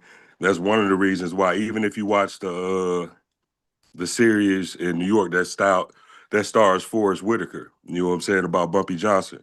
You know what I'm saying? Malcolm was supposed to go to the conference in Cuba, you know what I mean, to speak, but he was supposed to be assassinated there. So Bumpy didn't let him go. Then he wanted to go to the United Nations. That's what he was working on. You know what I'm saying? And that's one of the reasons why he got deleted. So when we speak about Malcolm, I know we got a lot of fervor, and I'm with the fervor. But when it comes to Malcolm, we really got to do our history research and also look at the context of the times. You look at Malcolm in the way that how sharp he was in pinpointing the enemies amongst the liberals and the conservatives, and how he deduced everything from back then is basically prophecy today. And you look at the liberals and the Democratic Party and what we talk about, you know what I'm saying, all the time. So that was my only thing. All right, well, let me say this. This isn't just my opinion. I did great extensive research on Malcolm. Matter of fact, I got videos of Malcolm interviews that I don't think nobody's seen. So I could do a tit for tat with Malcolm X versus anybody here, and I don't think nobody's gonna win that versus me. Now, That's number one. Wait, I hold on. understand. Where's I Michael? don't mean to cut you off, but I just want to interject this real quick, brother. Yeah, go But ahead. also, little Malcolm, his grandson, me and him was in the same Islamic seminary in Florida. You know what I'm Okay. saying? Before he went to Mexico and got assassinated there. You know what I mean? So I've had extensive talks with the family, I understand. with the daughters. You know what I'm saying? I I understand. got Sister Alicia's number in my phone. You know what I mean? No, So like, I'm considering all that. But what I'm saying is that I know a lot of y'all are just meeting me through this channel, but I have FBA Defensive Unit. I have unbiased Ron. Okay. I've been on YouTube for 17 years, debating for 17 years, debating the Nation of Islam. Okay. But the teachings of the Nation of Islam, You're not gonna find one person right now on the fly who know more than me right now. You're not gonna know, bro. People who are in this space, the teachings, they all I spoke to them. They all ask Rob Bourne about me, Nation Islam. Ask Rob Bourne. Oh Like yeah, all the big. you Okay, know, Eric Muhammad. I'm saying, hold on, Eric Muhammad. Ask me Eric Muhammad. Okay, so I know who Eric Muhammad is. wait. But you don't know this. Hold on, but you don't know that DJ Focus' dad is Eric Muhammad's enlightener. You don't know that. So that's Brother Keith X, and all of us were privy to be in the shop of Brother Keith, who raised up Brother Craig, who was in Dr. Khalid Muhammad video, Religion versus Spirituality. Yeah, that's Brother Yeah. Craig. Okay, Yeah. so what I'm saying, bro, I'm more connected than most people in the Nation of Islam. Oh yeah, All right. I'm not. Wait, no, bro, I'm just responding. This is me going. Yes, sir. Okay, so you got Brother Kareem Cathcart. People said he was involved in Malcolm X assassination and Newark. Okay, connected with him. You did. Matter of fact, I did security for this Islam in Newark, the worst parts of Newark you can ever imagine, going through Stratford and Irvin Turner. You dig? The Stratford, it was a street, nobody going there. If you're not from Stratford, you're not going there. People from Irvin Turner wouldn't even go to around the corner, wouldn't even go to Stratford. Oh, So, you know, I'm a Chicago boy, so I understand Okay. them streets. Okay, so wait, but I'm just saying, when it comes to Malcolm X, I'm not some light guy. I'm some guy who used to watch all the shit. I got Malcolm X videos with a goddamn instrumental behind him. You dig? Damn near like, so that was my music, by the way, family. My music was listening because this Islam made that popular. Like this Islam so mixtapes with hip hop instrumental beats behind lectures, Mr. Louis Farrakhan, Malcolm X, Dr. Muhammad, so on and so forth. Matter of fact, I bought them in Chicago, brother, because I was in Chicago. I was Chicago when the Nation of Islam did the run with Russell Simmons. When Farrakhan did the run with Russell Simmons, I was in Chicago. All right, I was in Chicago. I was at Mosque Marion. So, bro, I'm well connected. I know a lot about Malcolm. And I do know he did not speak on reparations, and I do know this. I do know if you go to the UN, can't force no country to do shit. Go Google that. Okay, well, so we know that. all right, so I'm saying it was a nothing burger. I'm saying we know more than him. We know that you have to go to the actual country who harmed you, and no country can make another country pay. Yeah, because we're in modern times. You know Okay, right. No, I'm saying, but that was all. Oh, no.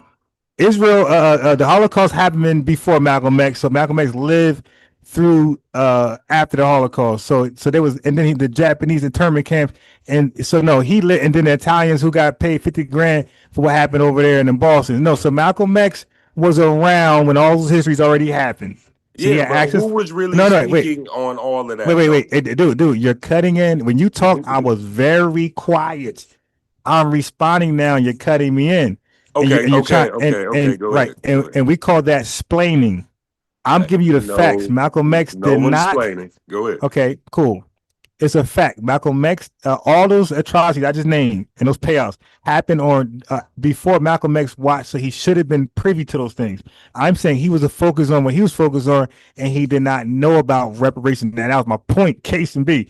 You can't go to UN. UN's a nothing burger, and I guarantee you, because he was on some Pan-African shit, that he would be no different in Cobra or Narc. He was going to argue for race-based lineations. I mean, reparations. My fault. I said lineage. Think about lineage. He was going to argue for race-based reparations. So, bro, but we can't say how he would be now. Okay, dude, you just said okay, but you can't either. You say with the UN. You said okay. Listen, what you said. This is what you said. You said he went to the UN, or he's going to go. That's hypothetical. Then you say he was going to argue for reparations, bro. What the? You just made that shit up. So you're doing what I'm doing. You're projecting. No. I did not make it up. Okay, like I said. What were you saying? I was in class. You know what I'm saying? Me and Little Malcolm were best friends. No. Well, okay, look. I'm saying. Look, just listen. I just want to tell you. No. But I want you to know what I'm asking you of. I'm saying both of us gave projections of what Malcolm X was going to do or likely not do. Neither one of what we said is what we know. Like, it wasn't public. Malcolm X ain't publicly say anything about reparations. That's what I'm saying. Okay. Now listen. Now I want to give you my pedigree. Okay. Now, who I learned from as far as particular nation teachings, you know what I'm saying? Number one, Brother John Muhammad, who was Elijah Muhammad's brother. You know what I'm saying? That's the number one person that I learned from in Detroit. You know what I mean?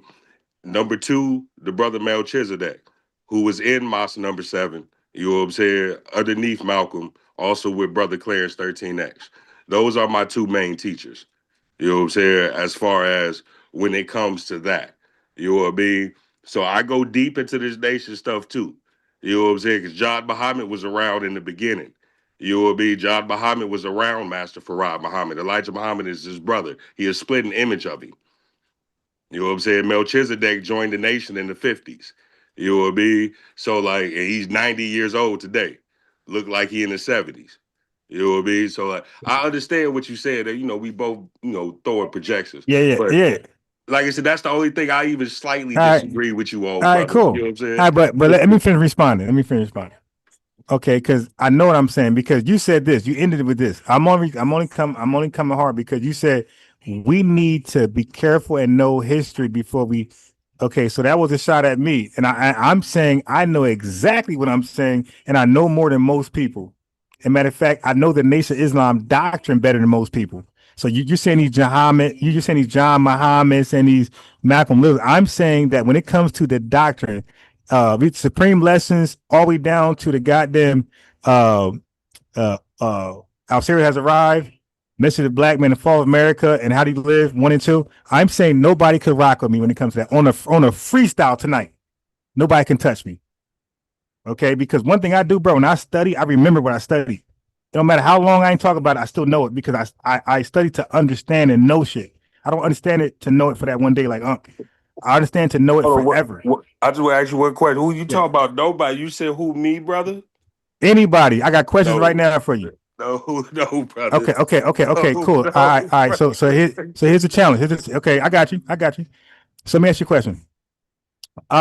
Watch this. Now watch how easy this is for me. Because it's what I asked Eric Muhammad when he called in Saneter TV when I cooked him. Allah, how was he created? According to the teachings of Elijah Muhammad. Hello? My bad. I had to unmute myself. I know. Don't mute. Because I said nobody, I'm gonna prove it. So Allah, how was he created? Originally, the Honorable Elijah Muhammad's teachings is that he's self-created out of triple darkness. Cool. And what entity he said he was while he was self-created? You said what? What entity was he in the darkness spinning? That he said before he was self-created? No, as he was self-creating, what entity was he spinning? He was a spinning what?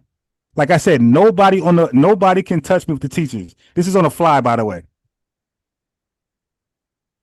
And are you talking about from Theology of Time? Bro, no, I'm talking about Al Has Arrived, Theology of Time. All of his lectures been consistent on how Allah self-created himself. He was a spinning what?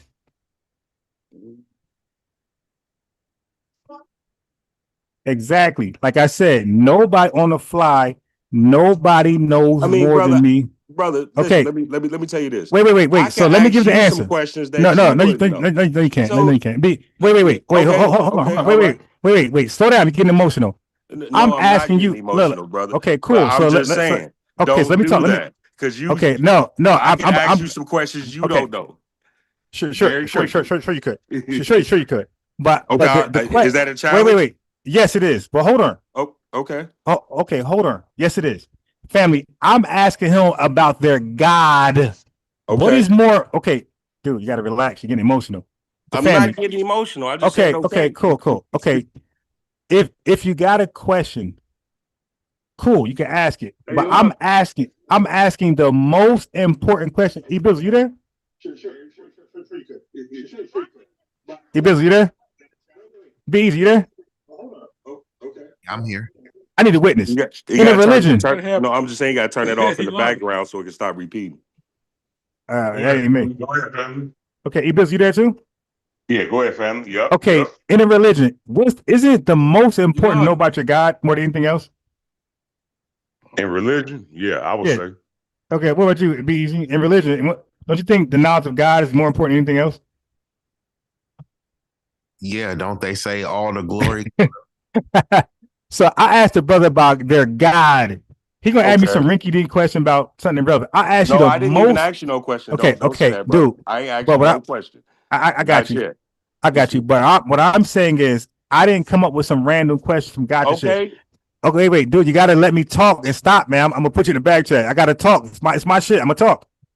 Okay, so what I'm saying is, I asked you about God, the God. I didn't ask you some rinky-dink shit about Elijah Muhammad or something he said here and there in some private conversation. I'm asking about the theology of God, how they teach God. He was a spinning what? You don't know, you're trying to Google. It's a spinning I'm atom. not Googling nothing. Okay, Stop cool, lying, brother. Okay, cool. I'm He said sitting it here was looking at the okay. screen. Okay, so I'm gonna help you out. He said Allah created himself from a spinning atom. A-T-O. You ain't got to spell it, brother. I know what an atom Okay, is. no, that's for Arab. No, that's for the chat, my guy. You're emotional, my guy. I'm speaking through you to the chat. Relax. Okay, so I'm saying I didn't do a random question out of nowhere. Now ask your question. I'm interested in what you got. Okay. Farad Muhammad was not the original supreme being. What was the supreme being before him? Okay, so you're talking about okay, so there's a bunch of them because No. This is it's my turn to answer. It's my turn to answer, right? Okay. Be quiet. So you got for before him, you got Yaqub, and before Yaqub, it was the creator of the heavens and earth. Go ahead. No, sir. His father. Who was it? Who is it? So, you talking about Alfonso? What is his name? Alfonso. What is his real name? No. What is his name? His title. Man, what is it? It's Alfonso. That's his real name. No. That's the name. What is his supreme being title? I gave you the name. I said Alfonso. That's the name. No. What is the supreme being title? He is known by a title, just like Farad is known as the you Maki. asked me a question. I'm sitting on it. I'm not going to change. Alfonso. That's his name. What is? But that's my answer. Okay, but that's not his supreme being. Okay, title, then tell us. Shabazz Allah. Okay, wait. Okay, it's Shabazz Allah. Okay, that's what I'm saying, and that's a direct question on the supreme being of his time, which deals with the nature of Allah, according to the nation's theology. So you didn't know that. That's what I'm saying. No, I didn't. Okay, wait. It's my go. Wait, no, it's my no. We can. Let's do it because I'm a tit for tat guy. Let me ask you this. Okay, so according to Elijah Muhammad, how old is the universe? How old is the universe? Yeah, you're not my level, my guy. Stop it. Listen, I'm gonna tell you my answer. Yeah. I was gonna say 77 trillion years old. I go with that. How old is the moon? The moon is, I believe, 66 trillion years old. How old is the Earth? The Earth is, and this is from my brain, not Googling anything, because I could be wrong. I believe it was 6 billion, but I could be wrong. It could be in the trillions. I don't know. It's in trillions. Okay, so now I could be wrong. How that's in trillions. How old? It's like how old did he say the first? How old was the human beings? How far they go back? You mean human beings as far as the white man side? Nah, everybody. You gotta separate the white man and the black man now. No. He said the white man. Theology. I got well. He don't call the white man shit. He don't call them human beings. By the way, right? But, they devils. Yeah, that's 6,000 years. But I'm saying black people, the original people, they went back how many years? The original man went back 76 trillion years ago. Okay, so now watch this. How the hell is the original man older than the Earth? You said the original man. Right. Yeah. Okay. If there's no Earth, because the Earth is in 60. Okay, watch this. If the original man is 76 trillion years old, and the Earth is around 60 trillion years old, how is there mankind with no Earth? Okay, now check this out. According to the nation's listen. According to the nation's theology, Allah self-created. This is before. Listen, I got that. We got that. Okay, I'm asking about let me human finish. beings. Right. You just asked the question, and I'm answering your question. You going somewhere else now? No, I'm answering your question, and I'm explaining it also to the chat while I'm answering your question, brother. Explain You know what I'm saying? Answer. Allah self-created. Allah was the first thing created. You right. know what I'm we saying? already addressed that. A spinning atom. Gotcha. Oh, right. You know what I'm saying? So that's why the humans are not as old. No. Okay, as, no. Listen to my question. My question was, if human beings were created, I said humankind. All right, I said human beings, the original man.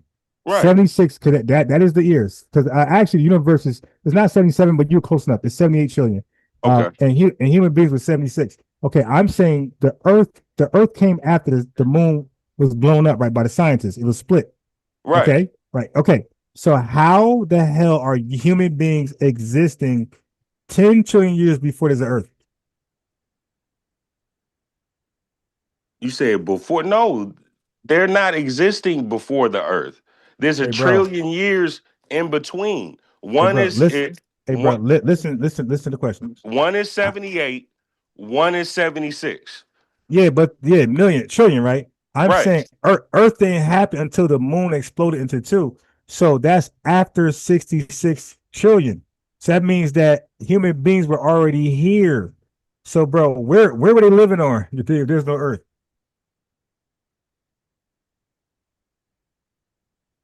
You said where were they living on if there Yeah, was there's no no Earth? Earth. The Earth came 10.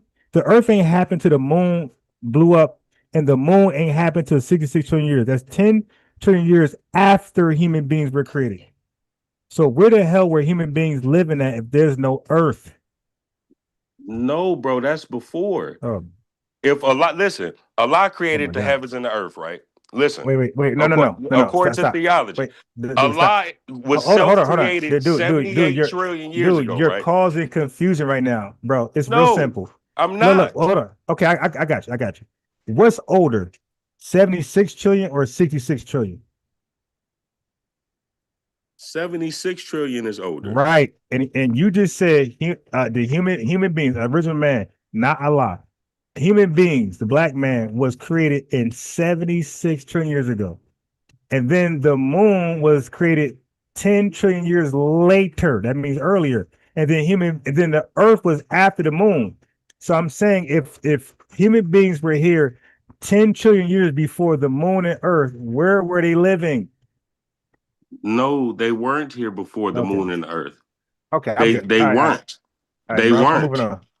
They weren't. Okay. I don't know where you're getting this. I got You know it. what I'm saying? You said it. Because the nation's theology is that just said it. the earth was exposed from.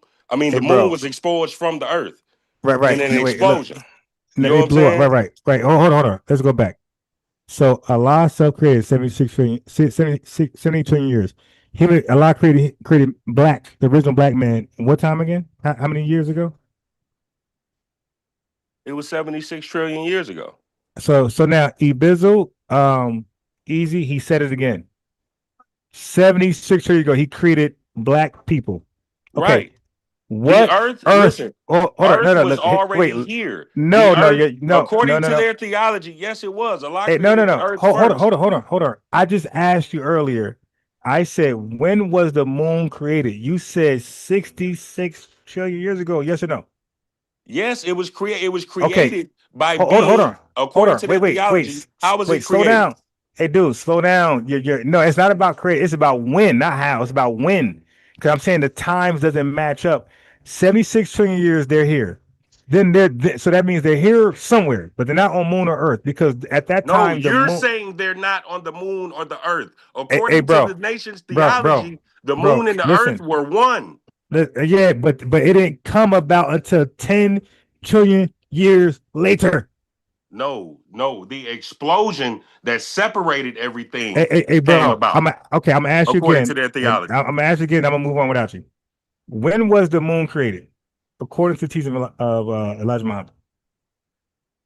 Bro, the moon was created 66 trillion years ago. Okay, so now wait. Okay, the human beings do with FBA. Okay, I know. It's just a fun little challenge, but we're gonna move on. Okay, so you just said 66 trillion years it was created. So that means before it was not when human life began. What do they got to do with FBA? Right, but this dude, listen, I'm not getting it, Ron, because hey, man, I'm a tip for tat guy. Anyway, you didn't catch it. I got it. There's a lot of humans. I got it. What do they got to do with FBA? FBA is a new star of human life. Nah. You cutting in late. You don't know what we're talking about. But it's okay. That was my fault because I'm letting him know that, like I said, ain't none of them touching me, and neither is he. But Malcolm X. So back to the point. Malcolm X did not know about reparations. He did not advocate for it. And if anything, because he's a Pan-African, talking about we're Africans and American. Most likely he would have went along with the entire doctrine as he was doing. His shit was called the OAU. You did African bullshit he is into. It wasn't called African, bro. It was Afro. It's the same. It's the same shit. Yeah. Malcolm X love all black people all around. Yeah, the bro. world. Wait. Malcolm X was trying to that's unite all black people against the white devil.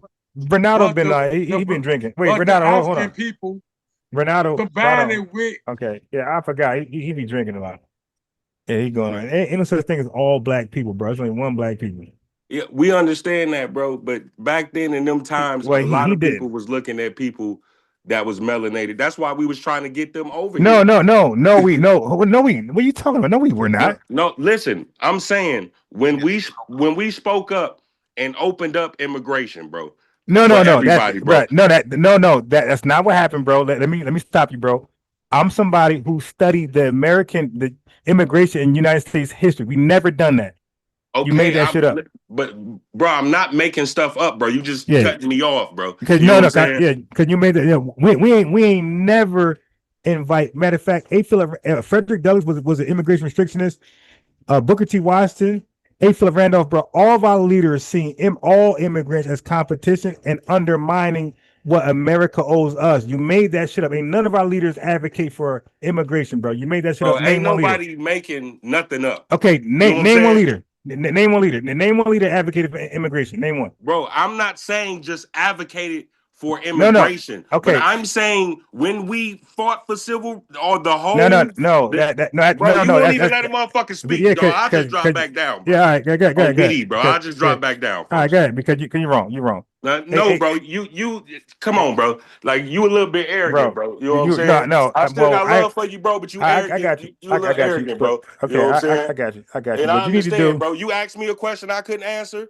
And I asked you a question you couldn't answer. And you got real arrogant with and it. I asked you another one you couldn't answer. No, but one thing it's cool. I can ask you a couple more too, and it's not a problem. No, you can't. On the fly. The thing is, okay, I got you, but I got you. No, you can't. But listen, we're talking about our activists, our leaders, and I'm saying name one who advocated for immigration. And I'm gonna tell you right now, ain't none. Bro, I'm not even going. I ain't even finna go there, bro. You know what I'm saying? It's a certain arrogance that you went with, bro.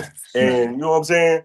That ain't arrogance. Well, you know what? Way, you know what? I got you. You got your feelings. The thing is, family. Nah, bro. I got you. All right, go ahead. No, I don't matter. Hey, family. In this truth, you can't be tiptoeing. You can't be unsure. You got to be confident. Stand on fucking 10. Bro, you talk about standing on 10, bro. I stand on 10. All right. Dude, you can't let me even talk, man. You keep cutting in. God damn, bro. This ain't no dialogue. I'm talking to the family how we doing this, man. We're strong, bro. We're not tiptoeing. We're not hugging no fucking body. We're strong like all of our leaders, women and men. Okay? We're telling how it is. We ain't never been pro-immigration in this country. Never. And I said name one leader. He couldn't name one.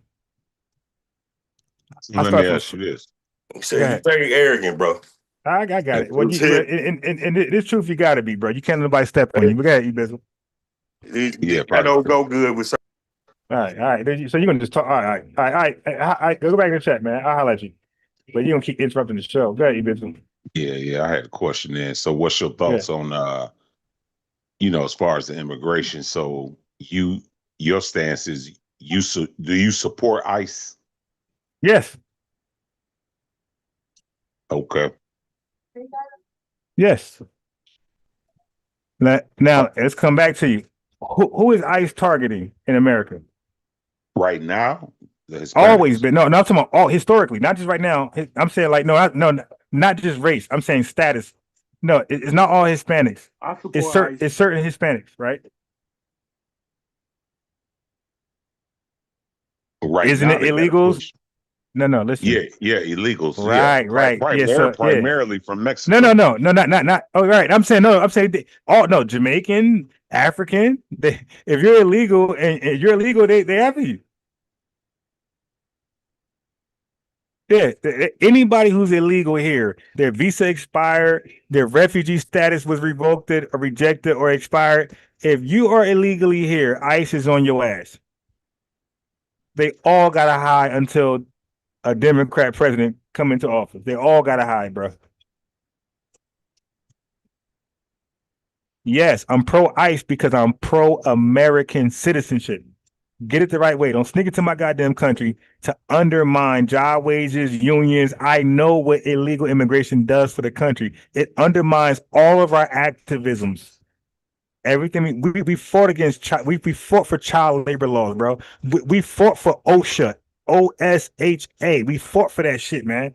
Safety guidelines, you dig? We fought for 40 hours maximum. We fought for a mandatory lunch, you dig? At your job. They can't work you to death. That's what we fought for. When these illegals come over here, they work like fucking slaves. They undermine everything. And when they got illegals and your ass work there, they expect you to fall in line. Okay, so illegal immigrations go against all of our civil rights fights. It undermines everything we fought for, and they setting us back. So then my next question, I was having a conversation with Lock somebody their ass about. up. Good. Yeah, I was having a conversation with somebody about dealing with that topic of immigration. So with these, menial jobs, these jobs out here in these fields, do you believe that foundational Black American or anybody that grew up in this culture would do the same jobs these immigrants doing right now? Yes, they do. Everything. But first of all, what jobs are they? Let me ask you this: what jobs are they doing that you think? Picking cherries, jobs are they? Picking fruit. No. They're not doing that, bro. Have you watched these? Have you watched these ICE raids? Yeah, primarily they had factories. Okay. Right. So can you just make some shit up, family? Every ICE raid. I ain't making it up. I ain't making who in the fields right now picking grapes. Black farmers. Picking okay, oranges. no, excuse me, black farmers. We got black farmers, my guy. We got black farmers. What's the percentage of black farmers in this country? Come on, man. Let's be real. Okay. All right. So you ask the question, I fall back. So now you don't know. Yeah, he's bugging. Hey, black farmers are being discriminated. Hey, yo, Ibiza, do you know black farmers got lawsuits against the federal government for discriminating and holding them back? Absolutely. Okay, so why would you ask that dumbass question and say how many black farmers, bro? We're not allowed in the goddamn field. They're kicking us out. What are you talking about? We're being discriminated against. They're purposely holding us out of the field. See, that's the thing, family. Like, we think so little of each other. How many of us want to pick cherries? Nigga, if the price is right, we'll all do it. We'll all do it. And that's the point. They come over picking cherries for 10 cents. Ain't nobody coming behind that shit. Is the ones that taught them how to farm in the first place. Right. Yeah. He's on here making shit up. Now, look, let me say this. That's why I say, bro, what ICE raid? This is back to Ibiza. What ICE raid you watched on the internet that was at a fucking farm of Mexicans picking cherries? Which one? Which ICE raid exposed that? When they was picking cherries, they was out in California, out there in San Francisco, outside of San Francisco. Okay, and what were they doing? And what were they doing? They picking cherries, or what were they doing? They was some type of fruit. I don't know if it was specifically cherries, okay. But they was they was that. Let me help. Okay, let me help you out. Let me help you out. I was called a marijuana farm, my guy. No, it was. You could just Google it, bro. Yeah. I know. It wasn't marijuana, bro. It just was not marijuana. Okay, I do. Stop, motherfucker. Keep me for me, hey, bro. Stop it. They ain't over. They these motherfuckers. All these goddamn raids, bro. I don't know what you watching, some tether shit, but all these guys were on. There was a meat factory. They was on construction campus. There were car washes. Hey, family, which one of y'all seen a goddamn raid where they were on a farm picking cherries? They just made this shit up. All those raids had nothing to do with an actual real farm. You made that shit up, my guy. You Google it. Okay. You share your screen. Yeah, I ain't gotta Google it, bro. Yeah, It's out there. It's out there. Yeah, you made that shit up, man. Fuck out of here. You made that shit up. We seen all the ice raids, man. They ain't no goddamn picking no cherries. They out here, factories, meat factories, construction sites, car washes, driving Uber, all type of shit. Yo, every raid you see, family, don't let them lie to you. Your eyes told the truth. These guys were in Ubers. These guys were on marijuana farms. These guys were in car wash factories and fucking construction sites. No, God, none of these guys were picking fucking cotton like Jasmine Crockett said. You believe that stupid shit, bro? You got to stop, man. Yo, Don said, I watched all the ice raids since the spring. You made that shit up, bro. And like you kind of exposed yourself because I even said show your screen and show us. I said show us. You made that up, bro. Okay, bro. Yeah, Black Americans. Wait, first of all, you in Chicago, right? Right. Right. You've been in South Carolina, the real South. I got family in North Carolina. Okay. Oh no. South Carolina. That's what shit. That's where the farms at, my guy. That's where cotton farms are at. I know. I was down there. I seen them shit. Cornfields. Okay. So yeah, ain't no goddamn Mexicans in South Carolina, my guy. There's a few, and them niggas doing construction. So now, missing with that shit, I was real life in South Carolina, Charleston, South Carolina, and in the country part. So you're not gonna lie to me. I was there firsthand. Ain't no fucking Hispanics like that out there. If you see them, they're doing construction. The farms are ran by white people with their machine, and they're like privately owned. Like there's nobody working on farms. Making this shit up. Yo, these guys got caught on marijuana farms. Let me share my screen. Let me show them Can I proof. speak? I'm in Chicago right now. I can tell you what's going on in Chicago. Yeah, go ahead. Well, while I pull this up. Go ahead. Man, in Chicago right now, I don't even know why this dude even taking up for them. The FBAs in Chicago can't stand their ass. They're out here doing all kind of crazy stuff. I went to my old neighborhood. It was an all FBA neighborhood. They took all the black people land with taxes and gave it straight to them immigrants. I can't even recognize my own neighborhood. I don't even recognize my own high school for the immigrants. I graduated from Westinghouse High School back in 1990. I went to go visit my neighborhood in my high school, all immigrants. Right. So why this dude say he from Chicago and defending these motherfuckers? Bro, maybe he Latino or got a goddamn girlfriend. I don't know. I was on the west side of Chicago, on Chicago Avenue in Laramie, all FBA neighborhood for the immigrants. This dude said picking grapes. Bro, I ain't say nothing about defending them. I'm just saying who gonna do the jobs that they doing. No, but you made up jobs. Chicago Avenue and Pulaski. Yeah, they primarily out west with them ice raids out in Broadview, out west, out in Elgin, out in Joliet. Yeah, they going to the fact they're going to yeah, for sure, family. The reason why ICE is doing the raids on them factories because it's a dense population in them factories. That's why. What? That's why. Of course, you're gonna have a harder time on certain farms. Yeah, they're gonna go to the factories. That's where you get more people in a dense population. Okay, so again, I study, not you. I studied the history of immigration. I know when they came over and they were actually on farms. Okay, that was like the late 1800s, my boy, early 1900s when they came over and was actually on farms. And matter of fact, family, that's where the term wetback comes from. The wetback term was a disrespectful term that the American government put on them as they was on those farms working, but they were getting paid though. And guess what? It was voluntarily. So now this is back to Ibizzle. Dude, listen, my guy. Americans have done Americans have done every job imaginable. There's no recent immigrant that can do a job that you can say no American done before and won't do. You're making shit up, man. Where's the poll where Black Americans said they don't work on farms and they won't? You just made that shit up for whatever for I whatever never look. narrative. Wait, But hold wait, on, wait a minute. Hold on, hold on, hold on. wait, no, Hold no, on, no, wait, hold no, on. no, no, You no, just you no, just no, no. made that up. You Oh, just hold on, made wait. that up, All bro. right, I all right, never but I'm said gonna it finish. wasn't black farmers. I never said it wasn't No, black farmers, you bro. said who would do the job on farm? I said we. Look, my answer was we're already doing it. We got black farmers. You said, yo, how many black farmers? I said, bro, you don't know what's going on with black farmers? They're being kicked out of farming. What are you talking about? That means we want to do it. We're being kicked out of it. We want to farm. They're blocking us out of farming, my guy. That's why I said you don't even know about the settlements and lawsuits we did that we're getting from black folks love farming, my guy. Like I don't know what you are, but black Americans, we always love farming. Okay. So now let me read this super chat. So one up powering you says busting heads tonight. You're damn right.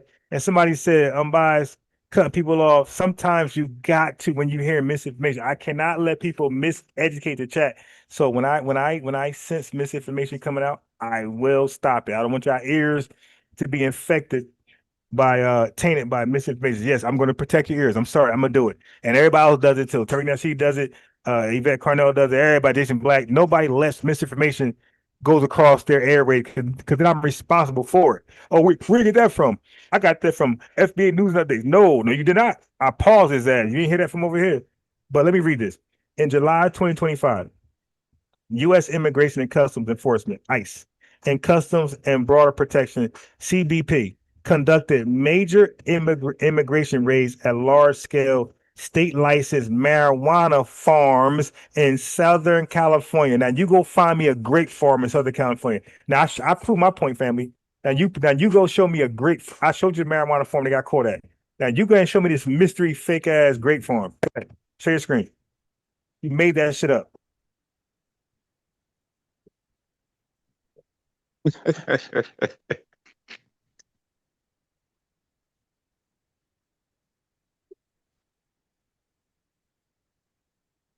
Wow, he got crime, didn't it? No, I'm just listening to the brother. The brother, he know Hey, everything. Ron. I can't say nothing. He Yeah. know Hey, everything. Ron. Last Yeah. time I talked to you, I told you all this bullcrap about farming and stuff is a wrap. I told you my uncle. This is my close uncle. Like he ain't not great uncle. This is my uncle. I told you he used to pick cotton in Jackson, Mississippi, to provide for his family. Then he moved to Chicago and got into construction. He helped build Sears Tower. So what can they do that we can't do? Yeah, so I hate to hear the false notion that there's a job in America that we won't take. That is literally parroting white supremacy, scientific racism talking points. Like that's some Jad Teller shit. That's some Nick Fuentes shit that they would say.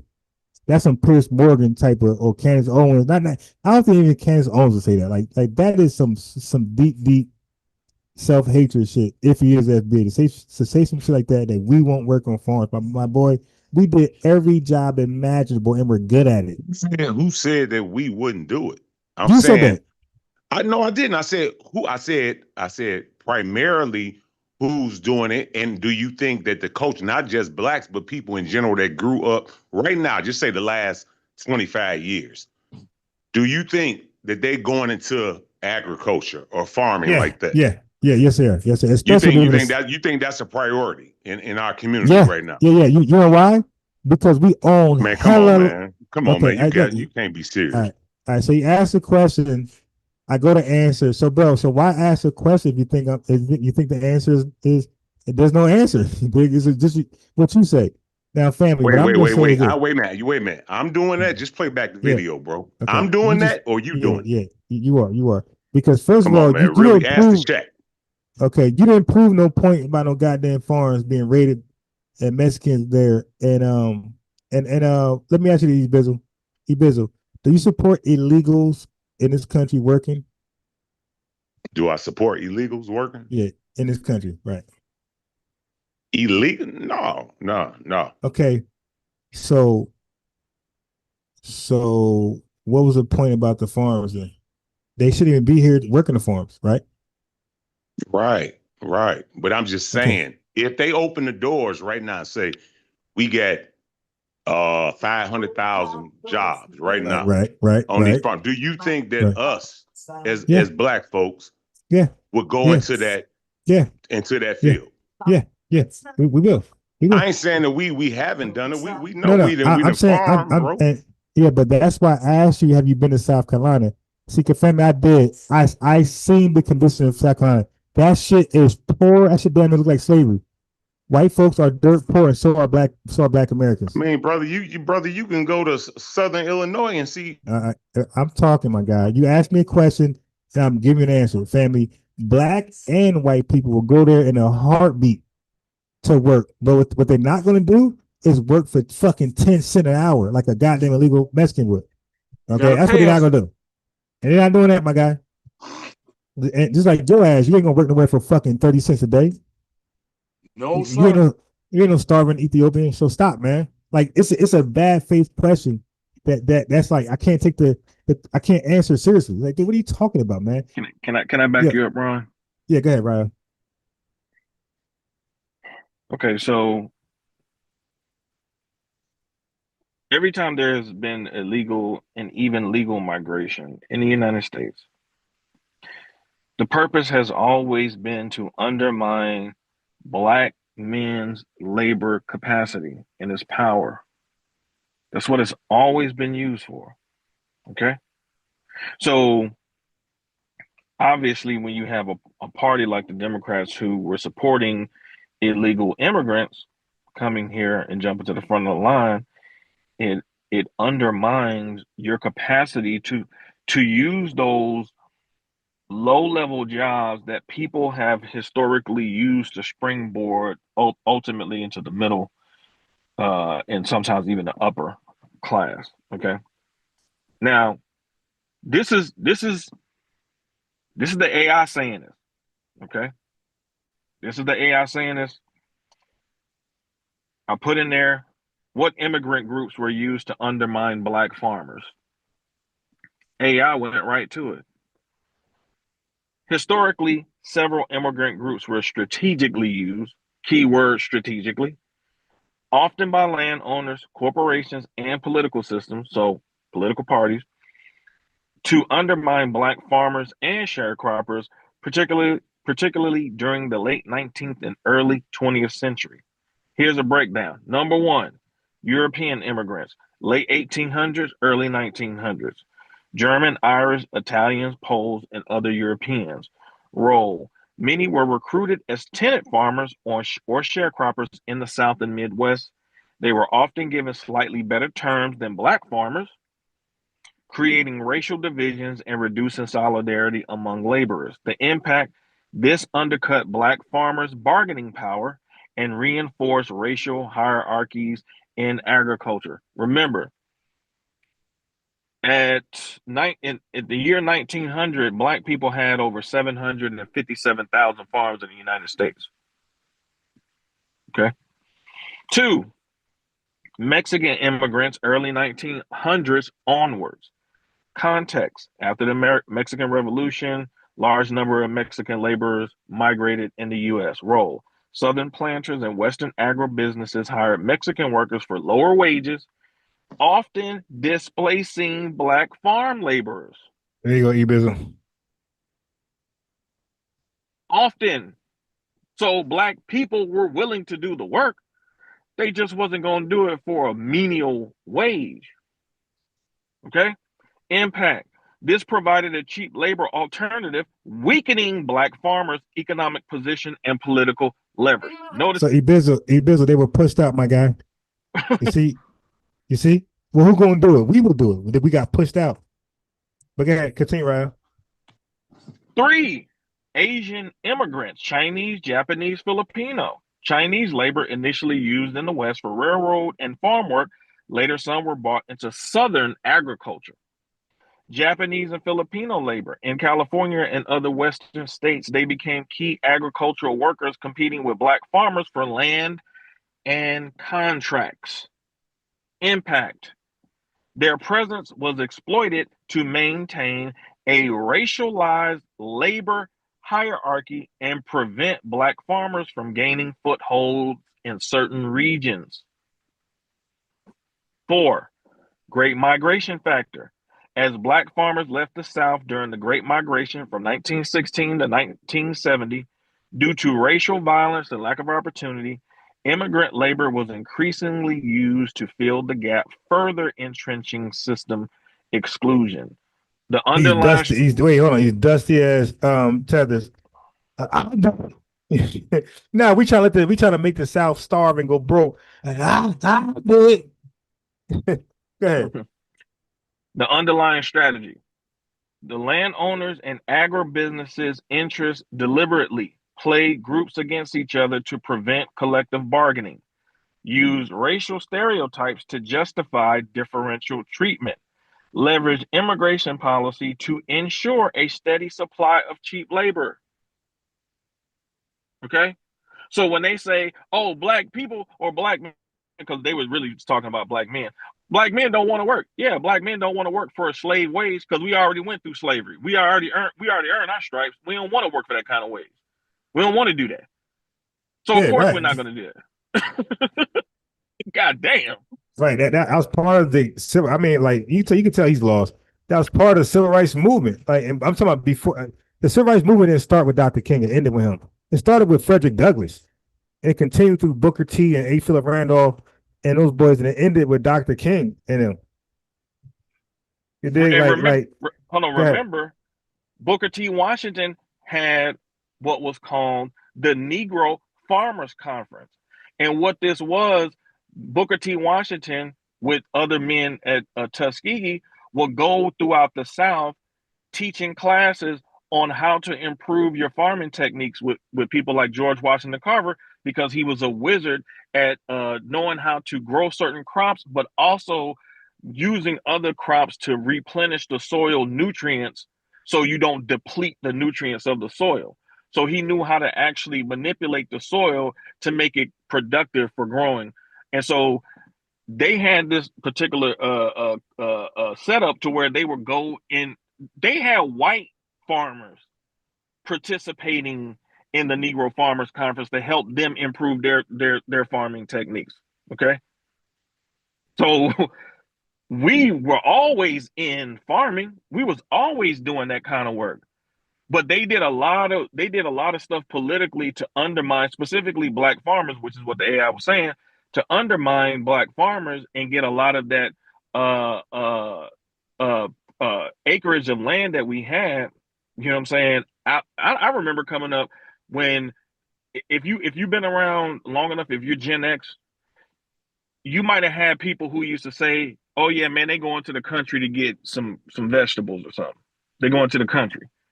Watermelons. They still do it today. They still do it today. They sell watermelons up to New Jersey, bro. We buy watermelons from people from Georgia, man. Right. So when y'all see the Mexican stands on the side, for example, a lot of people see Mexicans, they're selling fruit on the side.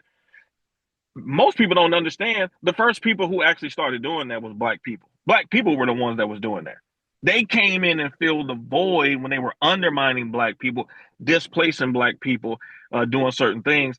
Black people were the ones that actually started that. Matter of fact, if you ever get your hands on the African American Encyclopedia of Black Business, it'll actually show you some of the businesses that started from men and Black families that started from selling produce on the side of the road to actually starting their own grocery stores. We actually had Black grocery store chains. My great grandfather actually had his own grocery store.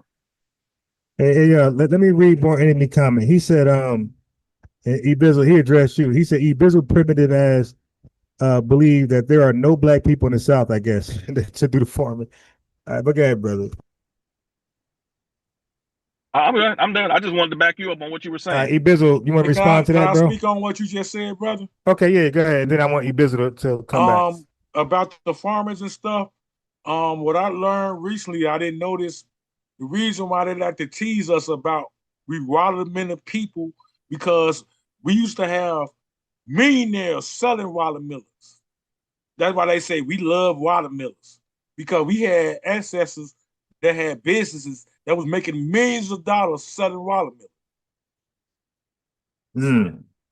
That's why they like to bring up, y'all love watermelon. Right. Yeah, y'all make those businesses great, right? Bizzle, you want to respond to the information, bro?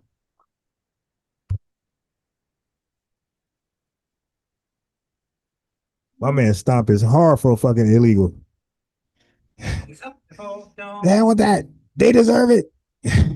The black folks don't deserve it. Yeah, first of all, it's disingenuous, and it makes black men look like we're lazy because we won't accept. We got to understand the difference between people who are native here and people who come here as immigrants. First of all, they have two places that they can occupy. So when they go work, like for example, I remember I was talking to this Mexican chick. I went into this Panera, I think it was Panera Bread years ago, and I was getting some, I think some chili out of there, and we got to just having just a conversation, and she was talking about her mom back in Mexico. Now, mind you, she in there making sandwiches. She's not a corporate level person. And she said that the money that she was making in the United States allowed her to build her mom a home back in Mexico. And she was having a home built for herself working at Panera Bread. Okay. Panera Bread. Panera freaking bread, my dude. Wait. Wait, pause on that. I want him to understand that, my guy. Bizzle. he just said she's working at our businesses, our franchises, making basically minimum wage, but she was able with that minimum wage money. So you see how valuable that shit is. That dollar to her, that's like $400,000 a year working at Panera Bread. Like, do you get that, man? Like, yo, we don't look at Panera Bread as a fucking career to build our mother a home. Like, we try to be sports athletes to build our mom a home. We're not going to work at Panera Bread to build our mom's home, my guy. You can go ahead. So when people say this stuff, like, man, you got to stop contributing to these false notions about black people, black men. Like I said before, man, we did the slavery thing. We put our bid in. So, and we helped build this country too. So, of course, man, like if you're trying to play a black American man $10 an hour at the chicken factory, hell no, he ain't gonna, like, he gotta be with a black woman. That ain't enough. That ain't gonna be enough here, man. But if you stand in a house with 7-8 people and y'all able to stack y'all money and go and spend it back home in Mexico, yeah, you'll work that job because you're not going to be here for the long term like that. You're going to go back home. You're going to have a nice home and things like that. Whereas you're not getting a nice home working at the chicken factory working $10 an hour. Like, it's not going to happen like that. So that's the whole point. Like saying like, oh, well, Americans don't want to do those type of jobs. Yeah, they don't want to do those type of jobs for slave wages. No, because we're American. We're not foreign. They're foreign. They're going to accept basically anything they can get because they have another option as opposed. White folks don't even really have that kind of option in Europe. They can't work a factory job in America and then go to Ireland or the UK or the Netherlands and think that stuff is going to get them a 6-bedroom house. They can't do that even in Europe where they come from. So, like, stop, man. Yeah, Bizzle,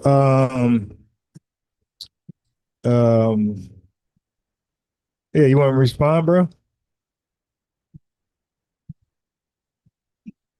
Yeah, my man said he asked me my thoughts. I mean, I was kind of shocked that somebody asked me shit like that. Yo, you support ICE? Yeah, what the fuck? Like, they're cleaning up illegals, my guy, who's undermining America, let alone foundation of Black Americans.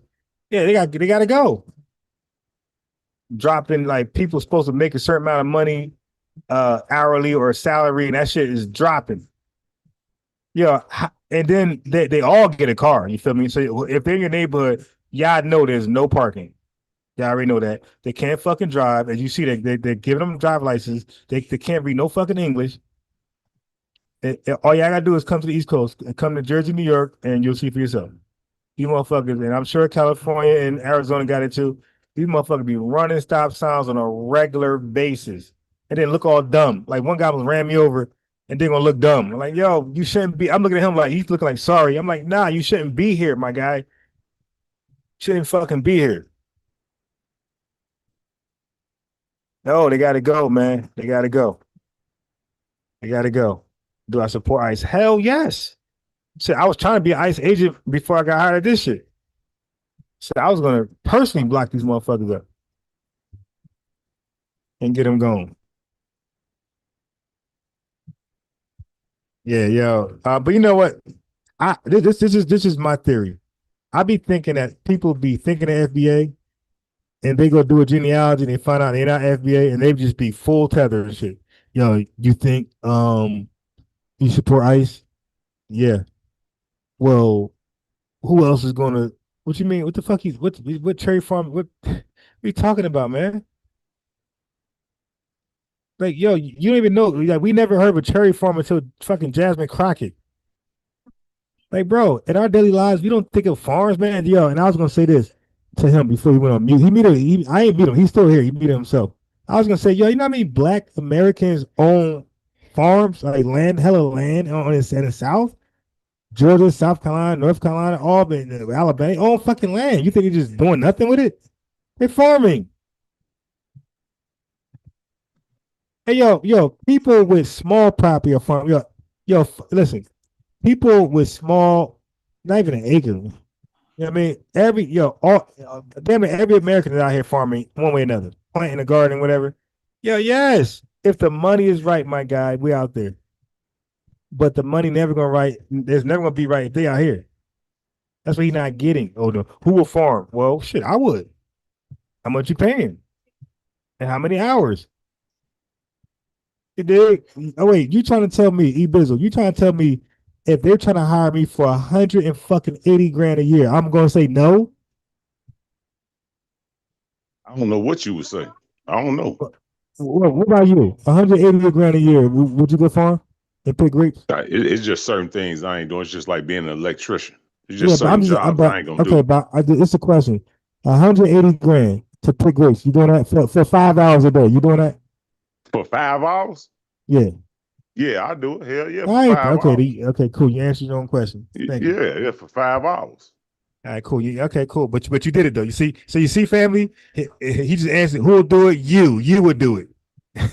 that was the point. But that was the point. About weight. The point is, I think the brother was bringing up Panera Bread. So if Panera Bread was paying $30 an hour, you would do Panera Bread. But you asked the question. You said, when we go out there and farm, you never said how much we're making. So if it's 10 cents an hour, you think we're gonna farm?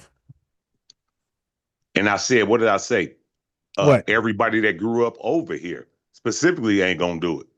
Okay, so that was a lot of people in that category, bro. So you see how ambiguous your question was? You asked a blanket question that could range from 10 cents an hour to 180 grand a year. Like you didn't really like.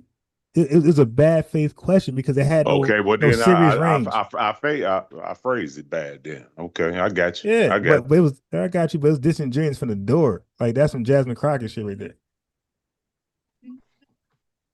What we talking about farms for? You in Chicago? I'm in New Jersey. You got what we know about farms. But you asked the question in a way where Black Americans don't like the brother Rael said. Like you asked it in a pessimistic way where we will run from work and rather be unemployed with no money. And like you said, a lot of us got relationships or want one. You would bag a woman at a damn farm. You ain't gonna bag a broke though. You at a farm, but you a good man. You know what I mean? Sincere, diligent. You dig? And you out here working fucking hard and bringing in some serious money. It ain't got to be 180 grand, but you bringing in 70 grand. She's like, oh shit, man, go pick them fucking grapes. They got any wine? And let me kill this notion of a hardworking fucking tether. Okay, we got to stop lying. Okay, let me kill that right now. So at this job, there's an Italian guy lazy as shit. There's an FBA guy lazy as shit. And there's a white American lazy as shit. And it just hired a fucking Hispanic guy named Edgar, lazy as shit. So we got to stop with this. You're hardworking. You're a fucking liar. That means nothing to you because they think they're hardworking and they're lazy as shit. And they all getting fired. So we got to stop. I've been here only a month, family. They try to make me manager. So I'm an FBA guy, and I don't say I work. You dig? But people like, God did like everywhere I go, I'm breaking records on how fast shit get done. So that's why I say I ain't never meet a fucking tether that works harder than me. So that's why I'm done with this old I'm high working. Yeah, sure you are. Yeah, that Sure you hard are. work, and that could be real subjective. That hard Yeah, work. exactly. And most people gonna say they are, but when do you get employee of the year? You did like where in your employment history shows you're hard working. Many tethers Right. will accept abuse that we ain't gonna take. Right. We Right, gonna right. Now, as FBA, we gonna fire off in your shit. Like we ain't gonna play with you. See the thing is like see a lot of these white folks know who they can mess with. And see, they know black people in general, even when it comes to the sisters, like sister might fire off in your grill. You could be a dude. She might fire off in your grill. So like we put in our work, we put in our time. You know what I'm saying? So a lot of times they'll try it with somebody that's more docile. Obviously, if they hiring you illegally, they don't got to give you the same respect because you ain't gonna be up under the same laws because they really ain't supposed to be Right. hiring you anyway. Right. So So they're they gonna ain't got to talk to give you you. that level of respect. Ain't Like no that. lunch break, ain't no 15-minute break, ain't none of that shit. Right. Nigga, work or I'm calling ICE on myself. And nigga, I'm calling ICE on my own company. that's the same thing with a lot of these temp agencies. You know, they play games. They say, yeah, we giving Americans jobs, but then they treat you like shit. Like I was having a conversation with a guy. He was in and out, in and out the joint or whatever. Woo, woo. He said he was hard working and this and that, but he's taking what would be looked at as a menial job, right? And I'm like, I'm thinking to myself, well, shit, you ain't really had no work history, so this your first real damn job. So yeah, you thinking you working hard. You feel me? So it get real subjective. Like he Right. doing Yeah. anything because he happy Yeah. he got a job for once in his Right. life. It's subjective to the person's self, but it's not subjective when it comes to the numbers, right? The production numbers. Companies don't lie. And you have to maintain the standard. There's a requirement for every job you go to, there's a requirement. Like I had hella jobs, cashier a couple times, and guess what? There's a requirement for cashiers. They want certain type of accuracy, they want to make fuck ups, and it's certain how fast you get somebody off your register. Like, yeah, so every job there's a standard and there's requirements. So it's subjective in one person's own mind, but it ain't subjective to that job's what they require of you. Not to the level of production they want. No, it ain't. Right, exactly. Like they expect you to pull a certain weight. If you can't do that shit, you're lazy to them, and you're getting up out of there. Yep. One of my guys, they doing the fork truck, so they pick and they got to pick like 102% every day. So they picking like 115%, right? He said the manager still told him that wasn't enough. Yeah, well, my boy is I got a boy who owned a truck company in Georgia from Jersey. My boy E Brown, and I got a guy right now, Kurt Flirt. He driving trucks right now. So I got a couple guys in the industry, and the industry is a cutthroat, and it ain't enough because if somebody willing to take your spot, every load you don't take, somebody gonna do it, and they're gonna replace you with that guy. So it really ain't enough. It's trucking. It's a cutthroat industry right now. It's no love lost, no loyalty. Can you do it or you can't? If not, I'm gonna get somebody else. And like that's just pretty much how it is.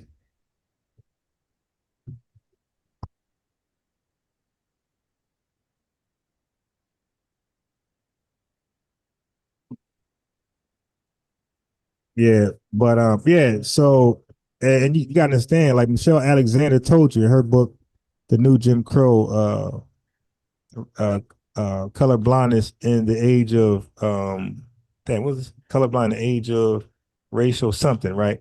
She told you that if you are black and you got a felon, that is equivalent to a motherfucking antebellum slave or the post antebellum era, the Jim Crow era. She said that felony, they can now legally discriminate against you. So you're literally living in Jim Crow until that shit get off your record. But you are now a Jim Crow Black American. with that. But it can legally discriminate from housing, jobs, credit, cars, all that shit. They look at your record. Nah, no, thank you, sir. You got a felony. And they could tell you, nah, you got a felony. No, we can't. They can legally discriminate against you. That's why like all this shit going on, and that's why we got to delineate. We got to delineate because we don't know who. Like there's a possibility that foreigners are influencing FBA kids do some fucked up shit. Maybe true, maybe false. It might be false, but we'll never know. So we got to delineate to know, right? When you're trying to solve a problem, don't you got to strip it down all the way down? Anybody get a car fixed? Anybody fix a fucking lawnmower? You fix a computer? When you have a problem, you can't find it. You got to break that thing all the way down. We have a problem in Black America today. We got to strip it all the way down and figure out where is the problem. So yeah, we got to consider that too. We got to consider, is these fucking foreigners influencing our youth to be fucked up, or is it bad parenting? We don't know. So we have to strip it down. Okay, we got to find the answer. There's no more guessing. Start all over, strip it down. This is what we're doing. We're delineating. We're only gonna be with ourselves for a short while because we want to know how to solve our problems. So my life been the same for yours. $5 super chat. Lydia's loving the building. He says, love FBA's ice baby, and ice can't come for us when we got the heat. Ice ain't coming anyway because we can't be deported. We're like anti-deportable, immune to Teflon deportable.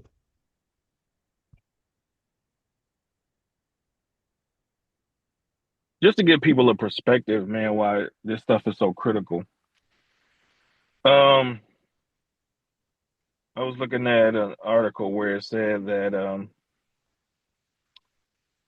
Mexico's remittances, that's the money that they sent people that's Mexican that are they sent back to their country, like to their homeland from America. To their homeland. Right. The unearned money, the unearned lazy way to get money. Let's make that all these hard working motherfuckers sit their ass and just collect money from their relatives who working. The number I was looking at in 2022. Now this is during the pandemic. It was between 58.5 billion and 61 billion. To put that in perspective, one of the articles I was reading was talking about how remittances being sent back to Mexico outpaced the auto industry. Okay. With the auto industry where? In Mexico? Yes. God damn.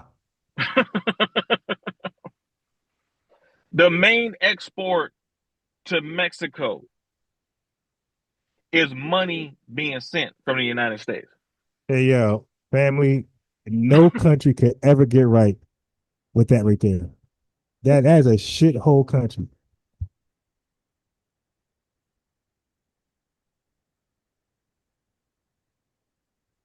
All right, so let me expand on that. So I spoke about this before.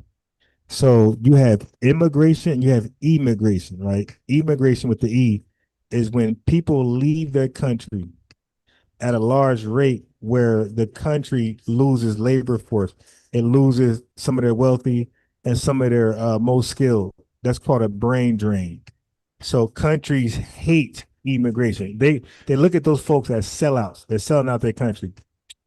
Then they come to UK, Canada, and America, and our government take them. But the native citizens look at them as undermining the native workers. Obviously, you're coming here to take lower wages, devalue the culture, lower the standard of life, period. And even like morality. They're gonna come with their wild third world mindset. All right. But remittance is y'all can Google this shit. Remittance is considered a terrible thing for people to do for their country because, like you just said, bro. Well, you didn't say it, but I'm gonna say it. It doesn't incentivize people to work hard.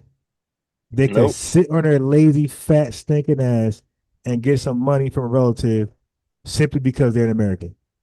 So countries hate that. Countries hate remittances.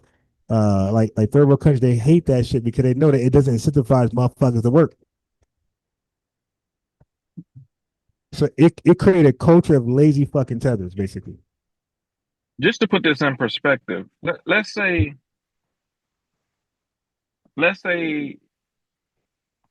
you come from a single mom background and your mom has worked 20, 25 years. She raised you as a daughter to do the same thing. The daughter of the Mexican daughter who was at Panera Bread is able to do more for her mother and herself economically. Send the money back to Mexico. Then you and your mother are able to do together, working and living together in the United States. With both of y'all having college degrees. The Mexican girl ain't got no college debt she got to pay back. Right. And her stuff, when they pay up, when they build that home is gonna be free and clear too. No property taxes, nothing. Okay. Black people have to stop letting these, who a lot of times we think are black politicians, and what we're starting to find out that many of them are tethers. I just recently found out a few weeks ago, man, that Andrew Young, that was really close to MLK, who used to be the mayor of Atlanta. Sorry, he was a tether. And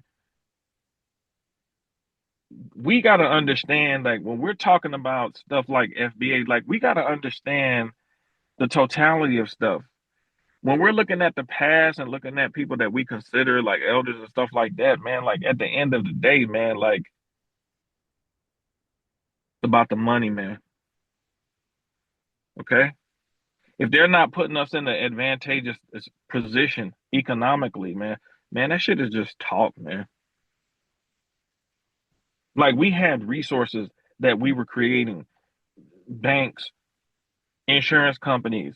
Man, if you really understood how important life insurance is and how life insurance and banks help develop your community, like, we use these types of things to build up our businesses. At one point in time, North Carolina, I think it's called North Carolina Mutual. It was started by the business partner of Alonzo Herndon. At one point in time, it was the most successful Black-owned business in the United States. Life insurance company. Okay. Many life insurance companies, many Black-owned life insurance companies help stabilize Black businesses and help keep them afloat until they were able to maintain themselves and actually increase their ability to grow. So, man, we've done everything here, man. You know what I'm saying? Like, and mind you, Alonzo Herndon and his homeboy, they started out as barbers first, though. They didn't go straight into insurance. They started out as barbers. They stacked their money, and then Alonzo Herndon, he bought his the insurance company. He turned into $1 million company. He bought it for like $140 at the time. So we got to really understand, like, we have done everything as a group of people. Like, we have never been a lazy group of people. You know what I'm saying? But at the end of the day, like, we have a right to have pride about ourselves because we've done a lot of stuff to be proud of.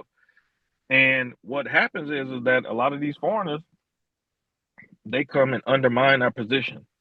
And that's how labor has been used. It's been used to undermine our position. They can navigate between two countries a lot of times, send money, stack up. And then on top of that, what I was looking at in one of these articles was the fact that, these remittances allow them to grow businesses back home where they are. So they get to use our economy to siphon money from here and opportunities from us while going back to their poorer countries and building there. Like, we had to build here. Like, we didn't get a chance. We didn't go to the Caribbean and go to Africa, you know what I'm saying, and work and then bring some money back over here. Like, no, we had to get it literally through the mud here. You know what I'm saying? And they get to come here and siphon out opportunities away from black people, and then take it back to where they're from and build up their infrastructure, and then hollow out, you know what I'm saying, communities that you predominantly used to be black communities. Man, we can't keep falling for the banana and tailpipe, man.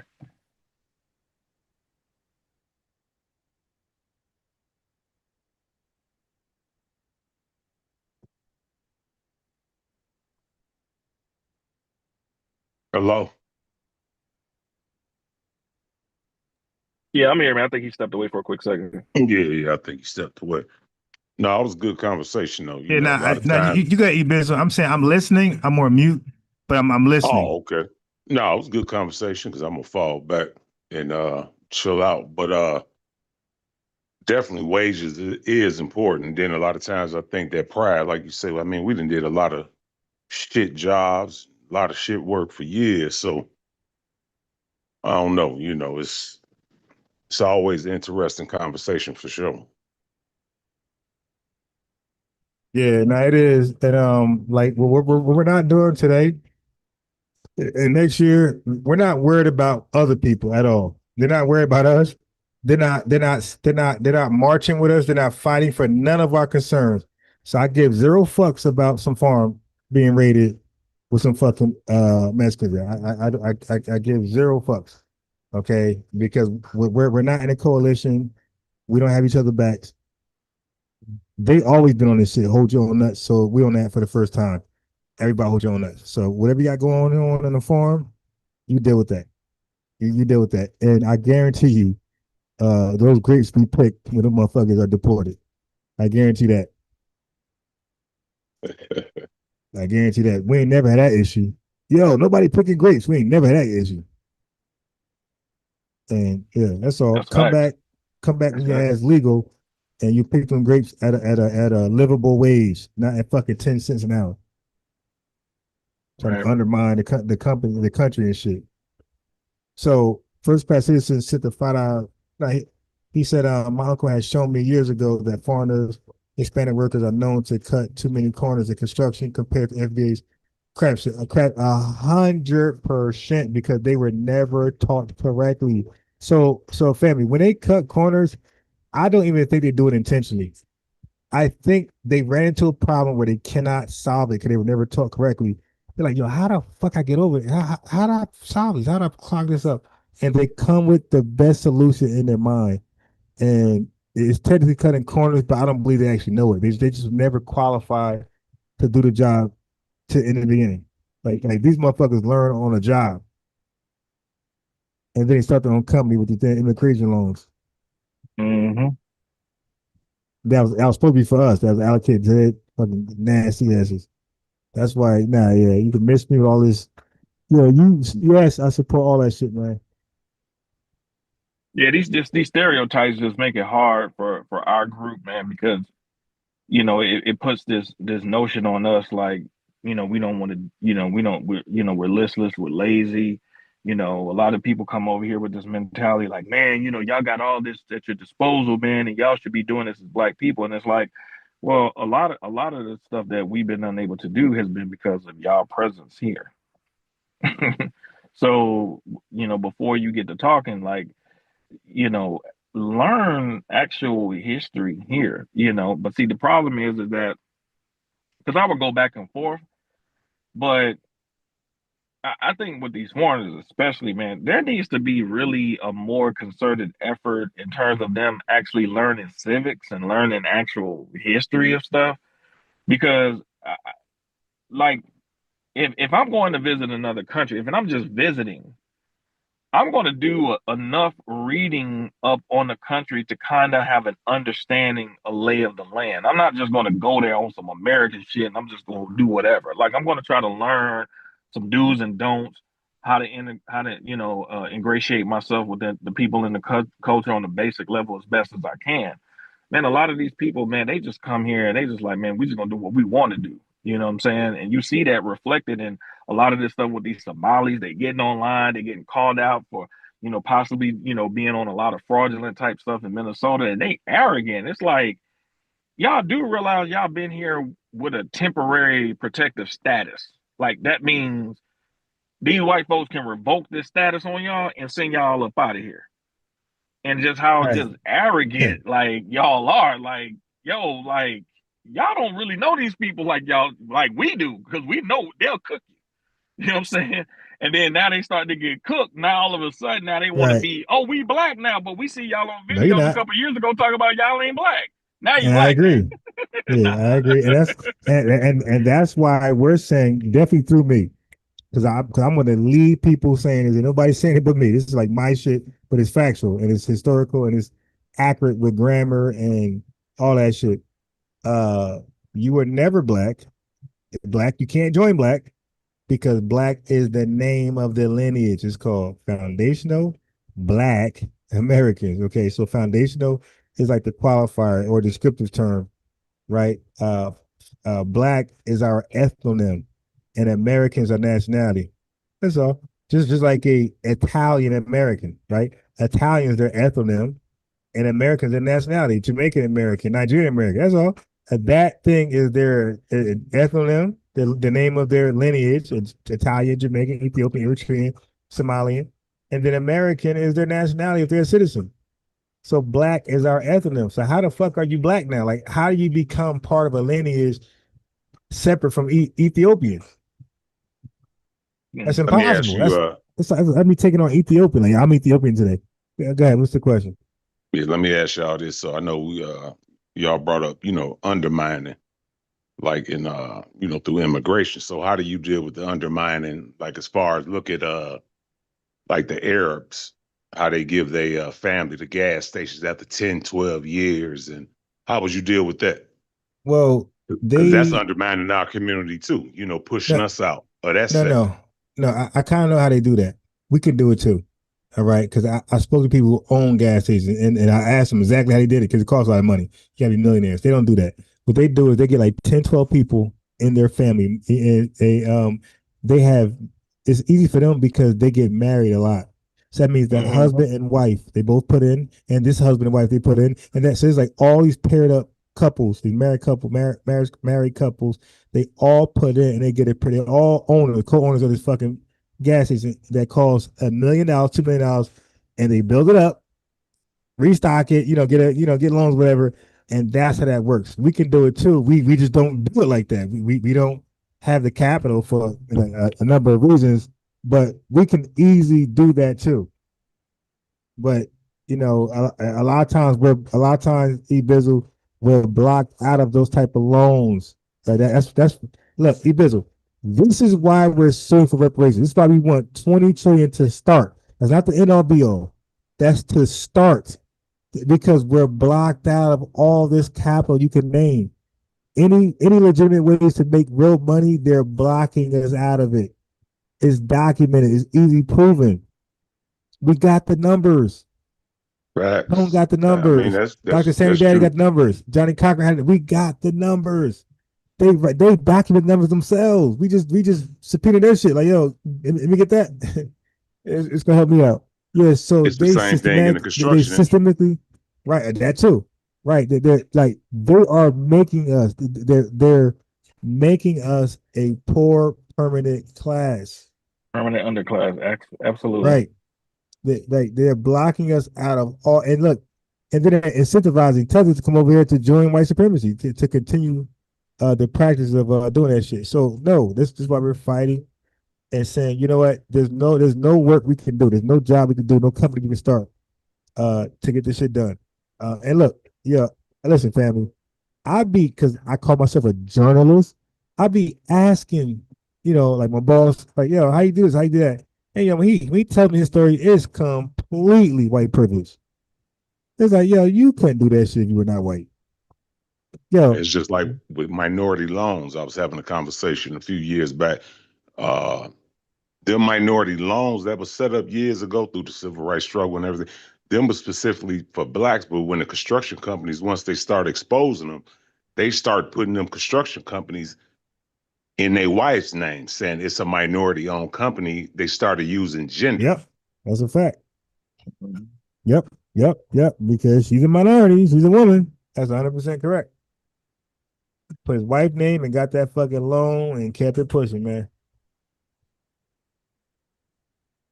Yeah, Oh, we just yes. have to we just have to be more insular when it comes to our money. The problem is that the things that kept our money in the group was the institutions that we built for our group.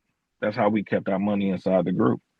And once these tethers started undermining our more capitalist leaning in terms of institutional development, we got more away from that, which is ironic because these same people that will sit here and be kumbaya with you on, they hate the white man, they hate the white man. As soon as that white man give them a job where they're making a lot of money, they forget all that kumbaya stuff and they be all about the capital and they be cool with getting that money and having a quote unquote American life. And so we just keep falling for the okie doke because we keep thinking that these politicians are the answer, man. They have never been the answer. When we didn't have black politicians like that, we had more black businesses. We were more in control of our communities. You couldn't just think about it, man. We had black towns, and you think we're gonna let some foreigners come in our town and undermine our shit? No, you're gonna get up out of there. And that's just the bottom line.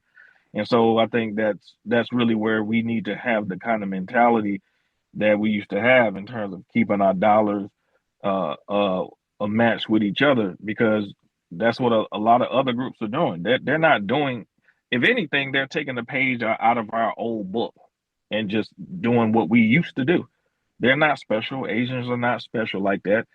You know what I'm saying? They went to school. The Asians, like from Japan to China to India, they went to Tuskegee. Caribbeans went to Tuskegee.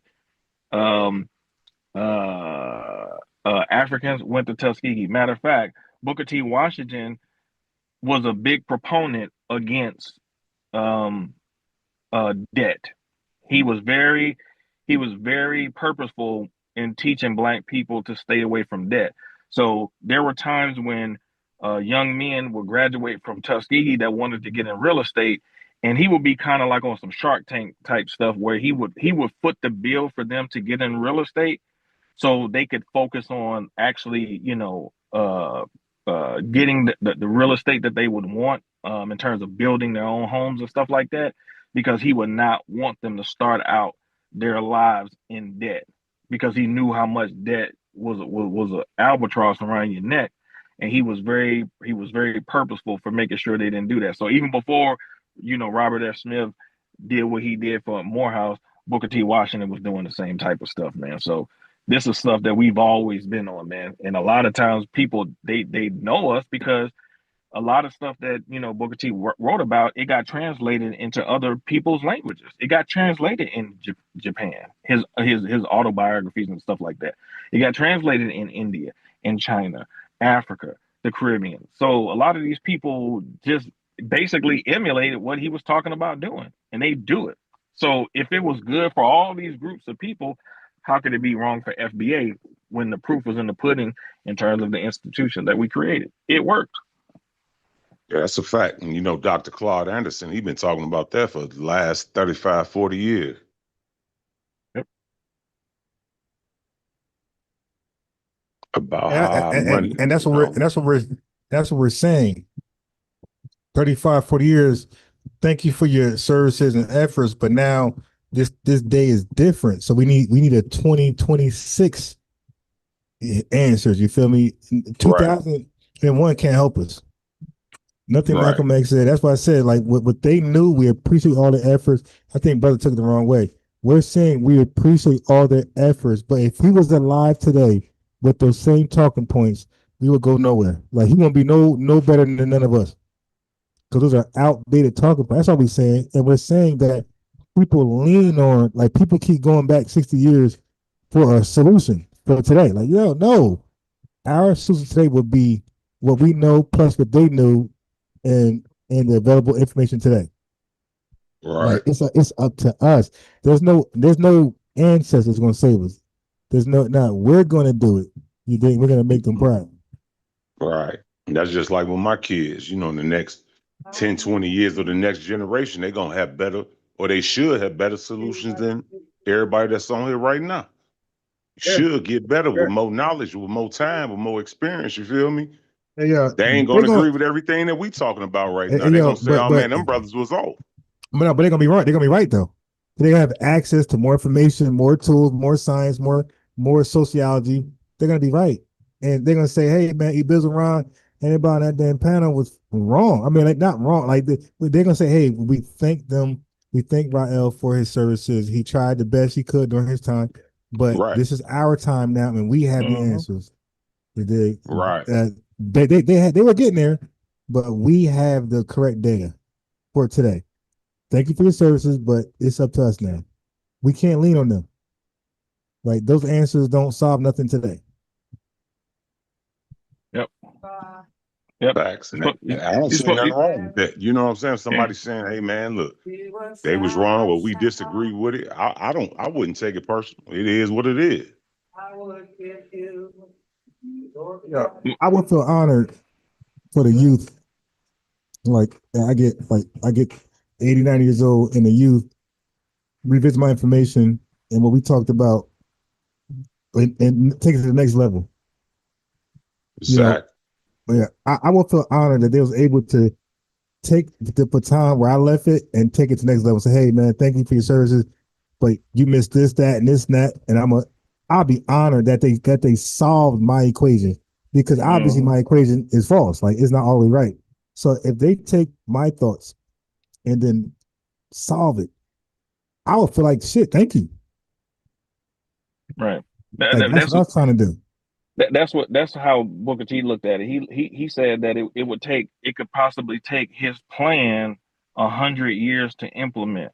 So he already knew he wasn't going to be around to see it fully implemented. But what he wanted to do was be a part of the foundational aspect of it being brought to fruition. You know what I'm saying? So he made, and that's what he did. Most people don't understand is that what Booker T. Washington did was create a pipeline of masculine development. So he started with you as a young boy, and then as you got to your ages of being able to go to college, you come to Tuskegee, and then you learn those trades and those skill sets because Tuskegee wasn't just a school where you learn a trade. You also learn from people who were in business too, and so you learn how to ultimately turn your trade into a business. Okay.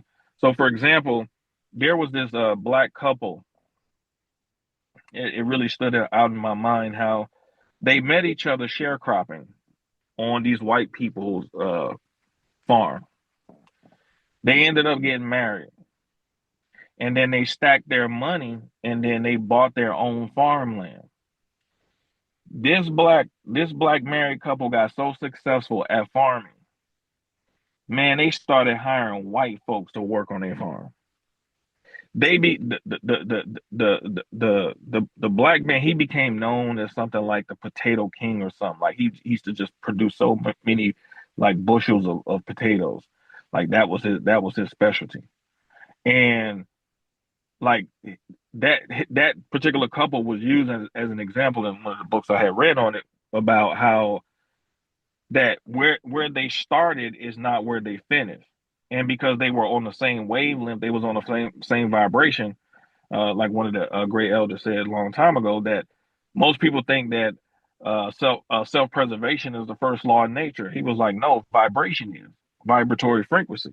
And see, the problem is that we're not on the same vibratory frequency when it comes to economics. We're all over the place. When we used to be very synergistic as it related to how our money is supposed to work. Because at a certain point, we're not supposed to work for money. We're supposed to make money work for us.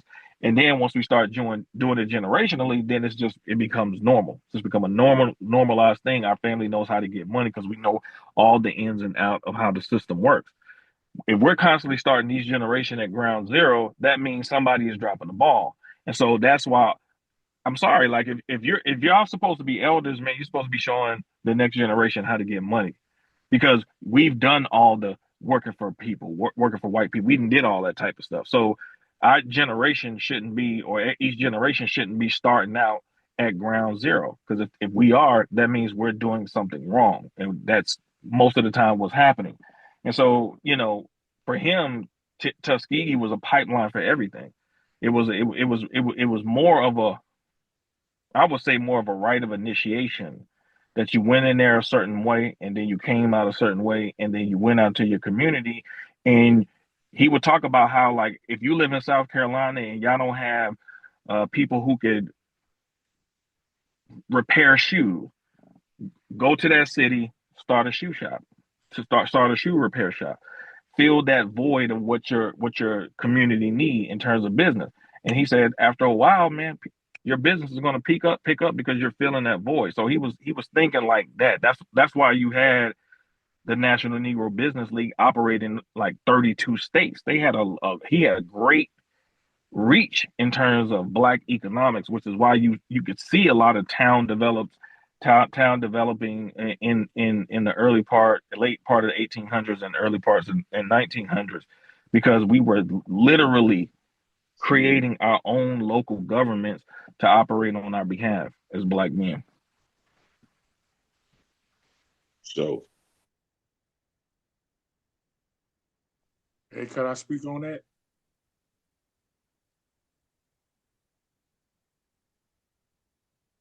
Ron, it's okay if I speak on that?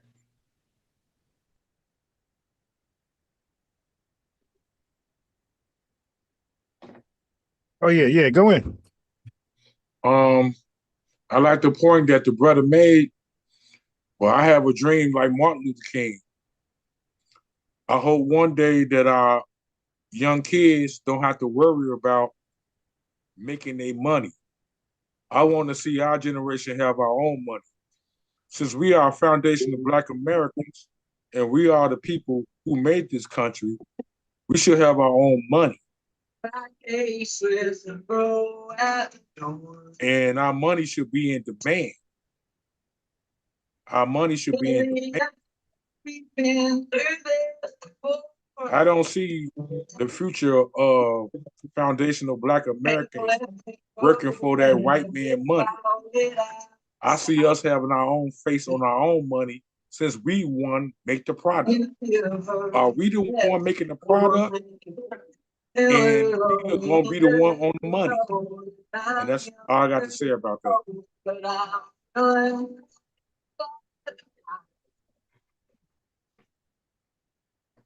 Yeah, it's a serious ass dream right there. I'll say this, man. You know, multiple steps at the same time in the right direction will get a lot of ground covered. I'm going to keep iterating this point. Most of the investment that Trump is bringing to the United States, the foreign investment, is in the South. That's where most of the money is going to be. Mostly the South and some parts of the West, Midwest. Y'all better put your boys on game. Okay. We are in a prime position to really make our mark. Number one, because you don't really have a lot of competition. Okay. All right. I'm in business. And one of the things I've learned in business, man, more so than anything, man, and it's been the best thing I've learned, is that, and not that I believe they were, but business has really confirmed it. A lot of the people that black people think are so superior, you think they're so smarter than you, they're not. You think all these Indians are so smarter than you, they're not. Okay. You think a lot of these white folks are smarter than you, they're not. You think a lot of these Chinese people are smarter than you, they're not. The problem is we won't get in the fucking game. We're so busy complaining about how unfair the game is, we won't get in the game and change it. Right? It ain't never, first of all, our people historically have shown the ability to do more with less. We got more tools at our fingertips than they had 100 years ago, and they did a lot of shit. Okay, people coming out of slavery, forming 134 black-owned banks from 1886 to 1934, that's not a dumb group of people. That same group of people that's created the numbers game that they stole and made the lottery, that's not a dumb group of people. That means we know math and we know numbers and we know money. I make the argument that black people are a money people. That's why people are always trying to be close to us, because they get in a very good position taking our money. But in order to take our money, we got to have it first. So the issue is not money, is that how do you make money work for you? Or are you just going to constantly be here working for money? You know, that's the question. At a certain point, you got to make money your slave. That's the game. And once you understand that game, it crystallizes for you that this ain't about being the smartest person. If you're really smart, sometimes you let the smartest people work for you. This is what a lot of wealthy people do. Yep. They let you send your kids to school, get all those degrees, and then they just hire you to work in their companies to work for them and make money off of you. That's smart. Hey, brother, it's one thing Yes, that I sir. noticed on that movie Sinners. I noticed a scene in the bar when this black guy came in a bar, and he didn't have American money. He had money that he made on the field. What you think about that scene? They was arguing about accepting that money. And I think that we make our own money and black people accept our money, we will no longer need the dollar of America, because we make this shit anyway. We make stuff pop. If we put Malcolm X on a dollar, who ain't gonna want a Malcolm X dollar? Now, now I never watched Sinners, so you might gotta ask Rael that one. I haven't seen it either. Well, in that scene, a black dude came in and they had money that was popular around black people. We always accept that money that black people made. And then, one of the trends was like, nah, we want American dollars. But his twin brother, who ended up being the vampire, said, no, they work hard for that money. So that money is accepted here. So I don't know. Y'all FBAs, y'all never seen Sinners? I don't know about that one. Hey, brother, let me say this. I'm not a movie guy at all. It took me 15 years to watch Wakanda. It took me 15 years to watch the Marvel shit with Thanos. Like I don't watch movies at all. So I'm sure Sinners is an FBA movie. It's all about. I got you, brother. But listen what I'm saying though. I don't watch movies. Now I'm going to watch Hidden Color 6 though. That's not a movie. That's a documentary. But I do not watch movies. I'm busy studying, working, getting shit done. I don't judge nobody, but I don't have time to sit down and watch a fantasy ass movie for 2 hours. Forget about the movie, man. I'm talking about the ideal that man came in with a black dollar. Okay, but what I'm saying is, bro, I do enough research and I have a real life where I don't need to watch a movie for inspiration or ideas. Like I live this in real life. I study in real life. And this is why I know a lot about our history more than the average person, because they're watching movies and I'm studying our history. Forget about the movie. Forget about the movie. I'm talking about if we had our own dollar, will you accept a dollar, George Washington dollar, or will you accept Malcolm X dollar? Right now, the George Washington dollar. That's going to pay rent. That's going to buy me a car. That's going to pay off my debt. The Malcolm X dollar ain't right now ain't going to do a goddamn thing. So I guess my dream is a long, far dream that we accept our own dollar. Hey, brother, let me tell you how. Now you got a good dream though. It's not a bad dream. It's actually good, pleasant, inviting dream. I like it. But I'm just saying, like, I want you to know that the entire world is using the American dollar, not just Americans. The entire world economies are based on the American dollar. Not no damn euro, not no Japanese yen.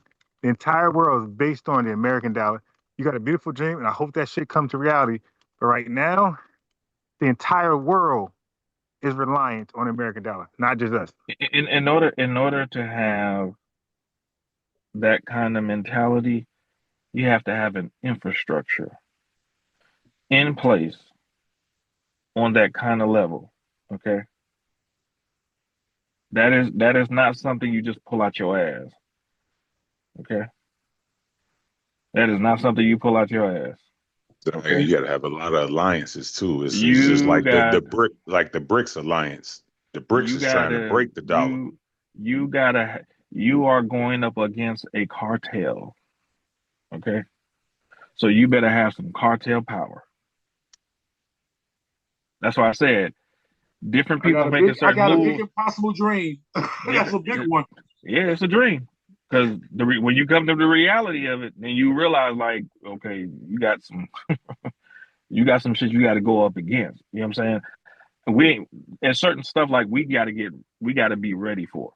Yeah, that's a possibility. That is actually doable in the future.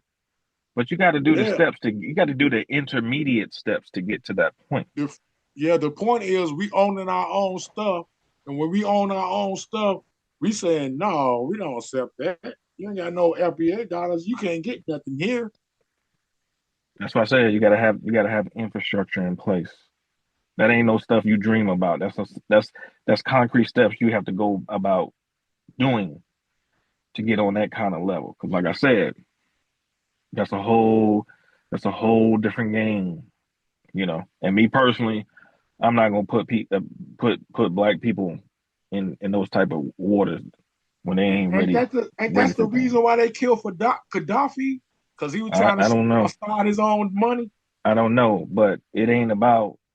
You gotta, like I said before, you gotta be prepared for a battle of that magnitude. It ain't as easy as just saying, "Oh, I have a dream." Yeah, Martin Luther King had a dream too. Okay,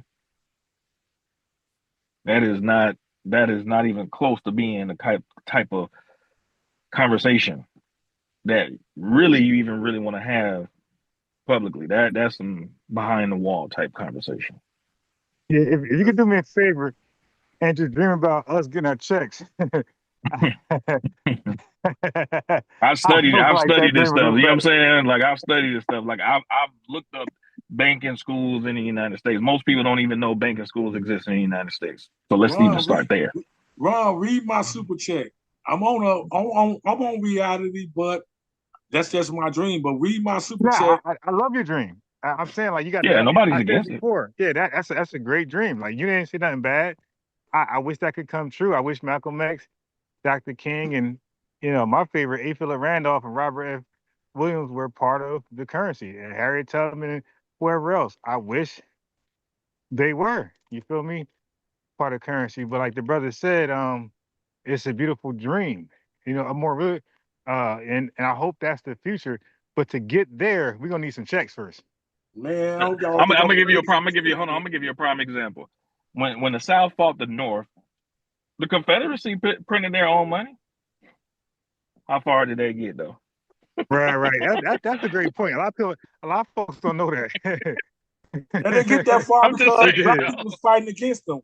When you got black on your side, they had weapons, they had territory, they had all of that, and they lost. But they didn't have black free labor. They had black people fighting for them too. There were black people in the Confederacy too. Tell us.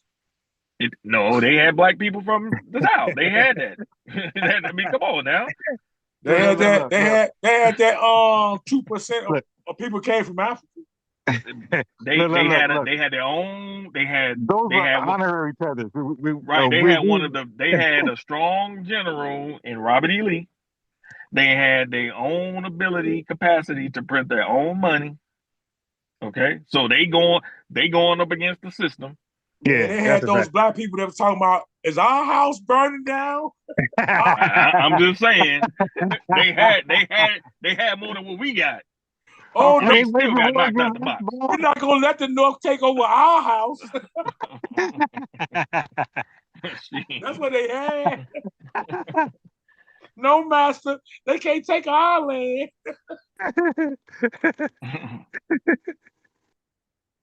I's good living in your basement. Yeah, he is funny.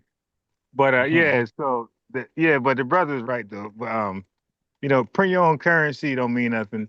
It's there's a big bad wolf, and I know you don't want to acknowledge it, but the white man is very, very powerful. Thanks to those fucking Africans who sold 12 to 15 million of us to be free labor for 400 fucking years. We ended up building the strongest powers in the world because of fucking Africans. Yeah, so 400 years of free labor, nobody can beat them, bro. All right, and it was our labor, it was our hands. And when we working, we making shit perfect. We're perfectionists, and we added our inventions and innovations on top of the labor. So yeah, we help formulate, and so did the rest of the diaspora. We help formulate the strongest European powers in the world through our labor. Right? You could thank Africa for that.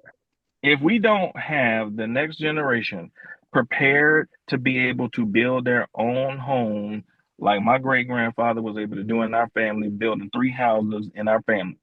If we don't have the next generation of young Black males in our families prepared with those skill sets, HVAC, masonry, carpentry, electrical, plumbing, all of those types of things, we're going to lose. Period. We're going to lose. We're not going to lose, brother, because we the one invented it. Well, I'm saying it don't matter if we invented it. If we're not doing it, we gonna lose. Okay, it's that simple. That's regardless of a livable wage. Period.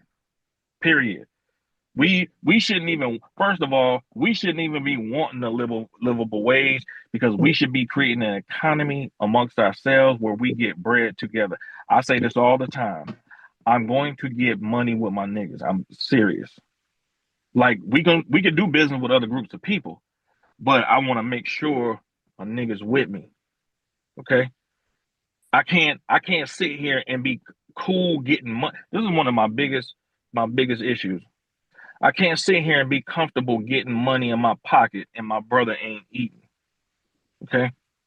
The reason why drug dealers can get people to work for them is because they putting some money in their pocket.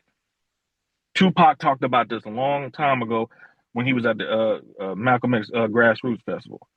Like, at the end of the day, you can respect somebody that's trying to put some money in your pocket. You know what I'm saying? And we can sit here and talk about, oh man, but they're selling drugs and that's tearing up the community, this and that and the fourth and blah, blah, blah, this. Well, what y'all doing there?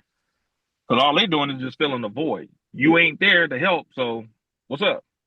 So for me, that's what it is. Because at the end of the day, we should want families. Our families need money. You know what I'm saying? We have the original woman. At the end of the day, the original woman ain't cheap. It ain't in her DNA to be cheap. I mean, this is what it is. If we're gonna talk about the kings and queens shit, then we gotta stand on it. Like, that's what it is. So that means we gotta do what we're supposed to do. And that means your circle of men need to be about getting that money. And quite frankly, it is not as difficult as we make it seem to be. We just gotta be focused. We used to be real focused, and I ain't saying me because I never used to go to them. But in the 90s and the early mid 2000s, dudes was very focused about going to the club and bumping T.I. and all that. But guess what, man? T.I. and them cats was rapping about getting money. They were rapping about getting money. And the truth of the matter is, as far as hip hop, man, hip hop dudes was some of the most vocal dudes out here in these white boys' chests when it came to getting money. In a lot of ways, they were speaking on our behalf. They were showing them cats that they wasn't scared. We could sit there, man, and we can, pick sides between Jay and Dame. But man, Dame never backed down to any of them white folks, man. And he was always defending the artist, black artists. What's the cost in those banking classes? It's different ones. There's so many out here. I'll send you some information on it. Put your email in that. Black Think Tank is the easiest email to remember. Black Think Tank at yahoo.com. Okay. Black Think Tank at yahoo.com. Okay. I got you. Yeah, if I get good with money, money, it's a wrap. That means I can talk about damn near everything now. Put in my notes right now. That's funny that you bring up Dame because you was bringing up Booker T earlier about that debt.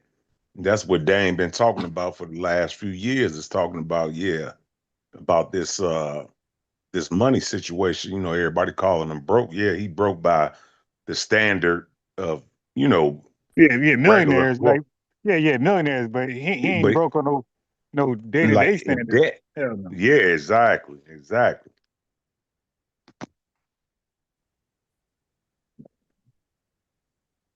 Well, one thing I can say about Dame, from what I saw, because I try not to, even when it comes to Jay-Z, like I just seen just enough of Jay-Z. I just don't get down with him like that. But even when it comes to beef between two brothers, I try not to personalize it for myself. I just try to take a step back and see out of what's going back and forth with these two cats, like who would I really deal with? Like who would I want to do business? Who could I see myself trusting? And to me, it seems like Dame is more trustworthy because he was always defending his black artists. And remember, he was the one that was really battling Def Jam like that. You know what I'm saying? He was the one that was in their ass because they was always trying to do underhanded shit with his artists.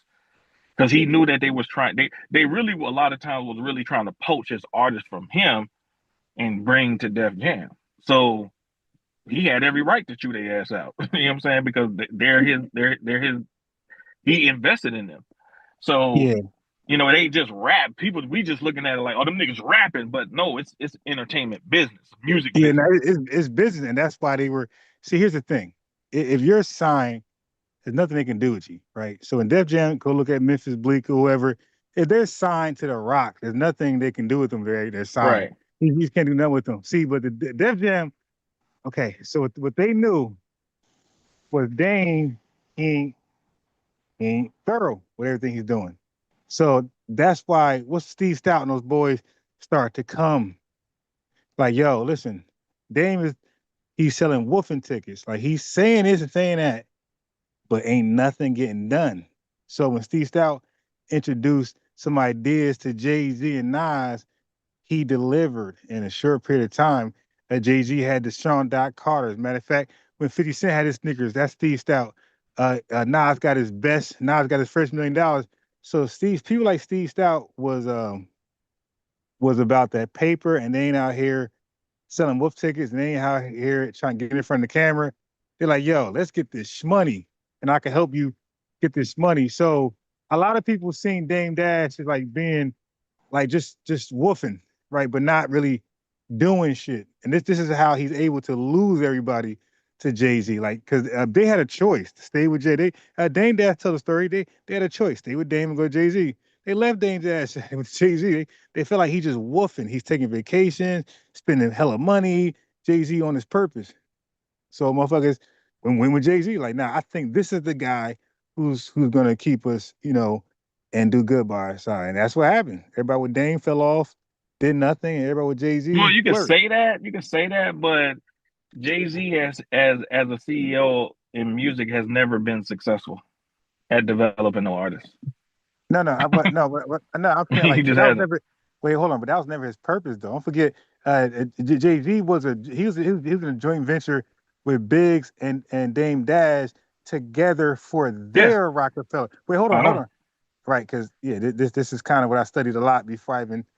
You just check my old channel. I got a lot of videos on this. Okay, but what I'm saying is Jay-Z was never into the artist shit. He was the artist. And Dame and they had a three-part business deal to get Jay up and running. Not Memphis Bleak, not Benny Siegel, not Freeway. It was about getting Jay-Z up and running. So Jay-Z was the product. So trying to expand Rockefeller was a Dame Dash idea because he realized Jay-Z is the product. So how can I survive post J? So he started to do other investments with the Rockaware and with this. He's trying to say, okay, fuck, okay, Jay Z, he flying. How can I survive without Jay? Because it's all about Jay. He don't really need me, and everybody's telling him that, like, yo, you don't, because they pointed out he's not in the record, producer when Jay's rapping. He's nowhere. He just getting a check. He dicks like, yo, Jay, you don't need this fucking guy. He just spending money. So that's what Jay So when that was Dame idea to get all these rappers. Jay-Z was never into that. So Jay-Z that was never his purpose to sign people and get them going. That's some shit Dame put in his ear with the rocker wear, and he went with it. But Jay-Z was all about himself all the time. Because he was the bag. He knew that. People told him that. Steve Stout told him that. Leroy Cohen told him that. It was a fact. Def Jam told him. What's the other guy? Kevin Lyles told him it was a fact. Like, you are the bag, bro. They're around you, eating off you, and you could really cut them off and get all the money yourself. You don't need to split the money 3 ways. And that was true.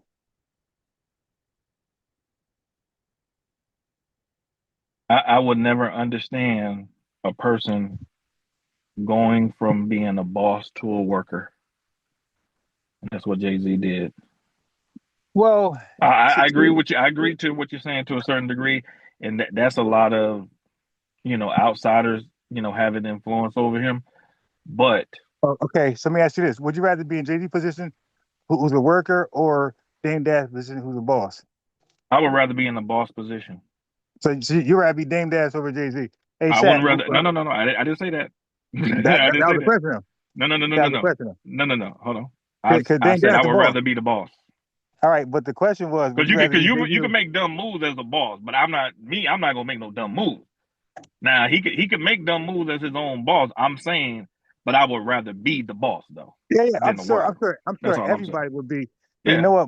Boss come with a lot of tangibles that you gotta have, and everybody ain't built for that. Everybody, I want a business too. Everybody ain't built for that pressure. I agree with you on that. Right. Everybody can't hire the right team, and they not. Some people need to just be your accountant, secretary, salesman. Yeah. Yeah, I mean, especially we already know. I mean, businesses can be cutthroat. I mean,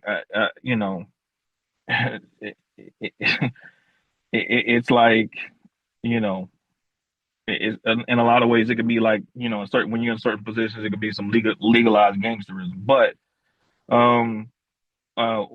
if I would say, if I was looking at it from a business perspective, I would say that one of Dame's problems is I don't see him having the ability at that particular time to delegate authority.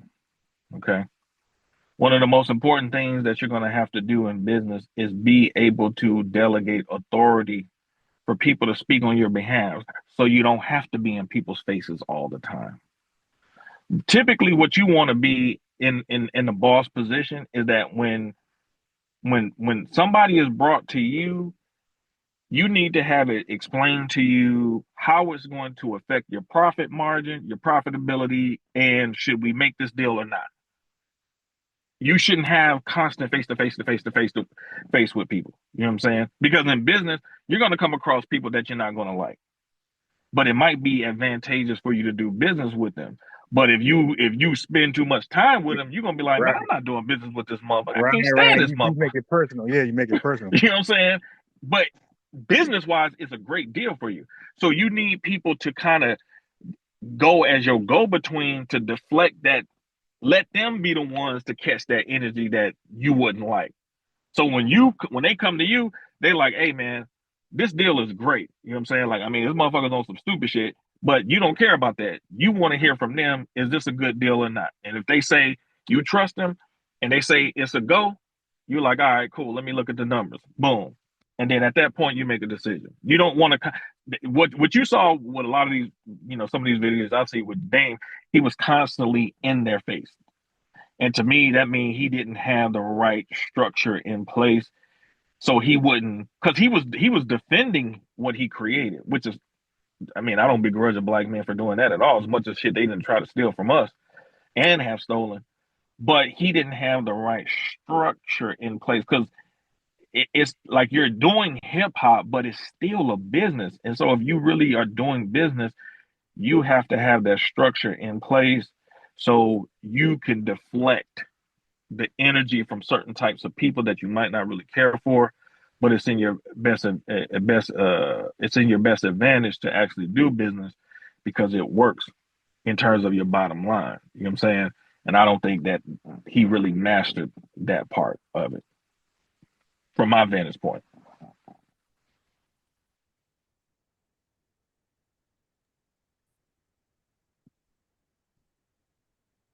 That's a great point. There's a lot of times you see him japping off on them old videos, and up there at Def Jam snapping. You know, it's you get people for that. You put up that barrier. You know what I'm saying? Like you saying, you shouldn't be the one to go on in front of. You know what I'm saying? These other CEOs or these big conglomerates and snapping off like that. So I think Jay, he's an opportunist. It's just like 50. I heard Dame Dash talking about how 50 Cent is capitalizing on all the Diddy stuff. You know what I'm saying? It's a lot behind it. But a lot of these people, they opportunists. They Now 50 Cent. Now when it comes to Dame and Jay, I'm choosing Jay. But that just that's just me. But when it comes to 50 Cent, yeah, I think he's out of line. Like I don't like that. But that's just me. I mean, I'm just saying I don't like what 50 Cent is doing. I don't like that. It's just bad taste, man. Like, dude, you got a documentary that's biased as hell because you don't like him. So now, like, you're admitting, right? You're admitting into the documentary rumors, like nothing confirmed. I don't like that. That's it. I mean, then the backstory of it is everybody know Diddy was dealing with his baby mama. So I mean, come on, man, 50. I mean, that's just a grease ball for that. Yeah, grease ball. Yeah, exactly. I mean, but like you see what it's about though. It's not even about what 50 Cent really believes. It's about that. Like but just I mean, make that clear, and then we'll kind of like know your angle. But in business, like we were saying, this could be about a business opportunity. This could be nothing about the documentary at all. This could be about, can I lower a value of something that he has and get it for cheap? Right. And the same thing apply to Jay-Z. See, what I do is I apply all things across the board evenly. Yeah. So if it's good for the geese, it's good for the gander. So we can't say, oh, poor Dame, bad Jay-Z, but now bad Diddy and good Dame. No. If that's the move, then it should apply across the board. 50 and Diddy never had they never was no circle like that anyway. So doesn't matter. That's what I'm trying to say. Business don't have friends, man. Like you just said, business is about, can I get in cheap? Is this the best opportunity? And it ain't. There's no real friends in business. That's why it's called business partners, investors, and shit like that. There's no real friends in business. Everybody. It's not. No, you're right. You're right. No, I agree. I agree with what you're saying. What I'm saying is that also in business too, there's certain ways of doing business. So, for example, let's say you can make $350 million on this deal, but if you go for that $350 million, when it's time for that contract to be up, they're not going to go to you because they believe you took too much money. But would you take $250 million for the opportunity to make sure that when that contract is up, you got another chance to re-up on the deal? See, if I'm doing business in a way I'm not looking at that deal. I'm looking at the next 2 or 3. What sets me up for the next 2 or 3 deals, possibly? You know what I'm saying? Because I got a number that I'm going to be comfortable with. I got a number that I would go for. And then there's a number that I'm going to be comfortable with settling for. So if I can get my number that I'm settling for with the potential of 2 or 3 more deals, I'm going to make a lot more money long term. So it just depends. It just depends on how you're looking at it. If you think the 350 is all what you need, then you're going to go for it. And then that's going to be that once the deal is up. Or because business is about building relationships too. It's not just about the money. So are you here to cultivate relationships, to open up more doors for money? Or are you just on some like, man, nah, I'm gonna just get this money now, forget all that other shit. You know what I'm saying? And so, you know what I'm saying? Like at the end of the day, like that's the challenge when you're looking at doing business. Like, how are you looking at it? You know what I'm saying? That's how I'm looking at it. I'm looking at potential deals because those potential deals could, not just in what I'm doing, but those other people can open up another lane for me to get some money with them too, and say, hey man, we got some opportunities over here too. How would you feel about men investing some of this money over in what we got over here in this particular hedge fund? Okay, let me see the numbers. And you didn't even know anything about that opportunity. You know what I'm saying? So that's how I look at it. I see what you're saying as far as like, there ain't no friends and stuff like that. But I'm saying, like, at the same time, business is about cultivating relationships too. If you don't know how to cultivate relationships, you're not going to really be successful in business. I can promise you. Yeah. But really, like, cause like I'm working for a startup company now, and the owner has set up many businesses, sold them, made millions of dollars, blah blah blah. And right now, it's three of them, and they have a silent partner, right? Mm-hmm. Two is on the job, working hands on with me. The third one, it's just a silent partner. I mean, he's a partner. He does money. He don't do shit, right? And he's not even well liked over there. He don't do shit, like nothing. I'm talking about he doesn't no sweat and blood at all. He just put his third in there and that's it. And he comes down and talk money and things like that. But he ain't like well liked. He don't give a damn. Okay, he ain't helping.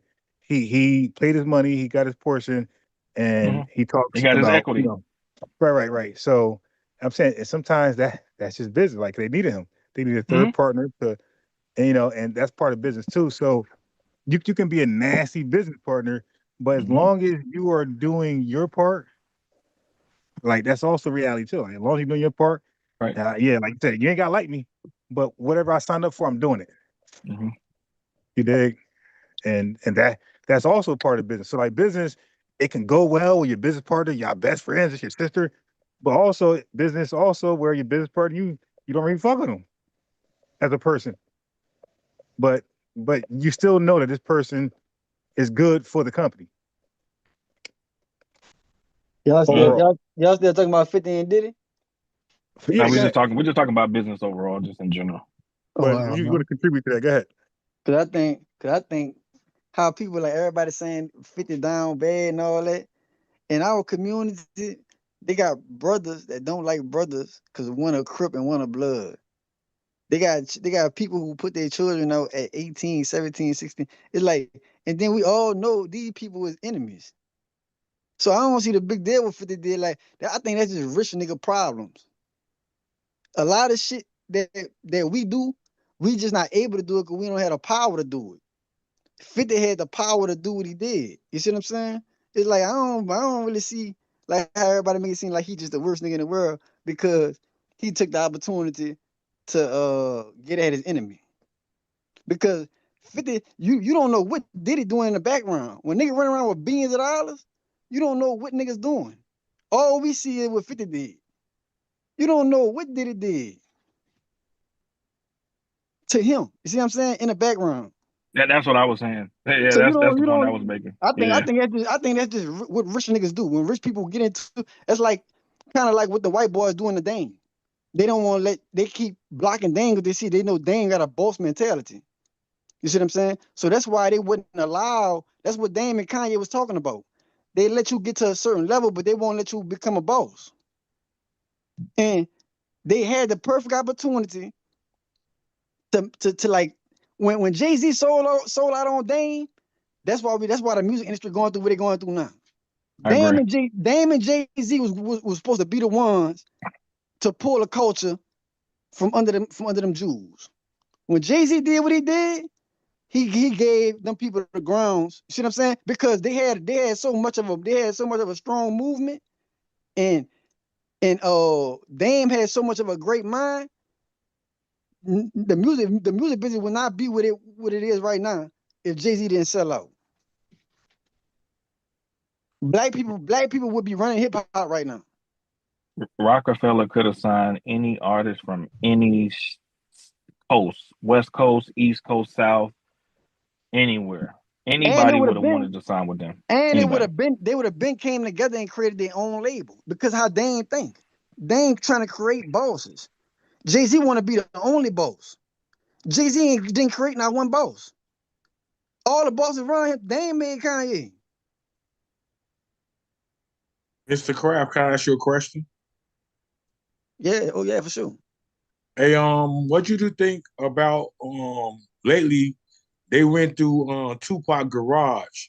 They found paperwork of all the plans that he had for hip hop and the businesses that he was planning on starting. And without Tupac dying, I don't think Jay-Z or none of them niggas will be even in hip hop the way he had plans. Facts. Hey, you ain't talking nothing but facts, because the thing about it is, I think they killed the main person that supposed to have control hip hop. They took Tupac out, hip hop went down, and Jay-Z and them brought it down. It would be even more better if Pop was still alive. Oh, most definitely, because you know what it is. It's the people think they're scared of money. These people are not scared of money. They're scared of a mentality. See, they're scared of Dame mentality. They're scared of Tupac mentality. They were scared of Soulja Slim mentality. It's like, it's the mentalities they're scared of. So that's why I always understood, like when you pay attention to the game, they're not gonna let, like I heard y'all saying earlier, Dame was just talking. Dame wasn't just talking. These people control a certain level, so they wasn't allowing him. Kind of like when somebody like try to get a job and they say, "Oh no, you can't get the job. You overqualified." Overqualified. Boy, You know you what I'm saying? speaking, bro. So Dame was basically overqualified for them rooms, because they knew one thing: if we let this nigga get control of what he's trying to do, he gonna box us out. It was an effect that, and that's what he's supposed to do, because this is our coach. This ain't none of y'all coach. They tried to do the distribution. They tried to do that.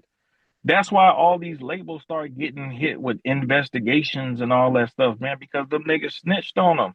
Fact. Death Row, Suave, No Limit. They tried to do a distribution deal. Wait, then They they tried to locked do it. Wait, then they locked what that boy name is? They locked Sugar. Irv Gotti. Rest in peace All to him. Sugar and Irv was the ones trying to come together. That's why they locked Sugar.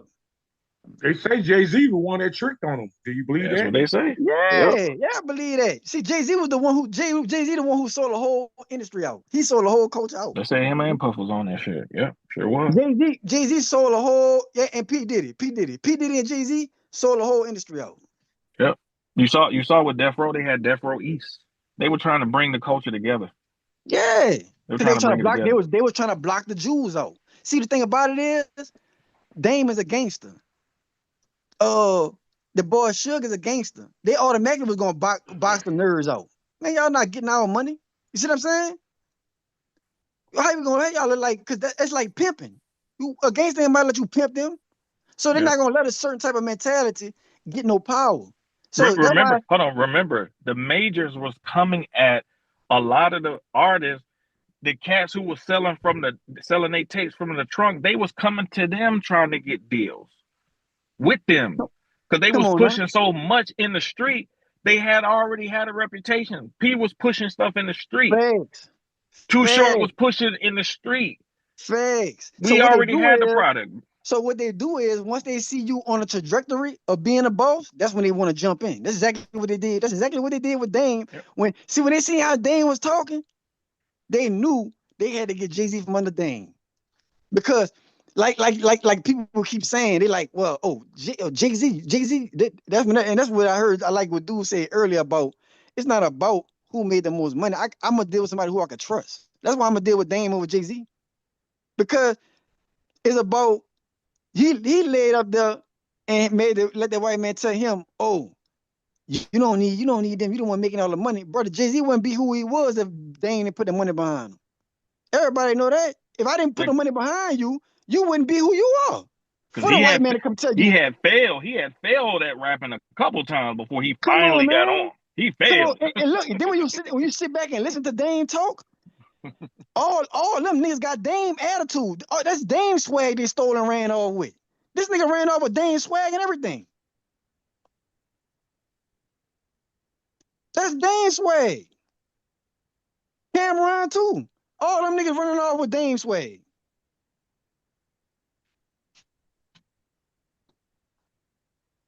They fucked over Dame, boy. I'm sorry, man. Dame is no more of an asshole than any other motherfuckers over there.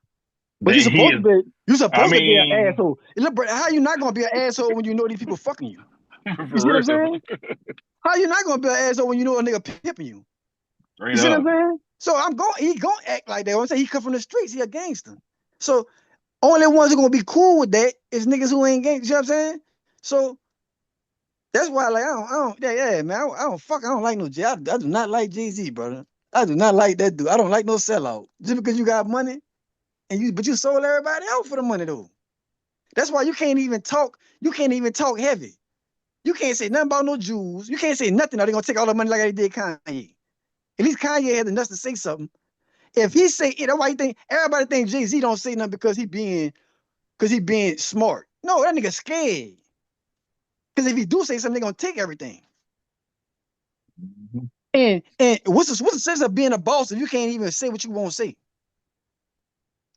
I'd rather have Dame money and talk how I want to talk than to have Jay-Z money and can't say shit. That's true stuff, Mr. Kraft. It sounds like they did that to Eazy-E. See what happened to Eazy-E? Come on, man. Man, you can't even hold your own nuts, man. Fuck that. Come on, now. Exactly. Fuck You that. can't even stand up for the. Why is I'm getting rich if I can't even stand up for my community? That don't make no sense. Like that don't even make no sense to me. If I can't stand up to my community, stand up for my community, what's the sense of getting billions of dollars? Because my family damn sure don't need no billions of dollars. Like, how much money do you need before you say, fuck it, I'm gonna stand up and say something? You saw he tried to get that casino, man. He got blocked. Nas Come on got it now. though. You see, and that's what Got it. that's what niggas don't understand. He thinking because he not saying nothing. Man, the white folks gonna always treat you like a nigga, man. They gonna always treat him like a nigga. So he really just sold out for nothing. Like, he ain't got no backbone. He ain't got no backbone to me. But I can't respect no nigga who don't got no backbone. That's all it is. He don't have no backbone. And they ain't got a backbone. So I don't think he won. Everybody make it seem like, oh, he won. He didn't win. Dame still won. Cause Dame's still a man. Jay-Z ain't no fucking man. So if you can't say what you want to say, and then there's another thing. I can see if you coming up, you up and coming, right? You broke, you come out the ghetto, and you trying to just make something. I can understand you keeping your mouth shut. But brother, when you got down there $1 billion and you ain't saying nothing, brother, man. I can't rock with that. Nah, man. Nah. And we have had this type. See, the thing is, man, because again, man, it's just still this integration thing. What do we prefer? Do we prefer our own shit, or do we prefer white people shit? Exactly. And look what Jay-Z did. He told everybody he was gonna use title for black people, the black people streaming and all this. So people looking at it like, well, fuck. If anybody gonna make money, we rather a black man make money off of it, right? He gonna turn around and sell the shit to a white man again. He tricked all these niggas to come put their music on their platform, and then went sold it to another white man. So now all these people music right back under a white man. Sure did. Like, but he all around the board, he just selling. Now he's sick. He's sick. Like y'all say, that nigga sick. He sold title now. He sure did. I forgot about that shit. Mr. That nigga Kraft, sick, brother. Mr. Kraft. Yeah. Is it true that Jay-Z sold Prince music? Prince? You said Prince? Yeah, I heard that he sold Prince music. Stole it. Man, I wouldn't be surprised. I wouldn't be surprised if he did. I don't know for sure. So I ain't gonna say if I he heard did or that not. Prince donated some music to him for organization he had. He just took all Prince music. Like, brother, it lines up with his history. So I wouldn't be surprised if he did. I would not be surprised if he did, man. Like Jay-Z is one of the dudes, brother. He a cancer. He a cancer what he does. He gives a lot of business people the okay to just be cutthroat and just, like, you know what I'm saying, just do people dirty, and they think money is just like a good excuse to do these type of things. But long as we think like that, how could we ever get anywhere if everybody just feel like, oh, if it's about money, we could do the wrong thing? Like, that don't roll. Like, as a community, we'll never get in power, because every time we get there, every time we get close, a nigga gonna accept some money to sabotage everything.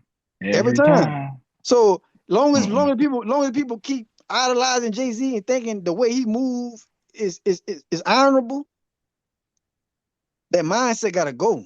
Like, you know what I'm saying? Like, he's a real chump. You know what I'm saying? I can't see how nobody will live there and choose him over Dame. Man, do you hear how Dame talk? Dame talk like a boss. All of the stuff that you see in music now, the blueprint in It terms came of from merchandising and all of that shit, the movies, it came from Dame. that came from Dame, dog. Dame set that. He set that blueprint, man. They came Straight from Dame. up. And look, P&M was doing the movies and all that first, right? But Dame was the first one to do it on a high level. I'm talking about his movies don't look like it came from the ghetto. You know what I'm saying? See, Baby and Pete movies, they look like it came, like, you know what I'm saying, just some ghetto Look, shit. when they first hit, Dame and them wanted it wasn't just about selling music. They already had the intention of doing all of the merchandising, the clothing, all of that stuff. He wanted that to be a part of the whole ensemble in terms of capturing the culture of hip hop. And if you He pay wanted attention, right. nobody never did it like how Dame did it yet. Like Rockaway was a main. Everybody was wearing Rockaway. No other rapper came out with a clothing line to where the whole country was wearing it. Rockaway, we was wearing Rockaway in Louisiana. You know what I'm saying? It don't matter where you went at when them boys was hot. Every Rockaway was the thing to wear. Ain't nobody never did that shit like that yet. You And know, that's some excellent points though, because one of the other last things that Jay had did was remember when Colin Kaepernick was going through all of that and they was talking about boycotting. Then all of a sudden Jay-Z got the deal for the halftime for the Super Bowl. The Rock, they run the halftime show now. Sure did. So I think he told Jermaine Dupri not to do it too. Yeah, he told exactly. He told JD. Yep. Because he showed Jay-Z showed you every time, dog. He willing to sell his people out for opportunity. And that shit ain't right. That shit ain't right. And the fact that how you know he just like the ultimate trader. Because like I said, you got too much money. You don't have that to do. See what I'm saying? I can see you just going for yours. Like what I said, when you coming out the ghetto, you ain't got nothing. I understand nigga going for this. But once you done made it and you at the point to where you at, you supposed to pivot. You see what I'm saying? Mm-hmm. I can see you being like the spook at the door. You see what I'm saying? Like making them think they would whatever, you know what I'm saying? And then you get in that position and you supposed to change. You play the game. I understand. I understand playing the game, but you can see that he not playing the game for us. He playing the game for his motherfucking self. Yeah, that's. I say it all the time, man. In business, man, there's nothing like having a person in business, man, that you can trust 100%. That shit is priceless. And that's how Dame. That's the energy Dame give me.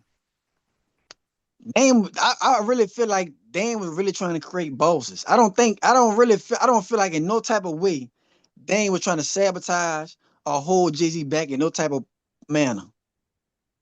You see what I'm saying? I really believe Dame really just wanted to make everybody as big as possible and get that cracker about the middleman in them. Dame whole point was he wanted a label. You see what I'm saying? He wanted their own label. But he looked at them cats when he got. You got to remember, man, these cats is from the street and they up in there doing business with people who daddies done set them up their whole life. They ain't never had to work hard for nothing. They just stepped into a role. Man, these cats came from the street, man, and was in these dudes' chest. And they looking at them like, man, you ain't came from where I came from. You ain't came from Harlem where I came from, dog. Like you ain't repping what I'm repping. Like, so like I'm not gonna bow down to you. Like, why would we? If he looking at himself as an apex predator, he looking at these dudes like, man, your daddy gave you this shit. Like, man, I came and took this shit. Like, nah, I ain't bowing down to you. I'm with that. And check this out, brother. Check this out, brother. And this is why this would blow me the most when I think about it. Like when I think about what Jay-Z did, because think about it, if he don't sell out, right? And these dudes create their own label and all this type of things, Sexy Red never becomes Sexy Red. all these people who Nas X and all this never come about. If real people from the ghetto and real FBAs is controlling hip hop. None of that shit. They will have more Lauryn Hills. They will have more music with substance. When Jay-Z did that, like I said, that was the most pivotal moment in hip hop. I When he agree. sold out on Dame. I agree. I said the same thing. Like that was the end, man. That was the end. We had they was really the most formidable black label at that time that was fighting the empire, dog. And they had power, man. And they were from New Rockefeller. York. And they were from New York. They're from the Mecca. Man, they had power, bro. They had power like a motherfucker, man. See, people don't even though P and them was big and all that, it was hard for P and them to get respect all across the country. Right, like I said, the whole country respected Rockefeller. Mr. Kraft, when I think about that era that you're talking about, it's just amazing what would have had happened if all those top record companies could have got together and started their own distribution company. That would have been tight. Facts. And they think if that would have happened, they think we influenced the world now. Man. Boy, that would have happened, man. And look, they was in the works of doing it. Yeah, they were in the works. All of them was in the works of doing it. Irv Gotti, Master P, and Suge Knight. All them dudes was talking about creating all them dudes. Suave House, Jay Prince. All of them was talking about making their own distribution center. I mean, distribution thing went before Pac died. Wait. But you know, Steve Stott actually did that. So the thing is, like people were talking about it, but it was nothing stopping them from doing it. Matter of fact, Steve Stott was the first to leave that rap producing stuff and do something else and make his own lane. Okay, he was the first to do that. Now, let me say this: all those guys you named, none of them were in a position like Russell Simmons. Like these guys were working with an umbrella company. So like they were a subcategory, not Rockefeller. Everybody but Rockefeller. They were their own different thing. But everybody they had a joint else, venture. They had a joint venture with that. They were different. They're their own entity. But everybody else were like kind of like, I'm trying to use words properly, but like they needed those big companies to like. But they wouldn't need if they would have came together. They wouldn't need them because they were the ones with the influence. I agree with the come together part, but I'm saying the Rockefeller showed the blueprint. The Rockefeller has showed, hey man, you ain't got to be signed under these guys. You can go into even 50-50 business with these big dogs. So like they gave the blueprint, and even still today, like nobody really follows that blueprint. People still want to be signed, and and. Yeah, so Rockefeller, because you know I'm gonna why give you though? that. It's like that Rockefeller now. definitely It's showed like the that now. blueprint. This the reason why they always sign young artists. If you pay attention, they're not signing gangsters no more. You see what I'm saying? They already got money. See, Dame them already had money. Suge them already had money. But let me say this though. Jay Prince them already had money. P did not. They looked at P for stupid for not accepting no money up front. No, but P had a distribution deal, and the thing was, he's different than everybody else. He had a distribution deal, but Rockefeller and Rockefeller different. What they did different was like they were actually even partners with Def Jam. Like that's a huge accomplishment.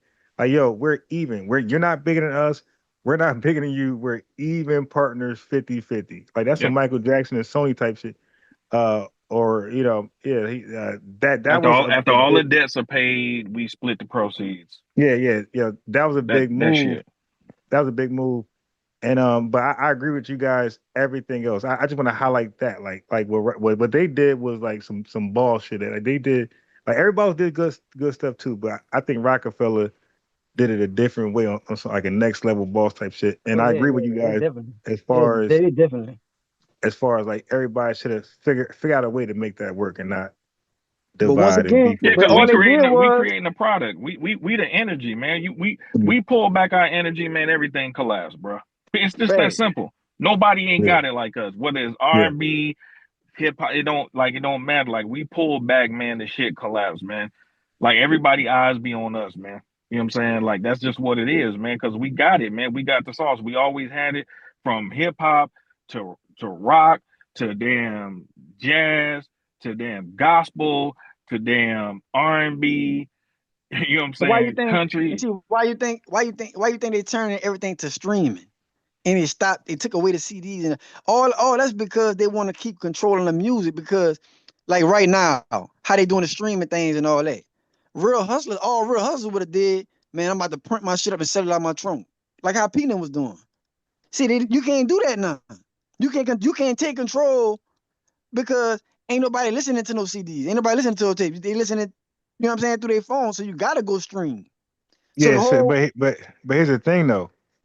But you also can't get mad because that's business.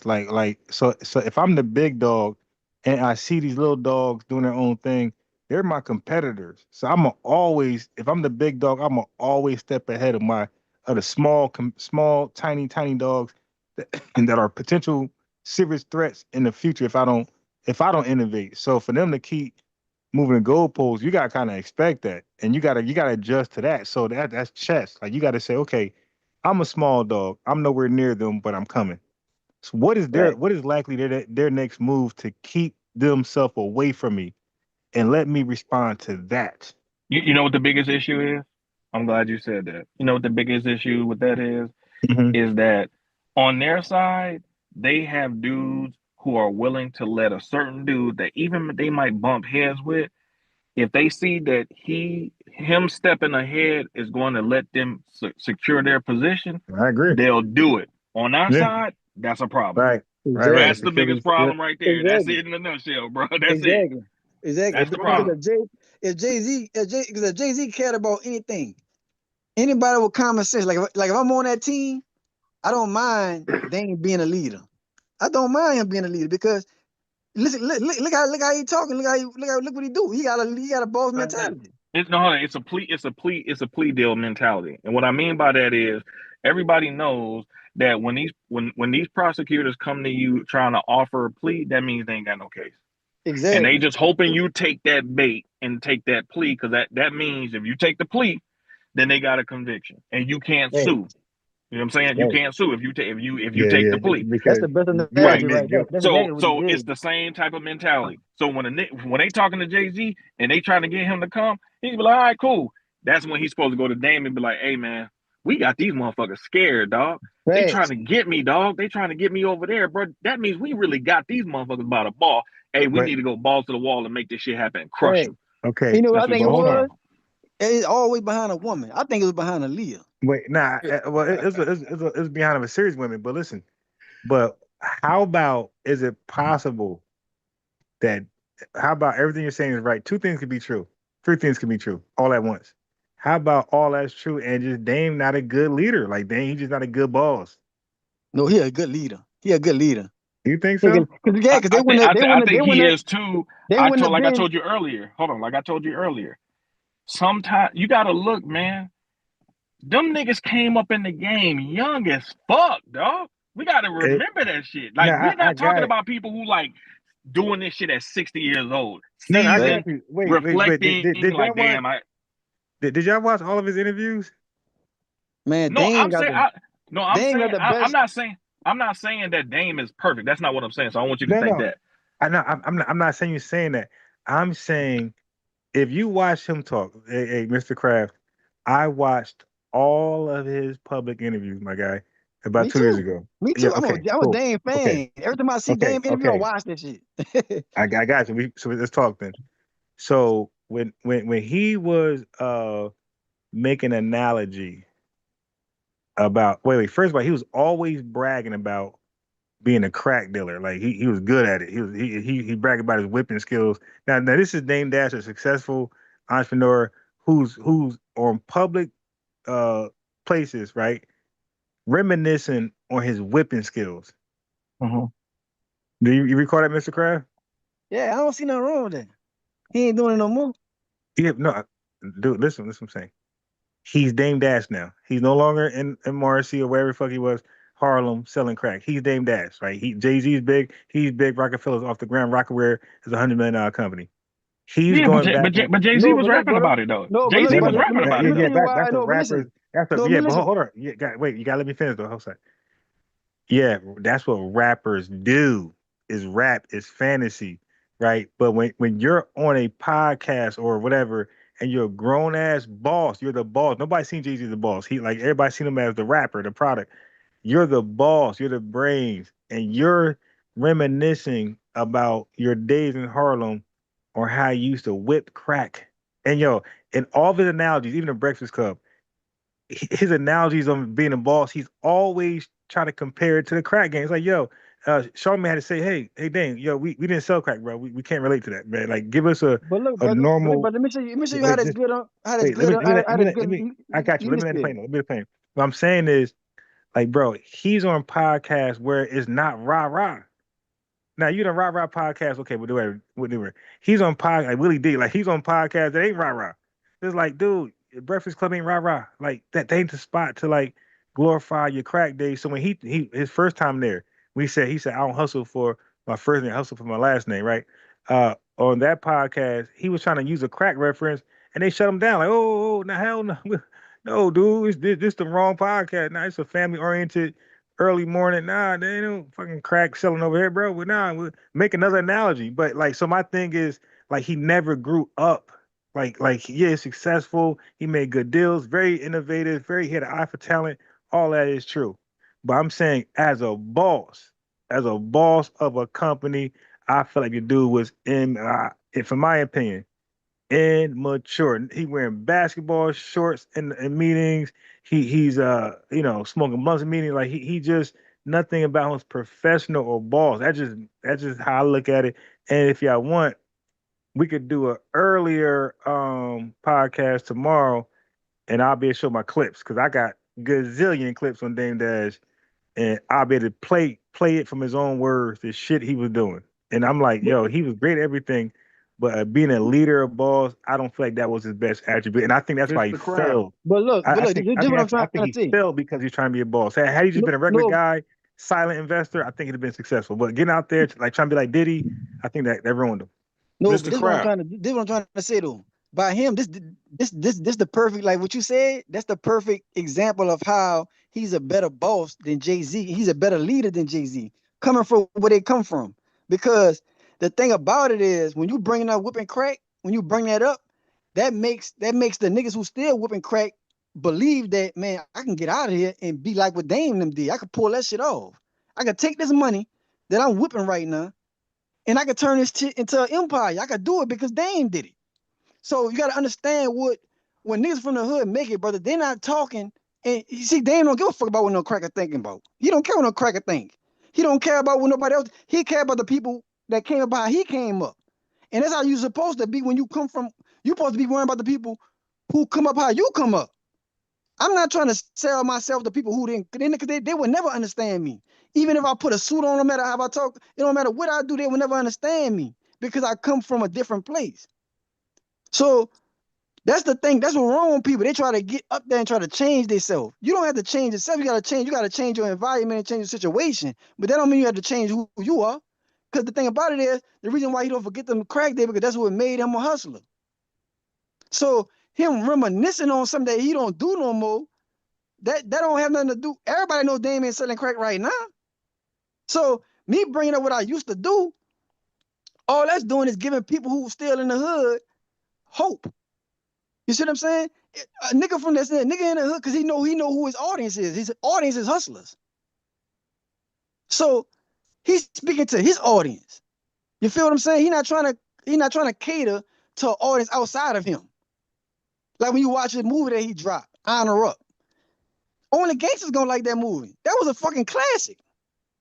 And Cam had the nerve to try to lay up there and try to down the movie like the movie, because Cam played in the movie too. Cam got mad at the man and tried to make it seem like the movie wasn't a good movie. Every movie Dame came out with was a fucking classic. Every movie? Every movie that he came out with Hell was a no. classic. Wait, Hell name no. one that wasn't a classic. But he got some bootleg movies that he did. Matter of fact, on his channel right now, that new Dream stuff, Oh, I ain't New talking. American No, I Dream. ain't talking about the new shit. I'm talking about like the main Yeah, you movies. said every Well, movie. not every, not every. I ain't see. Well, I didn't see the new one. Like the new one that's on new thing. I didn't see those. But I'm talking about like Yeah. paid. I'm talking about like Paid in Full, Honor Up, the one he had Nah, with the one. he did good with those. Yeah, he did good with those movies, the old ones. Yeah, but yeah, they ain't like by him bringing up crack. Wait, That just show you. That wait. shows you. I think I got a question for you. Mr. Kraft. Yeah, I'm Mr. listening. Kraft, in my generation, y'all talking about businessman in the music business. From my generation, I always look at three people. It'll be Ray Charles, it'll be Sam Cooke, and the number one that I noticed that they don't give him credit for is Michael Jackson. That's why they had to let him go. Michael Jackson was a brilliant businessman in music. Mm-hmm. What about Barry Gordy? Hey, Barry Gordy is so tight, but I'm just saying my top three. I definitely like Sam Cooke. He was on all his stuff. Nobody owned him. so let me speak to that. I'm not familiar with Sam Cooke. Don't even know who he is, to Sam be Cooke honest. But had his own record company, selling his own music, and he was selling his music to be redone by white people. Yeah, from the Yeah. shot. okay, Yeah, Michael Jackson. okay, They said Michael Jackson was a shrewd businessman. They said he didn't play by that business. That's yeah. why they So I want killed to him. speak on. So I want to speak on Michael Jackson. Yeah, nah, Michael Jackson was that guy. And like the chat said, decorum, professional, like that stuff matters in business, man. I don't give a damn who you are. If you're like look how But he didn't come many from that though. He didn't come from where Dame came Mr. from. Crab, you got it. Nobody cut you off when you was going. We let you go in. We were silent. Okay, listen, you can't keep making that's called splaining. Bro, the dude is 90 years old. Okay, when he's 25, I ain't gonna judge him. He's a young guy. But we're talking about 30-year-old Dame, 40-year-old Dame. We ain't talking about a young guy. Okay, he's doing little petty, goofy stuff that you don't get respect at that age, man. And guess what? Nobody was respecting him. Kevin Lyles, Russell Simmons, Lyra Cohen, none of his peers, none of his counterparts were respecting him. Steve stopped because how immature he was, bro. And even his artists stopped even mess with him. They ain't want Bleak and them ain't want nothing to do with him. Look at Noriega. Noriega like, yo, dude, you a clown. Like everybody is look at this cameraman exposing him showing the unseen footage of him wilding out, throwing temper tantrums, like just the most disrespectful stuff ever. But Barry Gordy, very good, but you guys can't get mad at 360 Deal and respect Barry Gordy. Barry Gordy is the originator of the 360 Deal, okay? He made all of his artists dress the way he wanted them to dress. They had no say so. They had to take a pay and they had to sing the songs he wanted. He was the 360 Deal. He wasn't better than Sam Cooke. Sam Cooke owned everything he did.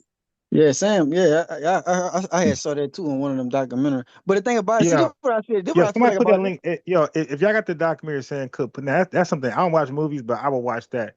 If somebody could put that in the link, I would in chat. I would definitely like to watch that. That's up my alley. Not no He damn owned everything. They had movie. to set him up with a female at a hotel to kill her. Really? Exactly. Yeah. But like you were saying, about, but see, this you got to pay attention to, like when you're going against Dame, it's kind of like a revolutionary. Like Dame basically was like a revolutionary of hip hop. He was about to change. He was trying to change hip hop. So when everybody going against him, you got to understand. Like you got to think about the people who you thinking about going against them. They don't have the mentality he got. They don't have the heart he got, and they don't have the backbone or the nuts he got. So these people are working in fear. This is a man with no fear. So it's kind of like a coward trying to like judge a warrior. A coward gonna always look at a warrior like he's stupid. There's no way around it.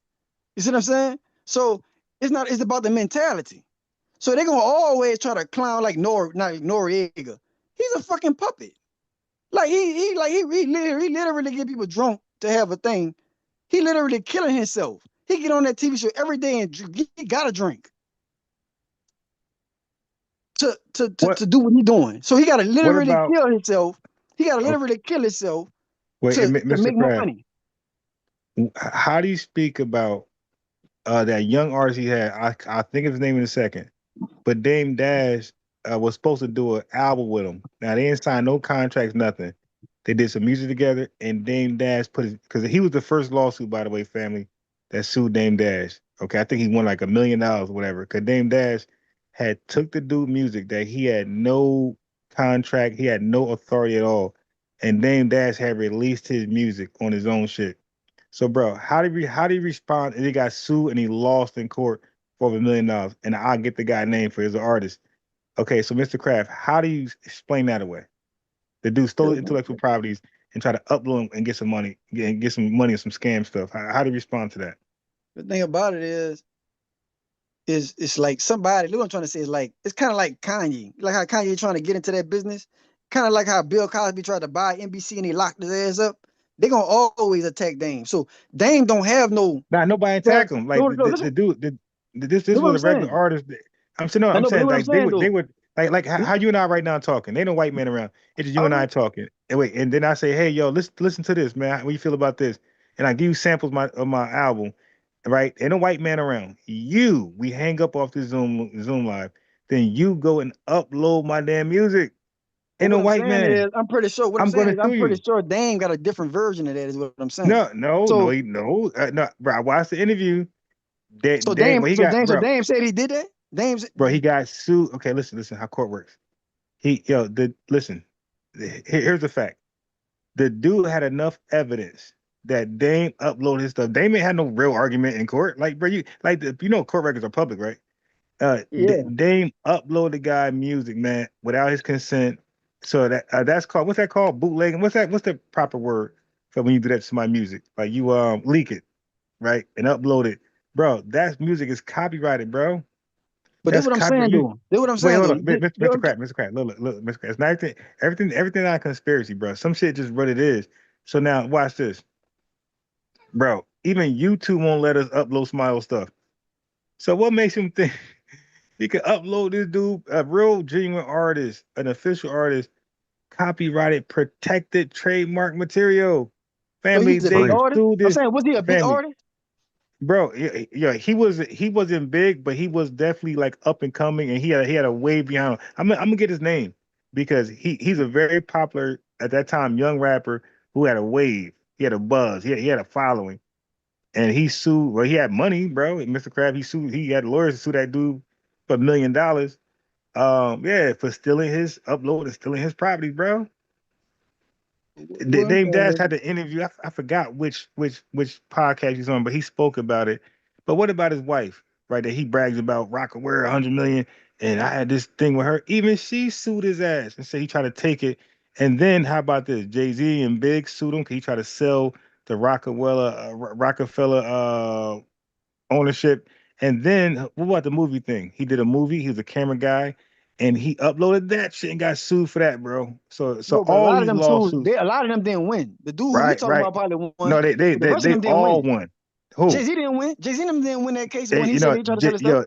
Jay-Z and Biggs won, bro. They had a deal. They didn't get money from him, but they had a deal. I forgot what happened, but family, anybody can Google it. They did win. The judge favored Jay-Z and Biggs, but they didn't want money out of them. Like they worked something else out of Dame, right? They spared the dude, but the movie producer, which killed them, and that young artist, their two lawsuits, beyond his child support, is the reason why he had to sell his third in Rockefeller, bro. His third in Rockefeller. But I heard I saw the interview. I saw the interview with Dame explaining that, brother. Of course, he gonna say. He say some wild stuff, but I'm going off like court was public record. I'm saying public record. The dude had to sell his third because he had to pay those debts plus child support. Now you can go with Dame testimony all you want, cool, but I'm going with public. If you go by his testimony, he owns Cameron and them. He lied about that in the Breakfast Club. I mean, but so you can go with his word, but he been lying like a lot. But this is what I'm saying though, brother. You gotta pay attention. You gotta pay attention to people. Like this is what I'm trying to say. If you have a revolutionary mindset, right, and you're trying to change they're gonna always try to make him look like a goofball. Like with their media and their illusions and all the type of shit they trying to pull, they gonna all because they don't want you to listen to nobody who think like that.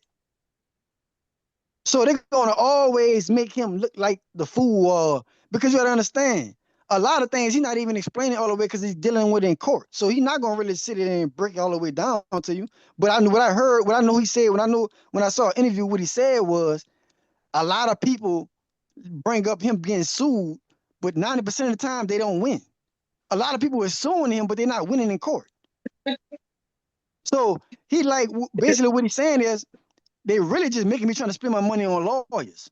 So they're trying to figure out a way to just to fuck with me, period, like get in my pocket. He like, so they constantly suing me and I gotta keep paying these lawyers, but they're not winning in court. All this is about tearing down his image. So when you tear down his image, you also so if I tear pull up, down his message. so now I don't want to do this, but if I pull up at least 2 court cases he lost, where he lost $1 million in one and maybe like That's only 2 $750,000 in the other though. one. That's only 2. You know how much how Wait, much he's been sued? no, He's been sued listen, a lot of times. Mr. Kraft.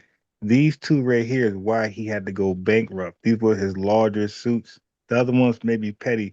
I'm saying $1 million and about 750. These 2 alone is why he had to sell his third in Rockefeller and had to yeah, he had an auction. It was these 2 lawsuits that made him auction his stuff, man. So these ain't light lawsuits. That they broke his.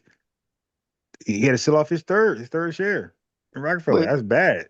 But what I'm saying is though, just because you're getting sued, it don't take away from his him being an honorable man and like his message. All right, so let me Like ask he's you this. not perfect. We're not saying he's perfect. I'm not saying All he's right, perfect from a so long side. Nobody perfect. What I'm okay, saying is, so I look, respect him more as a man than Jay-Z, is but what I'm but saying. but but but I'm not even saying, I'm not even mentioning the small lawsuits. I'm mentioning the major lawsuits. So when Jay-Z and Big sued him, when that film producer whatever sued him, and when that young artist sued him, I'm saying like those are, how many is that? 3, 4, bro. Those are, so now they all family, they all suing him for stealing basically. So but you would say he's not a thief, right? He's honorable. What I'm saying is like basically like how dude, like what I'm saying is it's easy for somebody to lie. Like when you said dude put it, like when you About said when you stealing. said Dame, like look what I'm trying to say. Like when you said Dame put the dude music on his platform, how much money do you really think Dame's gonna make off of that? Dame already rich. Dame, what I'm Bro, trying to say is easy. Know what I'm trying to say. the Look what I'm chat. trying to say. Hold on, listen. Hey, Mr. Wait, Kraft. know what I'm trying to say. Wait. I'm No, trying to I'm just explain it. saying. I got you. I got you, but you messed up already. You said how much Dame would make. It's not about what Dame make. It's how much that young dude lost potentially. That's his. They call it piracy. They in the chat say piracy. It's not about what Dame can make. It's how much you made me lose. I'm talking. No, what I'm saying is, what would Okay. Dame reasoning? I'm talking about like when you're thinking critical about the whole situation, right? What would Dame gain? But like what I'm trying to say is, why would I He was steal trying. from Well, him? obviously something. He was trying to be slick. He got sued for $1 million. It was something that he But was up to. what I'm trying to say is a lie. Like do what I'm trying to say. What Dame Okay. should have did, like how you said it didn't have no contract or nothing. Dame should have got a contract because when you don't No, get a contract, the dude ain't want one with him. The dude was like I but of guess course Dame was like, you could say all that, brother. You can say okay, all that after the fact, right, like when right, you're trying to win money. When you're trying to win yeah, money, of yeah. course you could be Wait, like, but both of them. Okay, but we could do that both ways though, because they're both telling a story. But then you got court records. All right, so now that's not every day. Every day somebody don't get sued and just they got to pay, not $1 million. I mean, we ain't talking about like let's just some sexual assault stuff, and nobody just getting sued for something reckless, and they got to pay $1 million, bro. no. That's But not what how I'm stuff saying works. though, but this is what I'm trying to say though, brother. The fact is, the young dude, he just saw an opportunity and took it because Dame didn't have no contract on it. Because what I'm saying is, if any young coming artist who's not going to work with Dame Dash or want Dame Dash to put their music on Hey, their bro. platform. No, I said the dude was already okay. That dude was making music already, bro. It was selling on YouTube and where else. He was a hustler, man. He's an independent artist. So I guess Dame was like consulting him or giving him ideas because Dame is good with stuff like that. But So I how saw that? he. What I'm saying, so how that taking money from him by him putting the music? Because if he already selling music, right, that means he has his own page too to put his music on. He got Okay, so that means he got his so own it page. So how is so you it losing money by somebody else putting your music on that too? That just that making your audience bigger. because it probably wasn't ready. It wasn't the finished copy. It wasn't the masters. That's why you undermined my intellectual properties, my work, my artist work. It's not the final copy. And you put it out there. It's like, yo, you sabotage me, bro. Hey, well, man, y'all brothers have a good one, man. Thanks for bringing me up, family. All right, you business peace, man. All right. It's a lot to it. It's a lot to Yeah, that. like, But yeah, yeah, you under like that's like you got a plan, you want to do something, I take it and publish it, and you ain't even done. You're like, yo, my plan wasn't even done for one, but that's not up to you to make my plan published and public. That's up to me. So yeah, you could sue me for, like they said, piracy, copy you know what I'm saying? infringement. But this what I'm saying, though. I see what you're saying. Like, even if it did happen like that, what I'm trying to say is, like, for when you listen to Dame and how he talking all that, what I'm trying to say is, even if he did that and he was wrong in doing it, right? Can you agree that his arrogance probably got him sued? Not the fact that he was trying to get over on the dude. He probably was trying to train the dude, right, and telling him, man, just put it out, man. It's good how it is, but dude probably had a different view of it. And Dame probably put it out anyway. But what I'm saying is, Right. yeah, but what That's I'm the saying is, thief can we part. agree that he probably was just being arrogant and trying to help the dude rather than trying to steal and hurt him? Nah, I don't agree with that. What I'm saying is, I believe the arrogant part I agree with, but I believe his finances was funny. He was trying to be slick and get No, a I don't quick think he's trying buck. to get no money. I don't think because you don't make a lot of money off on Yeah, YouTube posting no music. And bro. if dude music was that good to where he wouldn't need Dame, he wouldn't even be around. He'd be doing his own thing, posting it on his own But he page. was though. No, no, no. See, okay, look, you can't have it both ways. You can't say Dame this intellectual genius and all stuff, and then say nobody can use his advice and his advice. So the dude knows music. You just said he Jay-Z, Kanye West. You just said that. Okay, so Dame knows talent. Like he knows how to spot talent, and he's good at that. And I believe family. I think that's who he should have stayed with, finding talent, and then like kind of like how Mace did with I like find talent and shop them and get a percentage. That's what he should have been doing, not trying to be a boss. What I think dude Okay, did, I think dude just pulled a fast one on Dame. By Dame not signing the contract, dang, bro, whatever that shit happened. crazy. Yeah, I don't see Dame. I don't like me Man, personally. I don't look at him like that. I don't look at him as that I type of know person. you ain't gonna think nobody did name wrong. You gonna think Dame was innocent like my. No, I just don't see that in him. You know what I'm saying? Okay, I just well, don't see guess that what? in He him. got sued Because for a 1 point. lot of people get fucked up in court. Just because you lost a case, don't mean that exactly what they Nah, that's ruled bad is to what lose a case happened. off. You see Nah, what I'm bro, saying? if I lose in court and A lot of people get fucked up in court and no, no, no, on some dirty shit. no. Yeah, no, but not for stealing, not being a dirty thief. If I get sued in court, it won't be for stealing. I guarantee you. No, what I'm saying is a lot of people gonna make you seem like you stole when you didn't steal. Nah, because you got to prove stealing. See, it's not like you touch sexual harassment. No, what I'm Like saying is it's easy to trick somebody when y'all have verbal agreements. Is what I'm saying. Like we feel like we got nah, a like verbal. don't, What I'm saying, I feel like we got a verbal agreement. We got a verbal agreement, right? hey, And you go bro. and you go do something, right? But we don't have no writing on it. I could easily go Hey, say something else. I could easily go say hey, something else, hey, hey, and it look Mr. like you Crab. stole. But Mr. Kraft, this is Dame Dash. This is the contract guy. This guy who signed contracts with everybody. Him, Biggs, and this guy knows about contracts. So he's not some small fry. He knows everything got to be written down and signed. He's in the game. He's 40, bro. This ain't no young dude. He knows the game. He was trying to get over, man.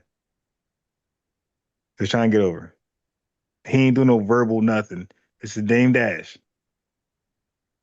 Ain't no young I thought you 18-year-old, said no. 20-year-old. I thought you said he didn't sign no contract or nothing. Yeah, I'm saying he didn't. So I'm saying is he didn't sign one. So why would Dame publish his music without a contract? Like he's up to some That's what sneaky I'm stuff. saying is what I'm saying is him and the dude was conversing. They was talking to each other. So what I'm saying is you Oh, don't know you what making type that up, of bro. verbal dealings they And had is you what I'm don't saying. either. And guess And what? You that's what I'm don't trying either. to say. But we So you do. gotta go off the Okay. character. You gotta go the character of the Okay. people. No. Okay. Yeah. Yeah. So I believe Dame got bad character, and he got Mhm. sued and lost. I mean, we go with character, So we who you go think with the got a better lawsuit. character? You think Jay-Z got a better character than Dame? You keep saying Jay-Z. I ain't say Jay. I don't mention Jay-Z. No, I'm asking you. This is a question. No, this is a It question I'm don't just matter. asking. It don't. Hey, Because Mr. I'm Craft. not comparing. I'm not comparing Dame Mr. to Jay-Z. Craft. Yeah. Hey, I grew up in that area, and back in the day, Dame was the shit. Only thing that happened was that Jay-Z just took his goddamn spot. Exactly. Dame Jay-Z Yeah. took his swag. I know. He ran over the man's Dame ain't swag. no god or nothing. He was doing crazy shit. Right. And That's all Jay-Z I'm just saying. took his spot. That's what I say. He not perfect, brother. He not perfect. I ain't saying they ain't perfect. Hey yo, What nobody's I'm saying perfect, and is, perfect is not in the question. We're not holding nobody to a standard of perfection. We're You just talking about Jay-Z. Who you think Jay-Z learned that from? He learned it from Dame. what I'm saying is, though, this what I'm trying to say. right. He learned from the guy who knew everything. Yo, listen. Yeah, I agree with. Listen, hey, Mr. Crab. This is what I'm saying. You're the one clearly biased. I'm saying when Dame said, "Hey man, look at me, I'm fly. Look at Jay-Z. He can't dress. Blah blah blah. He's bad with clothes." I believe he's right. I believe Jay-Z when he talk about the Sean Doc Carter's. Like, yeah, you can't. When Dame said that, that made absolute the most sense. It's like, yo, that's the wrong guy to like put fashion behind. I agree with him. So like he be saying some smart shit because he's a smart guy. Dame is a genius, right, in his own right. But he's also like he to me, he's a guy who's cruddy. Like he's sneaky. He did like he's a genius, but he's always trying to get over, man. Like he's one of I those don't geniuses. know. I don't know. I don't think he talk too much to be cruddy. I'll try to get over. He speak too much. I think he's just an up forward person. That's what I those think he's people just do. They straightforward. look at Polite. Polite talked a lot too, and look where he at. I He doing think he 7 years. just, but he doing 7 years off of Nacy. Ain't nobody got no proof about him doing nothing. Nah, yeah. Yeah, I don't know, man. I'm not saying he didn't do it, but what I'm saying is they he in jail off of public because the public don't like him.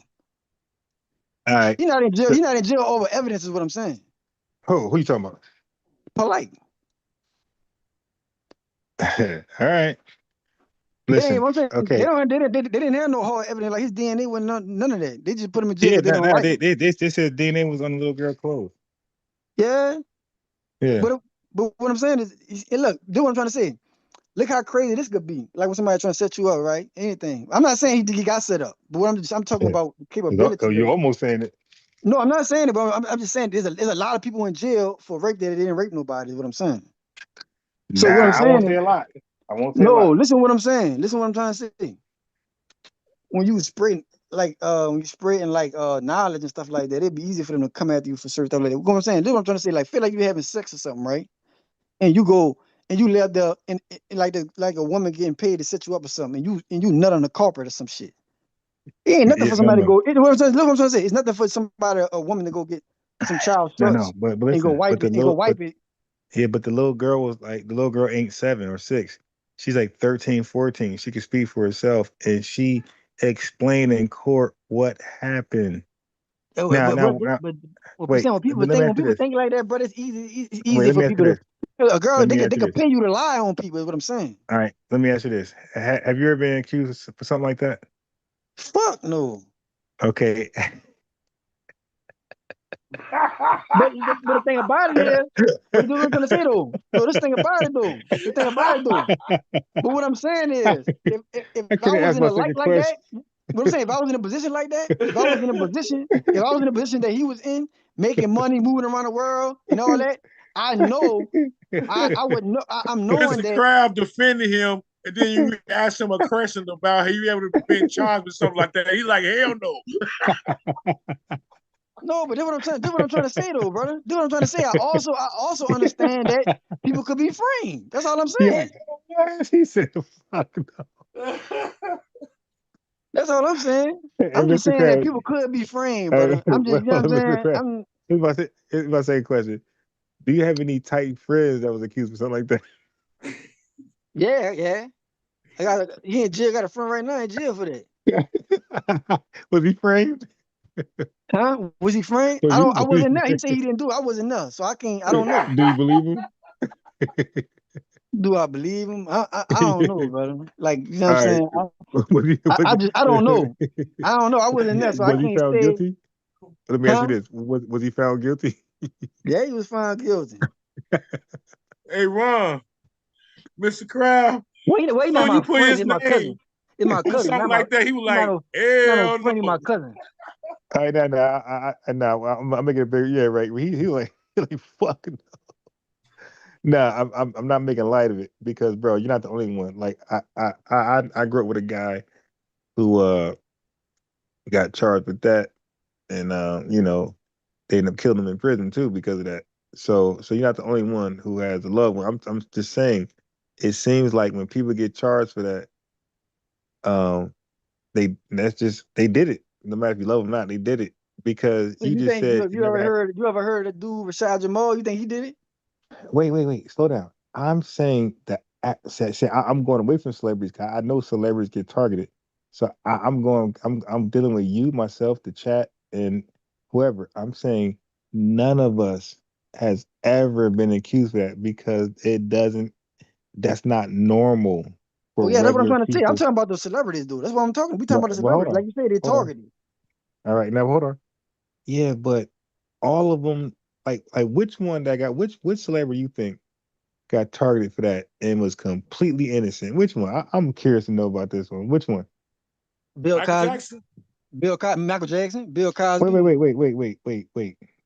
Bill, well, Michael Jackson might be the only one that wasn't. All right, but Bill Cosby, he admitted.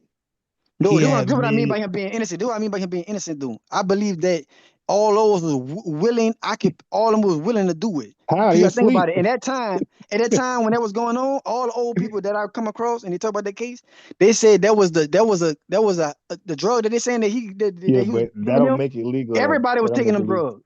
Yeah, That but that was a don't make big it thing legal during though. that time. And Mr. Crab, everybody know that that's Mr. Crab. that's white woman choice of drugs, popping But no, pills. but Mr. Crab, that might be true, but it's still illegal though. Yeah, it's illegal, but what I'm saying is the fact I'm talking about them saying he raped them. This is Yeah, at this bro, point in you time, can't, Mr. Crab. this is the white Mr. woman, this is the white Um, woman choice of drug, and you trying to right, say right. that Yeah, but a I mean that's millionaire, you trying to say a millionaire, Bill Cosby, yeah, a handsome rich black man could have anybody. I'm gonna drug you to have sex with you. When they got women throwing yeah. themselves at me every day. Okay, so why was he having sex with him while they was asleep? That's their word. Who to say they was asleep when I don't He think said it too. he admitted that He he was said having it. sex with them while they was asleep. Yeah, yo, he admitted to that, man. So this is what I'm trying to say. So if we having sex, like if we having sex before you go to sleep, right? And you go to sleep, I No, won't fuck you again. he drugged him. No, ain't no again. That was the first. Yeah, that's the first time he went in. He I never drugged heard him. that. I never heard Bill Cosby admit to that. You sure? You ever read it? What he wrote, what he confessed to? No, that's what I'm saying. So you saying Bill Cosby? So Bill Cosby pled guilty and admitted to doing it? No. Hey, bro, so you got a thing called a proper. See, this is what happened with the dude that killed Tupac. It's a deal called a proper, bro, where you admit to something, but you won't be charged with it. You know, so now you got things like that people sign. Brother, Yeah, so you can't go for that. It's a deal. You can't go for that because there's a lot of niggas that plead the stuff that they didn't do Mr. just to Crab, get it over with. Mr. Crab, he never denied he didn't. But here's the thing, though, it's not a plea because he wasn't being charged for that at the time, right? He gave a statement, and it wasn't even that. It was called what's that? The grand is when the grand jury family. What's that called? When you speak in front of a grand jury before they decide to have a case or not. That and in that you can't lie. And what he did was he told the truth there or something like that. And he said, yeah, when he was knocked out on drugs, he was in there tearing stuff up, tear the club up, tear the club up. He was going wild and like a Tasmanian devil, slinging that Nah, thing. I think I don't know. I'm too much of I don't know. I'm a conspiracy theorist. Me, I I don't know. believe. Yeah, I but see that's it. just me. Cause you know what it is. I don't trust that fucking white man, brother. So it's Yeah, like I know. yeah. I'm just so My thing I is, feel like what I believe. I believe he was trying to buy NBC, and they bought all that shit up and set him up. That's what I believe. I don't believe that. And they Yeah. probably by him being old and don't want to die in jail, he probably said whatever they wanted him to say so he can get that shit over with. Also, he could stop. No. That's what I feel like he did. If he did say that, No, I no. don't believe No, that man cause did that. I okay. believe So, this. If good. you a grown woman and you lay down in a man bed, you a grown woman, you lay down in a man bed, what you think was gonna happen? Exactly. I think. Oh, like I They said, didn't brother. lay down in his bed. No, but They got knocked out in a chair. no, but brother, this is what you gotta understand though. This is why I don't He put believe him it. in the This is why bed. I don't. This is why I don't believe it. And I don't even believe if he said that. I think he just said whatever he said. He said that to try to get over, try to get a deal or whatever he was trying to do with dealing with his lawyers. What I'm trying to say is by me critically thinking, Bill Cosby was the richest black man at that time, brother. He was the hottest thing running. Nobody gonna make me believe he gotta drug somebody to have sex. I don't care what he said. Nobody said. You're not about to make me believe Bill Cosby at that time had to drug anybody to have sex. You're not gonna make me believe it You're because not you ain't making me gonna make believe me it. believe that Tupac had to rape somebody to have Exactly. sex. Exactly. You're not about to make me believe it. I don't even if Okay, Tupac said, "Oh man, yeah, when they went to sleep, yeah, I was doing my thing just so he can get a deal." I no, no, don't no, no. believe that. When that's okay, let me explain the Tupac thing. See, that's my family. Look, brothers on the panel and family in chat. Like, I'm a nerd. Like, I'll be reading this stuff, you dig? And I'll be watching like the documentaries and like I'll be into it. That's why everything y'all bringing up, I got information on. Okay, so Tupac was two-part. So one, Tupac was in a party and an underage girl gave him head. Man, That's what. Tupac do not need to rape nobody. No, no, no, Exactly, no. brother. Listen. He I was didn't. fucking Madonna. You know how easy it is for a girl No, to no, lie about her no, age? you're not listening to what I just said. I never said RAPE. I said he was in the club and the underage girl got in there and She she wasn't supposed was. to be in there. So in his mind, she legal. How is that his fault? I got it. So by moving on, okay. That's what he's locked up for. Secondly, the other girl tried to get him locked up for some girls that was into Tupac, right? And Tupac would hang out with her and she thought he wanted her. So she was in the room and he got a negative everything and his boys came in there. You know, I guess he gave a signal. They came in there and the song "Ain't No Fun if the homies can't have none." So he was on that type of shit. So Yeah. they went in there and they did their thing, and she blamed Tupac for that. Like, she admitted that he didn't touch her, but she said that he got the guys to get on top of her, And like they try to convincing put them. him in jail for that. See, they know they're not supposed to put him in jail for that. That's what I mean about I they don't will think he fuck went to jail over for that you. one. What I'm saying, that's what I mean by they'll fuck clean the court will fuck clean over you if you have a certain type of message and you have a certain type of mentality. They lock Tupac up because if a white boy do that, they're not locking him up for that because he didn't touch her. She can't say it don't matter what she think. She can't prove that I got you naked just so they can come in there. Without if you didn't see me personally say, hey y'all come up in here and go fuck her. If you didn't see that, she can't say how it don't matter how you feel, bitch. You And should have look, been in that. You should have been in that drunk. You shouldn't have been in that naked and drunk. but somebody made a Hey, great point crap. on the chat. Hey, crap.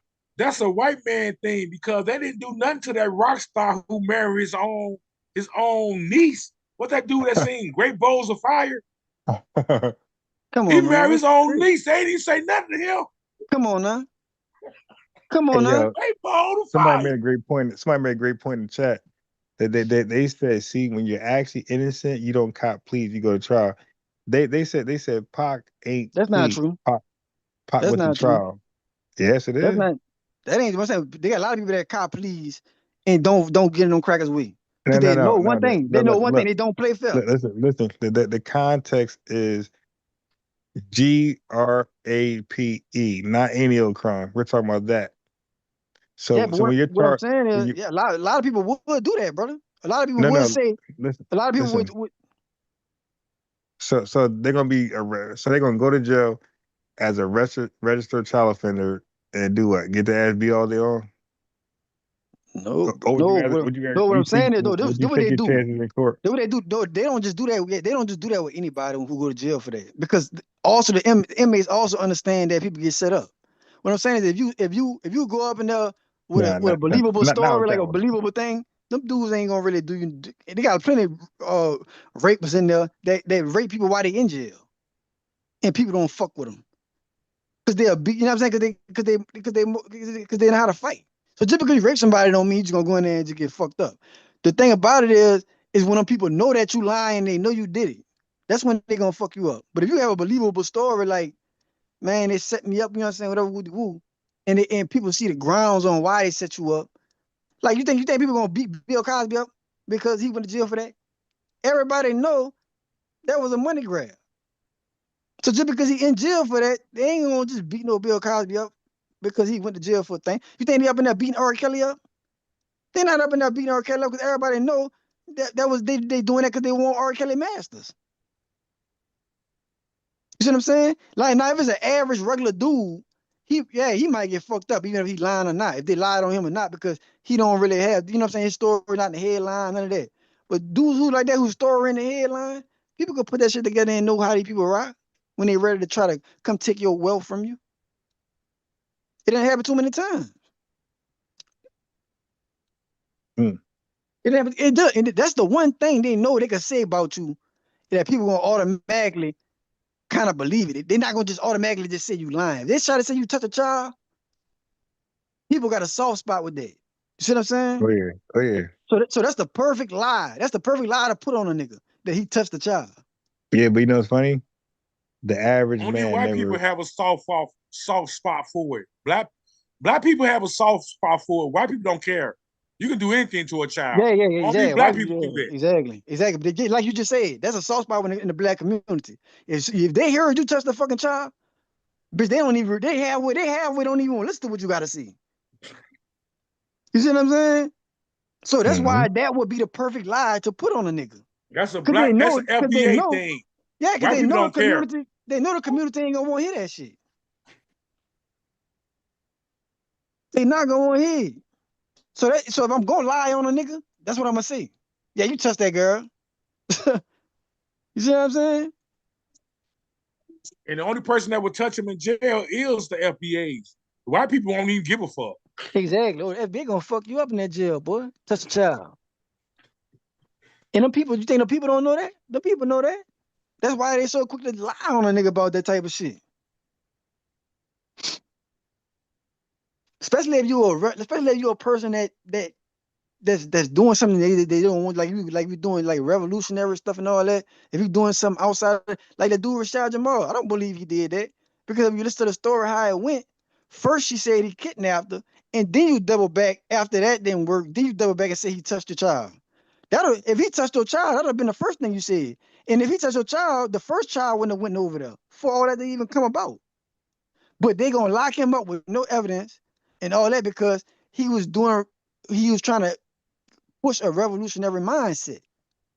Prime example, that white boy that owned Playboy magazine, he been fucking little kids his whole life. They ain't never said nothing. Come on now, man. Never said nothing. They were never saying nothing. They was never saying nothing about Hugh Hefner. Like you said, you talking about Hugh Hefner. Hugh Hefner got his whole fucking image off of fucking barely legal girls. Some of them wasn't legal. Some of them wasn't legal, but most of them was barely legal. Most of his girls was 18 through 20. You see what I'm saying? Never said nothing. Got Let a famous nigga off of it. let a nigga do that. Oh, he the worst person in the. They gonna paint a picture of you worse, bro. I think Diggy got it from him. And like that shit with R. Kelly, bro. I think that shit is a misunderstanding. You know what I think? You know what I think with the R. Kelly and why I don't feel sorry for him? They make it seem like that he was messing with the little girl. What I think is, I think R. Kelly was doing what a lot of entertainers doing, trafficking women. So that's why I don't really be like, oh, they down bad, because you was doing something you ain't had no business doing. But I don't think it's in the context how they try to make you think he was doing. I think he was doing a lot of the entertainers and rappers and singers be doing. They trafficking women. Mr. Crowd. Yeah. Shh. Keep it on the down low. You don't supposed to talk about that. Real talk, bro. That's what I think they're doing though. A lot of them doing it too. R. Kelly ain't the only one doing it. They just chose to come at R. Kelly with that because they wanted that nigga masters. And you gotta think about all the music that he got that didn't come out. Think about the music R. Kelly got in his computer, brother. Man. And that's what it is. They wanted that nigga music, man. But that's what they do a lot of. All of them, they do that to all of them. They got it. That's why Jay-Z ain't talking. That's why Jay-Z, you know how much they got on Jay-Z? That's why Jay-Z ain't saying nothing. Because the minute he say something, they gonna pull all that shit out. Oh, R. Kelly and Jay-Z already made a song about that. Not guilty. Yeah. Jay-Z already know once he say something, boy, they putting all that shit out on him. because that's the only way they're gonna let you get that kind of money. They gotta have something on you. We're not even about to let you in this door. We're not even about to let you into this realm without we having something on you to control you with. So that's why I don't judge leaders off of money. You know what I'm saying? I judge them off their mentality. Like Ali. I think Ali was the greatest leader we ever saw. Ali? Muhammad Ali. Because the fact that he got all his accolades off of his off his work. You see what I'm saying? Nobody else was in that gym and all that. You know what I'm saying? He did everything off his own merit. You see what I'm saying? And the fact that he had the nuts to stand up to the oppressor. Not only made the money, not only made himself great in his own right, he also had the backbone to stand up for his people. But he You know didn't. what I'm They saying? kicked him out. The only thing I don't like what they say about Ali, they claim Ali and Malcolm X had a falling out. I don't think that's true.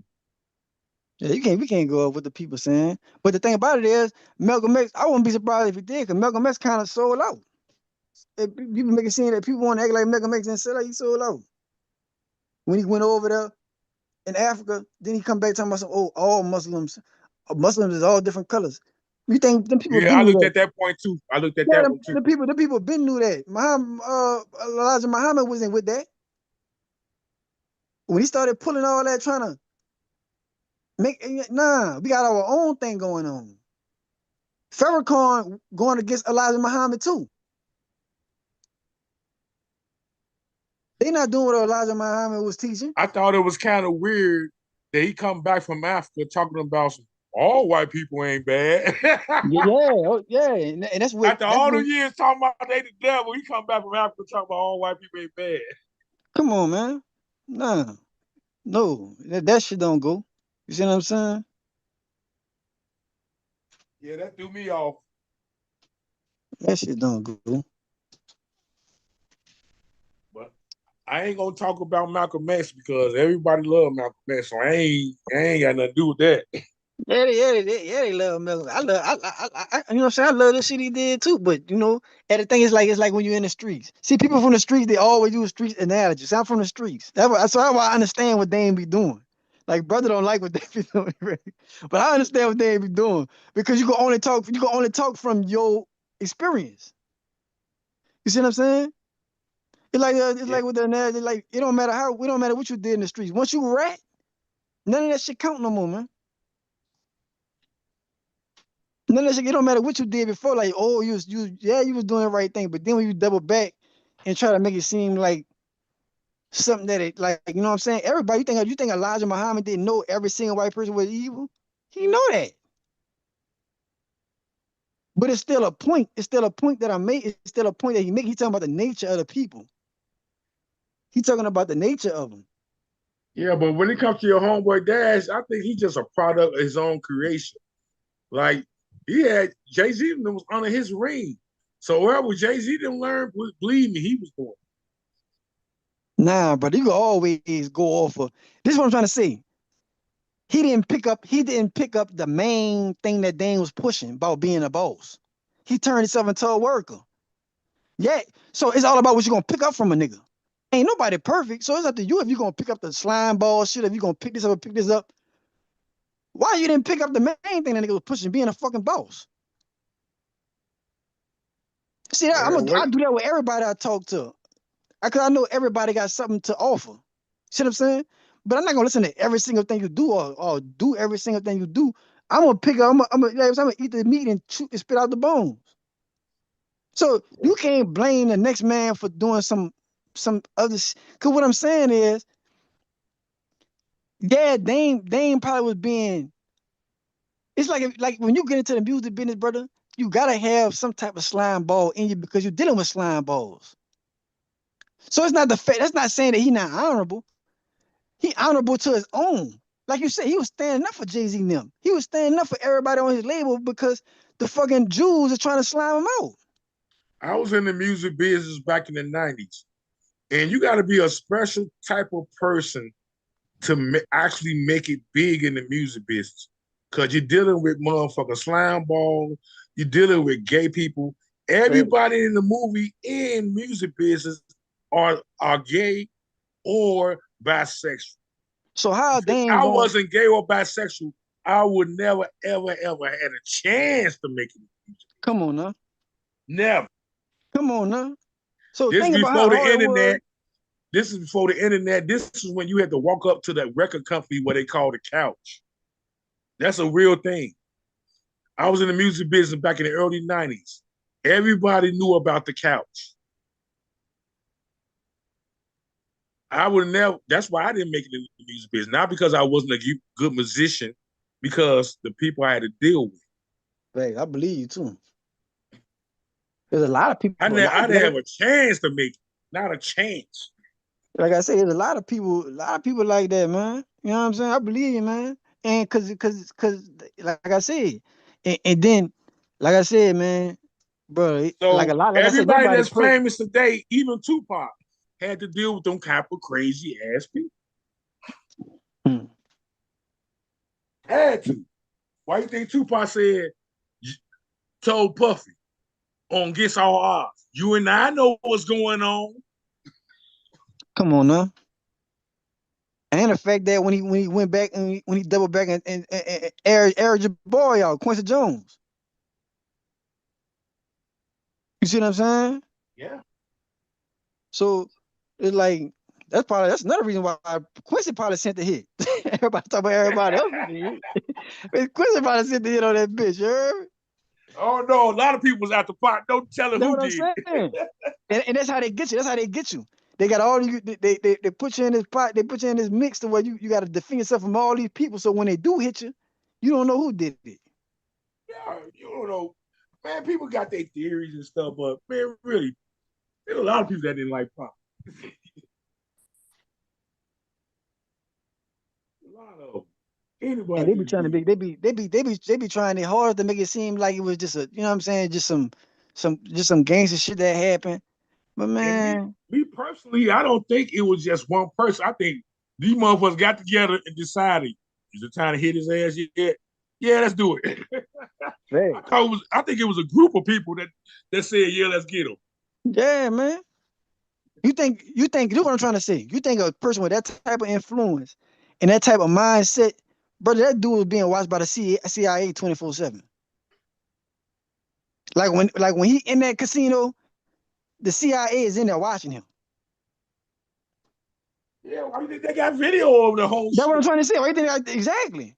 The CIA they got watching him. Pictures of dude that right next to him. They got pictures exactly. of that. So exactly what you said, bro. Like exactly what you said, brother. When they see him get all crazy and fight that dude right there, it's the perfect time to hit him because we're gonna blame it on them. They waiting on the opportunity to hit you. Yeah. To make it seem like something else happened. You know what I'm saying? Oh, this and like, yeah. You know how much money they spent to watch people? Because it's funny how people die, and then all of a sudden, years later, oh, we got video of it. Come on now. And people don't even put that together, brother. Like you were just saying. How the fuck y'all get a picture of him and Suge in that car like that? Right. How the fuck y'all get that picture? This simple shit like that, like people. The hitman, they said take a picture before you get them. Come on now. People who critically think, you could just look at it. It'd be the small details that'll show you, like, man, it's some bullshit going on. It had to be somebody they knew, because why would they roll the windows down?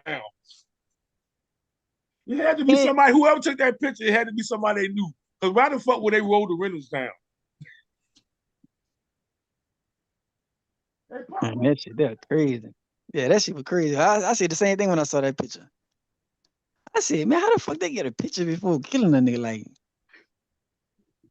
ain't no gangsters doing that. Ain't no Crips doing it. You know what I'm saying? Ain't no Crips doing that. Off topic. I think, Ron, we going off topic.